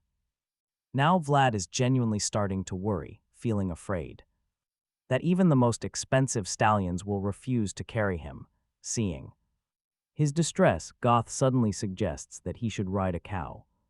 He figures cows are easier since they are duller, but our blonde swordsman feels deeply insulted by this. He accuses Goth of just yapping, telling his friend to actually think before he speaks. Of course, Goth remembers when Jorge used those exact words, so he quickly fires back at Vlad, mocking him for always riding in a carriage when other knights ride actual horses. Goth taunts him with this, adding that he is sure Jorge would absolutely love that, realizing Vlad does not appreciate his advice. Goth decides to take off, leading the frightened horse back to the stables. Seeing how much the horse detested him and how Goth suddenly walked off, Vlad wonders what the actual problem is. That is when the voice whispers, suggesting that the problem might be that he is moving too fast. Gripping his sword, the voice continues to explain how beasts are incredibly sensitive to that kind of energy. Quite confused, Vlad asks the voice what he should do, and it says he must learn to control his momentum. The voice explains that this is how he can control his inner world, claiming that using aura freely lets him master that momentum. But this concept is far too complex for Vlad now, since he cannot consciously draw his aura out, and when he does, it is quite faint. The voice reassures him this is completely natural, explaining that utilizing aura in active combat requires serious training and mastery. It then reminds him of Jorge's words, warning him that he should not try running before he can even walk. Vlad processes this and sighs deeply, feeling quite overwhelmed. He suddenly remembers they are scheduled to return to Sturm right after tomorrow's farewell ceremony. Looking up, he gazes at the distant tree on the hill, wondering if he should visit it one last time before leaving Dermer. Meanwhile, inside the mansion, the purple-haired knight Juber convinces himself that the Lord will surely understand his choice. Despite failing his mission, he walks down the halls with a carefree attitude. This thought lingers. Honestly, you can't really blame the sea for making waves. In his defense, the crazy things that happened during the duel were pure accidents. After all, absolutely nobody could have predicted that Vlad's flower would bloom that day. The more Jubert thinks about the whole situation, the more ridiculous it seems. He still can't comprehend how a lowly vassal managed to cause such massive chaos. But just like that, his quiet stroll comes to a sudden halt. Jorge suddenly presses a cold blade directly against his neck. Jubert jokes that this is a pretty aggressive hello for a fellow knight. His eyes glint with mischief, only making Jorge tighten his grip on the sword. The purple-haired knight casually asks how long he has been waiting out here. He wonders if the guy seriously has nothing better to do with his time. Jorge flatly replies that today happens to be his scheduled day off. Jubert calls this a complete waste of free time, but the one-eyed knight snarls back. He says he is just catching up on some delayed work during his weekend. Standing perfectly calm, Jubert admits he gets why Jorge is so incredibly angry. But then again, he insists that he truly had no other choice. Jorge taunts him back. This meeting is just a happy little coincidence. Jubert slowly uses one finger to gently push the sharp blade aside. He tells the knight that this whole situation must be incredibly frustrating. He reminds him they share the same line of work, so he should understand. But the green-eyed knight counters that he is simply following direct orders. If his master tells him to bark, then he has to start barking. Suddenly, both of these powerful knights begin to release their heavy combat auras. Jubert's eyes glow with energy, matching Jorge's intense gaze in this tense standoff. The cunning knight tries to intimidate his opponent, but Jorge refuses to budge. Reading the room, Jubert backs down and shuts off his dangerous energy. He raises his hands in surrender, seeing that the one-eyed man means business. He says that the stern warning is more than enough. Yet the advanced knight refuses to pull the cold metal from his throat. Now look at this bold move, the purple-haired guy starts trash-talking again. He laughs at how ridiculous it is that people call them honorable swordsmen. Instead of trying to calm things down, he pushes his luck even further. He calls the green-eyed knight a dog who only bites on command. With a smug look, he tells his rival to enjoy the rest of his day off. He is totally confident the knight won't strike him, trusting the Shazar family name. But before he can even finish his sentence, a heavy fist flies forward. Jorge punches him square in the jaw, sending him crashing onto the floor. Jubert groans in pain on the ground, while his opponent stands over him. He remarks that a small bite is fine, since his lord is a generous master. Then he lunges forward again. The beaten knight weakly tries to mock him. He asks if that was his best shot, but Jorge answers with another punch. This brutal blow lands straight in his gut, proving he is far from finished. At this point, Jubert is gasping for air and completely unable to stand. He collapses to the ground, coughing violently as Jorge looms over him. He expects him to understand the beatdown, since they are in the same business after all. The crafty knight eventually struggles back to his feet, groaning in pain. He finally admits that this brutal thrashing is more than enough. He is done. Jorge replies that he actually hopes their paths cross again down the line. He couldn't fully punish him for mocking Joseph while inside the Hinnell mansion. Jubert slowly stands up, clutching his bruised ribs with a painful grimace. He boldly promises that they will absolutely see each other sooner or later. He knows the empire is crumbling, forcing people to band together eventually. Even if they hate it, the chances of another reunion are pretty high. The mischievous knight limps away, waving a casual goodbye to the advanced knight. He shouts that he will see him soon, leaving Jorge standing alone. Jorge agrees, silently knowing that the dark times are rapidly approaching. A grim era when heavy blades will be desperately needed to survive the chaos. Meanwhile, outside the grand mansion walls, Vlad has returned to the graveyard tree. Standing before the ancient roots, he feels a strange sense of familiarity. He tells the voice that the spirit they met felt like an old friend. So he suggests that the entity inside his mind tries communicating with it again. The voice admits it is honestly shocked that the giant snake recognized them. Either way, Vlad believes they should investigate quickly and get out of there. He really wants to avoid running into the princess again at all costs. They absolutely cannot afford trouble, especially not right now. Vlad drops to one knee and drives his blade deep into the soft earth.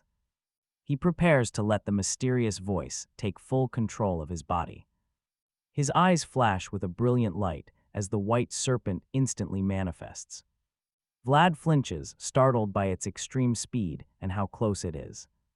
The massive snake is right in his face, but he tries to stay calm. He asks the voice in his mind to confirm if this beast is friendly. But his internal partner is not even sure and just hopes for the best.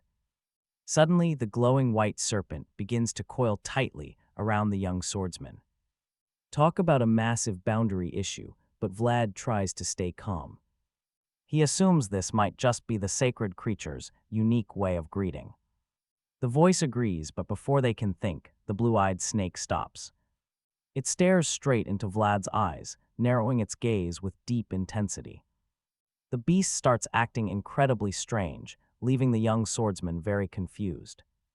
The voice warns him not to bother trying to comprehend these spirits.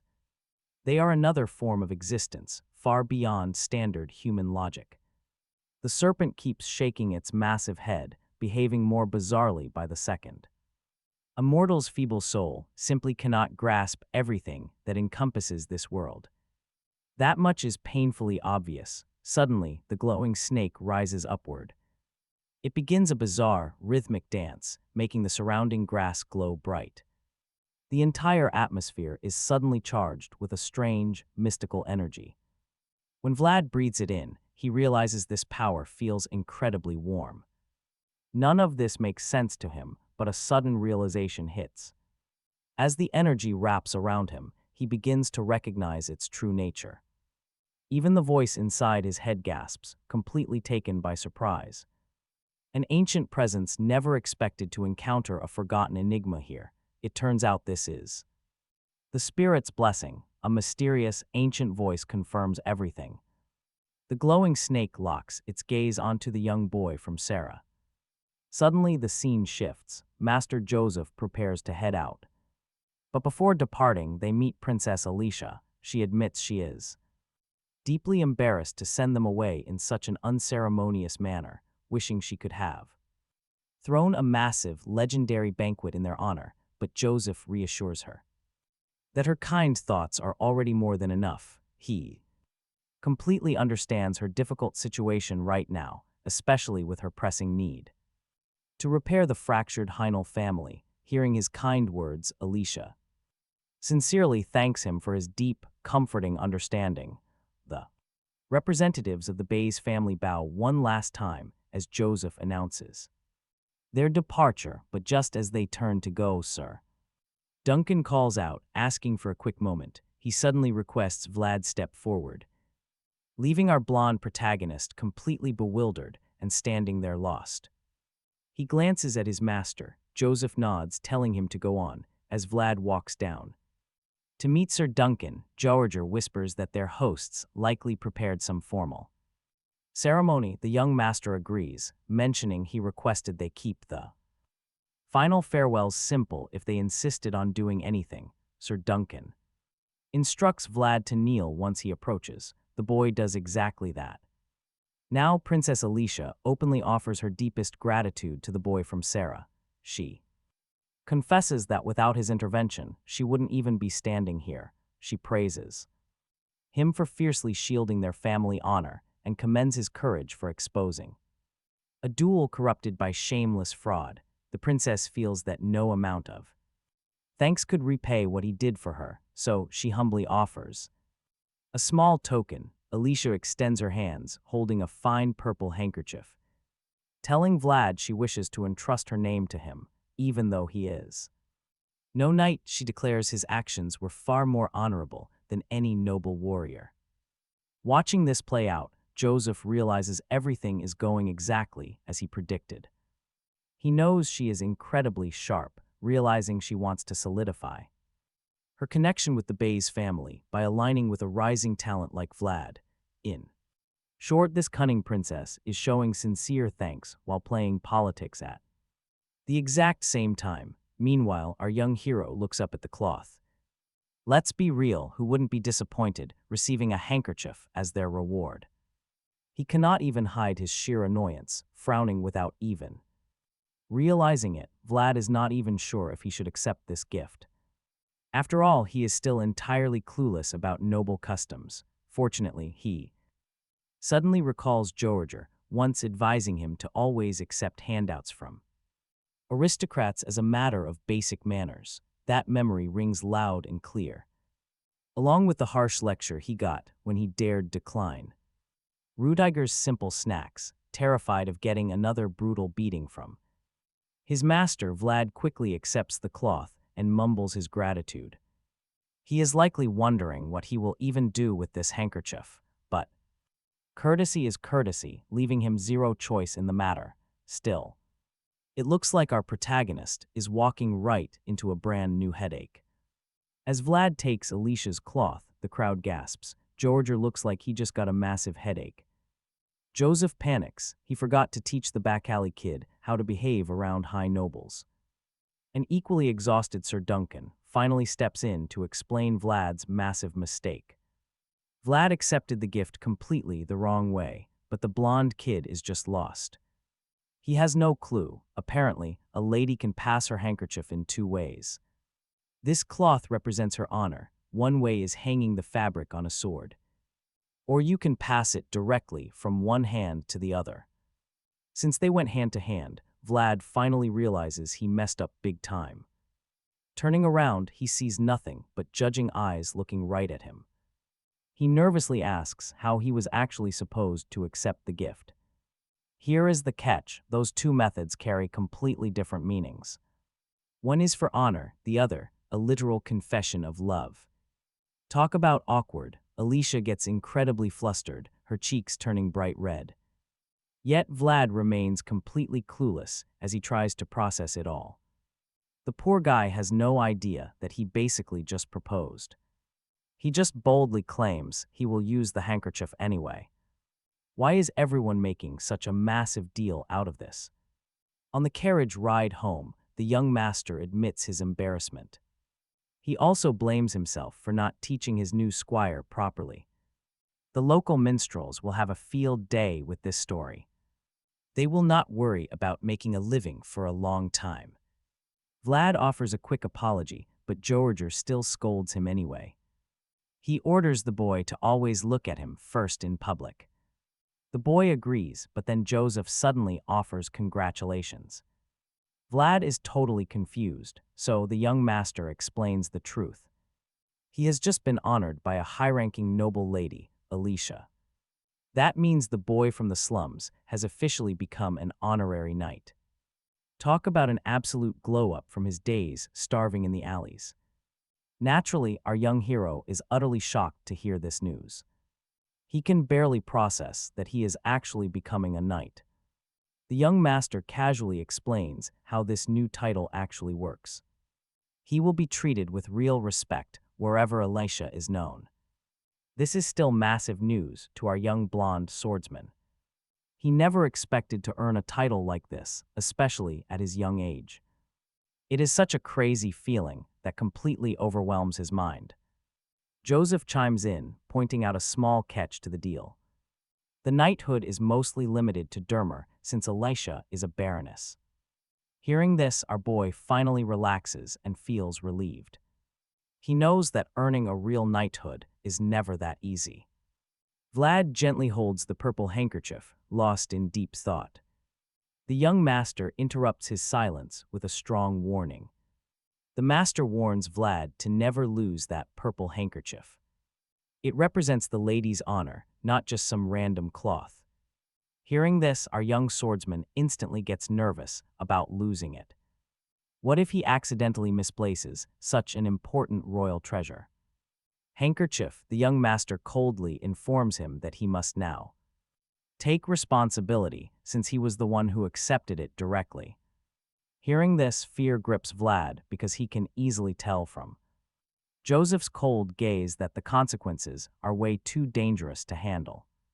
With this stark realization, Vlad grips the handkerchief tightly and resolves to guard this special cloth with his very life. Suddenly, Joseph pulls out a small slip of paper resembling a contract, noting that the issues ended abruptly. He tells Vlad he has no use for this paper anymore, all thanks to him. The young swordsman deduces it is a promissory note, which the young master confirms with a nod, explaining that the document represents a massive debt of 10,000 gold coins for Alicia.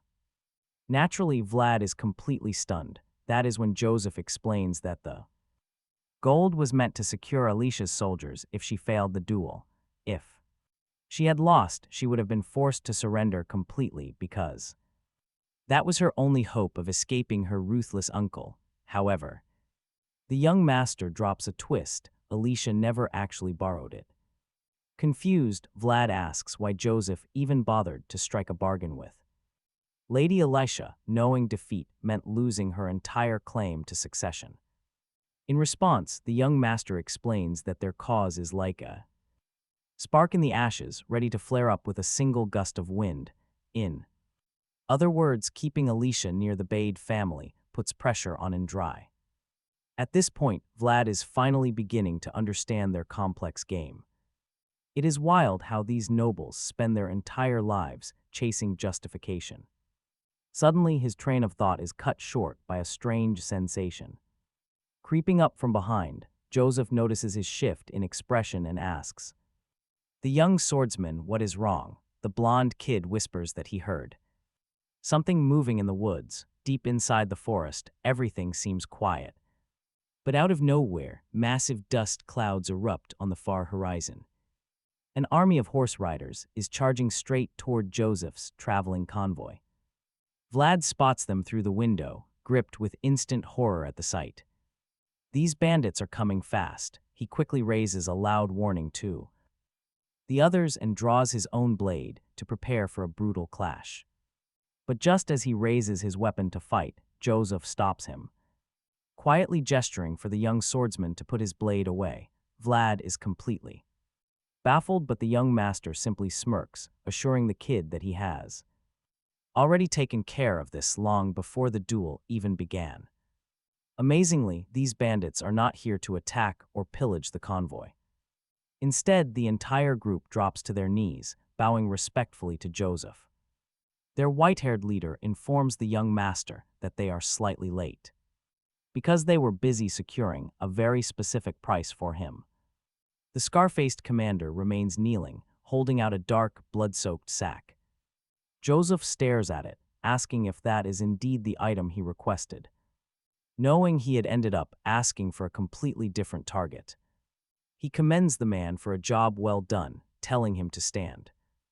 The scar-faced leader stands and immediately locks eyes with Vlad. The bandit leader wonders if Vlad is the young vassal who received Lady Alicia's favor. Apparently, word of that dramatic event has already spread across the entire land. Hearing this, Joseph simply nods in agreement. The young master is quite surprised by how fast gossip travels, but tells the man he can admire the blonde hero later. Meanwhile, Vlad gets highly tense just staring at the terrifying bandit's scarred face, especially when the white-haired stranger glares straight back at him. It is enough to make Vlad shudder. This intense aura is completely different from anything he has faced before. Rather than a typical threat, it feels exactly like the toxic scent of danger lingering in Sarlire's dark back alleys, warning him that this dangerous man is trouble. The scarred fighter is definitely not someone a sane person would ever cross. Joseph then invites the bandit leader to ride along with their convoy back to Sturma, but the man politely declines. He explains that he and his crew must travel much faster since they are currently on horseback. Joseph is slightly disappointed, but bids them farewell, expressing his deepest gratitude. The leader dismisses the thanks, claiming he was simply fulfilling his sworn duty. As Bayezid's legendary hidden sword, he operates in shadows, which basically means assassin. Hearing this mysterious title for the very first time, Vlad feels quite uneasy, quietly questioning the true identity of these so-called bandits. Beyond that, his eyes drift toward the dripping, blood-stained sack they carry. Turning around, the young master immediately catches Vlad, staring directly at it. He calmly asks the boy if he wants to know what is hidden inside. Vlad honestly admits his curiosity, and Joseph offers a rather chilling, vague answer. He explains that it holds the true world of nobles, cold and brutal. It is a grim, unforgiving reality, and we can easily guess the grim contents. The dark bloodstains tell the entire story. Meanwhile, back at the estate, Count Bayezid tells his trusted advisor that a group of pilgrims has arrived. The white-bearded advisor notes that these travelers do not desire any formal reception. They reportedly only wish to quietly observe the dragon's trail and depart. Hearing this humble request, the head of the Bayezid family is deeply impressed. He believes these sincere travelers might actually represent the voice of the gods. After all, true, selfless devotion is incredibly rare to witness these days. Despite their desire to remain unnoticed, the master still wants to ensure they are quietly accommodated and cared for from a respectful distance. The advisor smiles, fully expecting his lord to make such a generous choice. Count Bayezid simply believes everyone deserves to receive what they have earned. Recognizing his master's firm resolve, the advisor promises to handle all arrangements. He will personally guarantee the pilgrims are looked after perfectly. Next, the Count shifts the topic to his second son, Joseph and Vlad. Word has reached him of the incredible, heroic feat they achieved together. His advisor confirms this, noting a specific word in the official report. A word that could make even an old veteran's heart race. Count Bayezid is highly intrigued, immediately connecting it to the legendary swordmaster's first sacred code. It brings back immense nostalgia, a term unheard for decades, the elite training. Traditionally began by selecting only those with elite blood and outstanding talent. These young, talented swordsmen are treated like precious gems. Carefully polished, so it is incredibly rare for things to reach such extreme points of pure danger that declaring a code 1 alert is necessary. The patriarch feels this is a rare spectacle in our modern era. His trusted advisor then suggests that the former master would have absolutely loved being there to witness Vlad in all his glory, and the Count fully agrees, adding that they are definitely not the only ones who would have been thrilled. No doubt he knows several other big names would have loved seeing him fight. Thinking of the boy's incredible speed, the legendary golden generation of Bayezid comes to mind. A swell of pride hits him, knowing the veterans are surely coming to line up with hands absolutely full of treats for these remarkable rookies. Hearing that, the advisor adds with a chuckle that young Joseph would absolutely love that. The patriarch closes his eyes, thinking back to the exact moment his second son was desperately gasping. He honestly believed Joseph had quit right then and there. But the stubborn young master surprised him, crawling painfully through mud, until he dragged an incredible, shining treasure right back into their home. That is right. He means the shining boy pulled right from the back alleys of Sahara, unfortunately. This warm moment quickly fades as a heavy sadness washes over his face. He is left with a massive dilemma weighing heavily on his shoulders because, in the end, the choice is his. He can choose only one of his two sons. Meanwhile, over in Sturma, the other vassals are dining together when one of them suddenly reveals that Vlad is finally back after finishing his mission in Dermer. Everyone instantly starts discussing the crazy rumors going around. One wonders if that blonde kid really actually fought a duel against a knight, while another heard he even manifested his own world. Naturally Son, who remains Vlad's absolute biggest hater among the vassals. Not a chance, he claims that these tales are completely ridiculous. Completely ridiculous and impossible because as far as he is concerned, that alley kid could never wield aura, but right as they are whispering, someone steps into the hall. It is Vlad himself, and he casually admits he is absolutely starving, thinking about how it has been almost a whole month since he last entered. He looks around at the dining vassals and instantly catches the way. Terrified, they quickly look down at their plates, wanting none of his attention. They avoid eye contact, making him realize that family background means absolutely nothing anymore. Whether the gap in their social standing is massive or tiny does not matter. Their childish alley playground fights are officially a thing of the past. And this is all because one person decided to step into a completely different world. The very next moment, we see a massive plate of sausages being absolutely devoured completely. Our favorite blonde swordmaster is stuffing his face, making it clear how much he missed real food. Unfortunately, he cannot eat in peace while the other vassals sit there glaring at him and whispering about him. It is starting to get highly annoying because the atmosphere is just too uncomfortable. Hearing this complaint, the chubby kid dining right next to him mentions that he had better get used to it since it will stay like this for a while. Especially since everyone already knows what went down in Dermer. Vlad casually interlocks his fingers, reflecting on how incredibly fast rumors fly. Actually, this vassal is pretty much Vlad's only real friend around here. So he's the only one who cares enough to ask Vlad about his holiday plans. Our blonde swordsman is completely caught off guard by the sudden mention of a vacation. His friend realizes Vlad has no clue, so he tells him that vassals get time off twice a year. In fact, everyone else is already on holiday. Naturally, this makes Vlad wonder if he's even eligible for a break. After all, he's still new around here, and he's not from some prestigious family.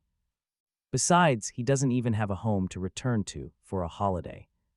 Hearing this, the chubby kid's face immediately lights up with an idea. He doesn't hesitate for a second to invite Vlad over to his family's estate. He insists it's totally fine, since his father technically extended the invitation anyway. Still, the kid nervously admits he's never actually brought a friend home before. Vlad can easily tell the poor guy had zero success in the past. But that only makes his friend even more determined to convince him. He eagerly promises Vlad that his family takes amazing care of their guests. He even claims they serve unlimited plates of freshly roasted meat. The meat sounds tempting, but Vlad still hesitates, wondering if it's worth going. Sensing his hesitation, the chubby vassal suddenly remembers a crucial detail. He remembers Vlad mentioned he was looking for a good horse. He reminds Vlad that his family actually breeds and trades horses for a living. They can source top-tier mounts from across the entire region. Now this finally catches Vlad's attention, but the kid isn't done yet. He claims they even have horses with a better pedigree than Sir Jorge's mount. Basically, we're talking premium elite steeds. Hearing this, Vlad instantly gives in. He agrees to spend his entire vacation at his friend's place. Vlad is dead serious about it, but his friend is just thrilled to have company. Later that afternoon, we find Sir Jorge putting our hero through absolute hell. He is absolutely brutalizing Vlad under the guise of an intense training session. The senior knight casually slaps Vlad across the face with his wooden blade. But of course, our relentless blonde swordsman refuses to stay down. Even though the sheer physical pain is clearly taking a massive toll on him. Sir Jorge easily spots this fatigue, so when the kid lunges forward to strike, he casually counters the attack, commanding Vlad to keep his focus sharp. The green-eyed knight is completely toying with him, keeping one hand behind his back. With just a single hand, he easily shuts down every single attack. Yet, despite getting countered repeatedly, Vlad refuses to throw in the towel. He keeps throwing everything he has at the veteran, but Sir Jorge only gets annoyed seeing the boy try techniques far beyond his current level. So he delivers a devastating, punishing blow straight to Vlad's back. Normally a blow like that would paralyze a grown man, even with wooden swords, yet Vlad somehow manages to withstand the brutal impact. Still, he desperately needs a second to recover, collapsing to his knees to breathe. While he gasps for air, Sir Jorge sternly warns him once again. He tells him not to attempt moves he can't execute. Sir Jorge is furious, because he feels that Vlad is acting overconfident, trying things way beyond his level. Thinking he is hot stuff just because he dueled a knight in Dermer, Vlad is left completely speechless by these words, quietly standing there without saying a thing. He is probably just trying to catch his breath, but unfortunately, Jorge only grows. more irritated, assuming his silent vassal is just straight up ignoring him. The blonde swordsman is hit with another wave of shock, still completely speechless. Jorge glares at him with cold fury, once Vlad realizes this knight is dead serious. A spike of fear hits him. He quickly bows and apologizes to his master. Hearing the apology, Jorge tells Vlad to stay away from the training grounds entirely. If he feels like he is being forced to train, the advanced knight makes it absolutely clear that Vlad does not need to come back if he can manage on his own. With those cold words, the master wraps up their session for the day and walks off.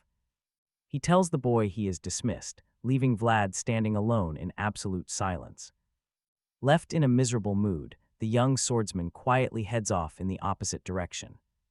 Sir Jorge glances back at his vassal, silently admitting that he is incredibly proud of the boy's achievements in Farshan, along with all the other massive victories. The seasoned knight is deeply proud of him, but those raw skills are still unpolished. To Jorge, Vlad's current strength is like a single grain of sand on a vast seashore, easily swept away by the first massive wave that happens to crash down on him. This thought deeply worries the instructor, because he knows exactly how lethal this world is. But as his teacher, all he can do is guide the kid. Meanwhile, Vlad is walking down a quiet hallway, gripping his sword. Suddenly, the voice in his head speaks up, reminding him that it warned him to always focus on the basics first. The spirit mentions that it would have scolded Vlad too, but the boy quickly explains that he was simply desperate to trigger his aura again. The voice responds by reminding the young warrior that not every strong knight can wield aura. It also points out that a lack of aura does not mean a knight is weak. The spirit tells him that aura only represents the potential to reach higher levels. He reminds Vlad that he has only been swinging a sword for a very short time. In short, the inner voice is telling the boy from Sara to show some patience. After all, a magnificent flower can only bloom from a deeply rooted foundation. The spirit assures him that Sir Jorge would not waste breath scolding someone without talent. So he advises Vlad to truly reflect on the seasoned knight's harsh words. The seasoned knight told him, after receiving this gentle lecture, Vlad calms his racing thoughts and decides to take the wise advice. Vlad is already quite used to being mocked, but today feels completely different. Seeing the deep disappointment on Jorge's face cut him straight to the core. He cannot stop picturing the disappointment on his master's face. For him, that cold look hurts way more than a heavy strike from a wooden sword. The spirit's voice makes things even worse by pointing out one painful detail. Because of Jorge's intense anger, Vlad could not even bring up his planned vacation. Remembering this missed opportunity makes the boy incredibly frustrated, but he quickly cools down. He shakes his head and drops the thought, knowing a vacation is the last thing he should be worrying about right now. Staring at his blade, he smiles, deciding to swing his weapon until his mind goes completely blank. He prepares to train through the night to clear all his troubled thoughts later.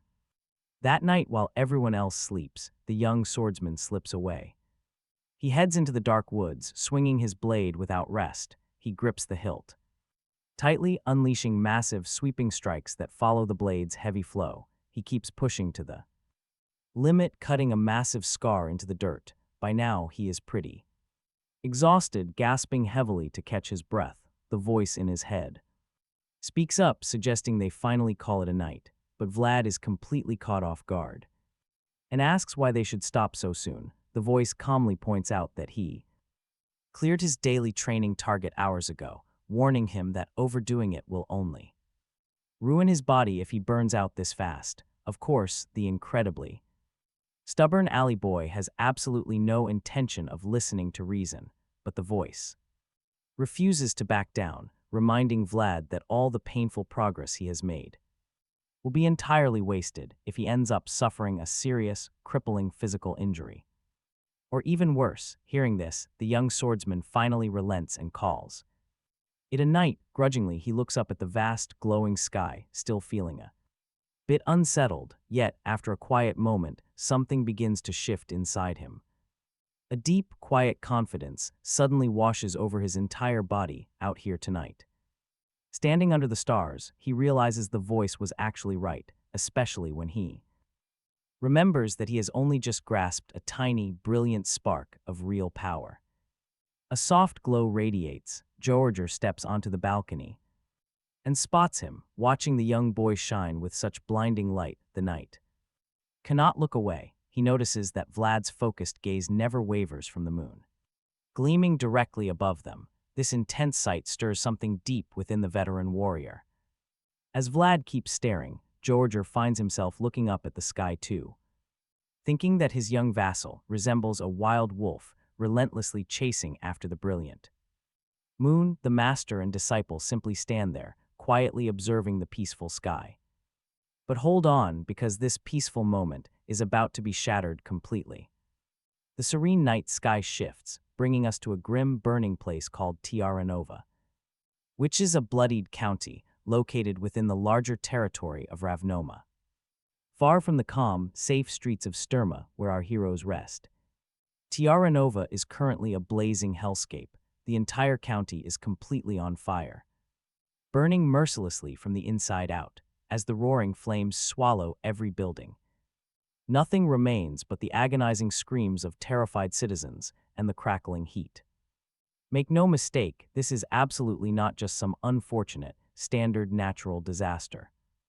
The city is facing a brutal invasion, deep inside the castle's throne room. A ruthless massacre is unfolding. The bloody bodies of fallen knights lie scattered across the floor. Suddenly, the sole surviving warrior is cornered by the killer. Though heavily wounded, the lone knight faces a deadly assassin who was actively hunting him down to end his life, clutching a blood-stained, dripping sword.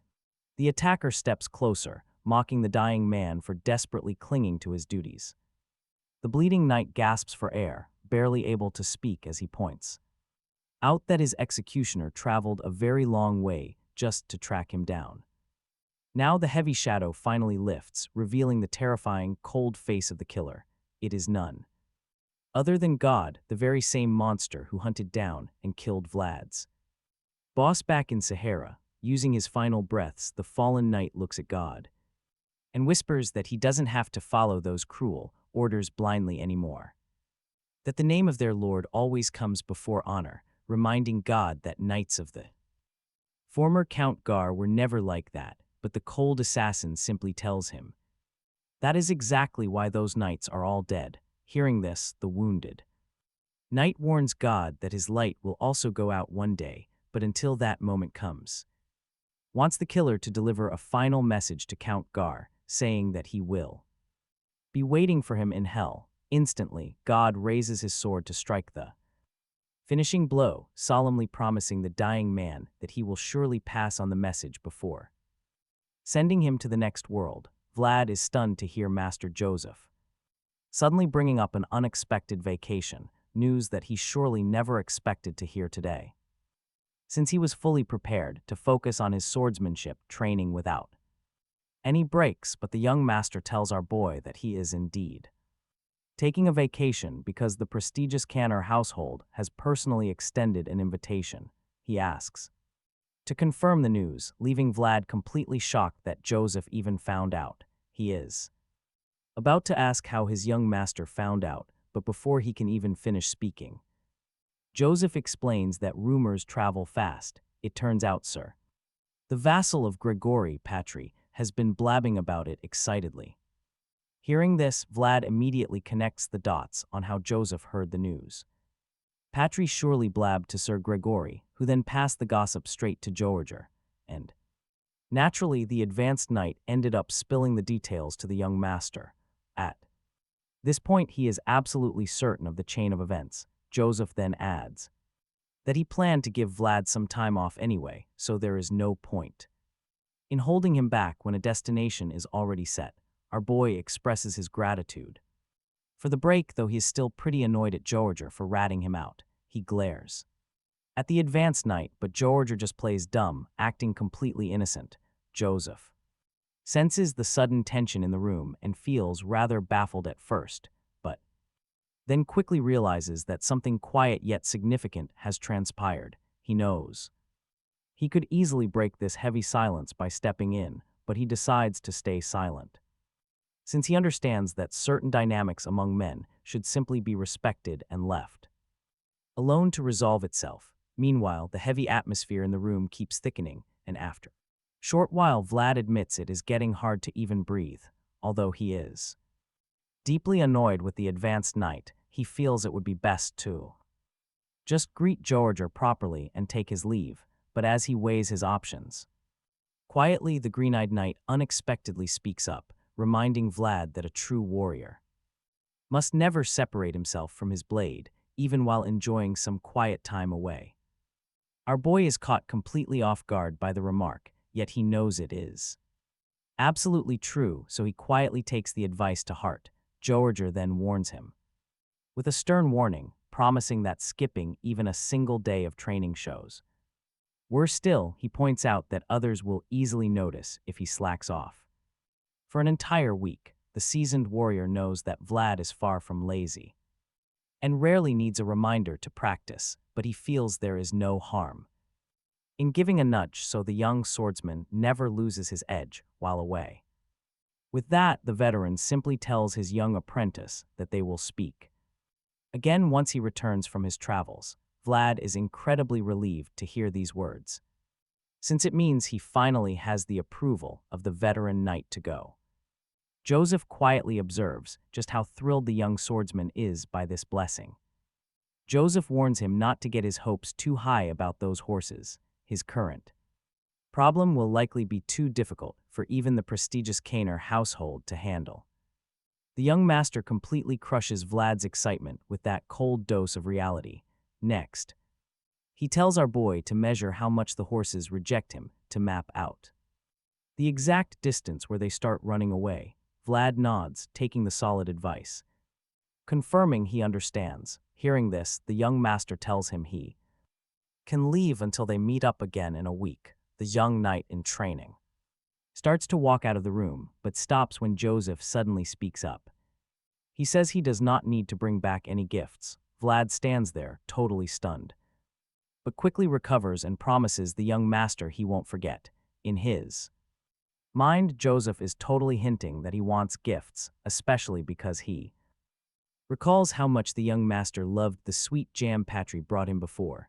Vlad finally steps out of the room, leaving Jorge and Joseph alone together.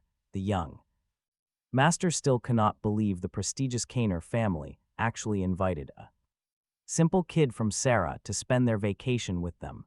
Jorge seems to know exactly why Joseph is so anxious, suggesting that Vlad might run into a certain person if he is lucky. The young master agrees, remembering how both Vlad and this mysterious contact are highly remarkable figures. At that, Jorge asks what would happen if some powerful spy was keeping tabs on both of them, leaving Joseph completely speechless for a brief moment before he can form an answer.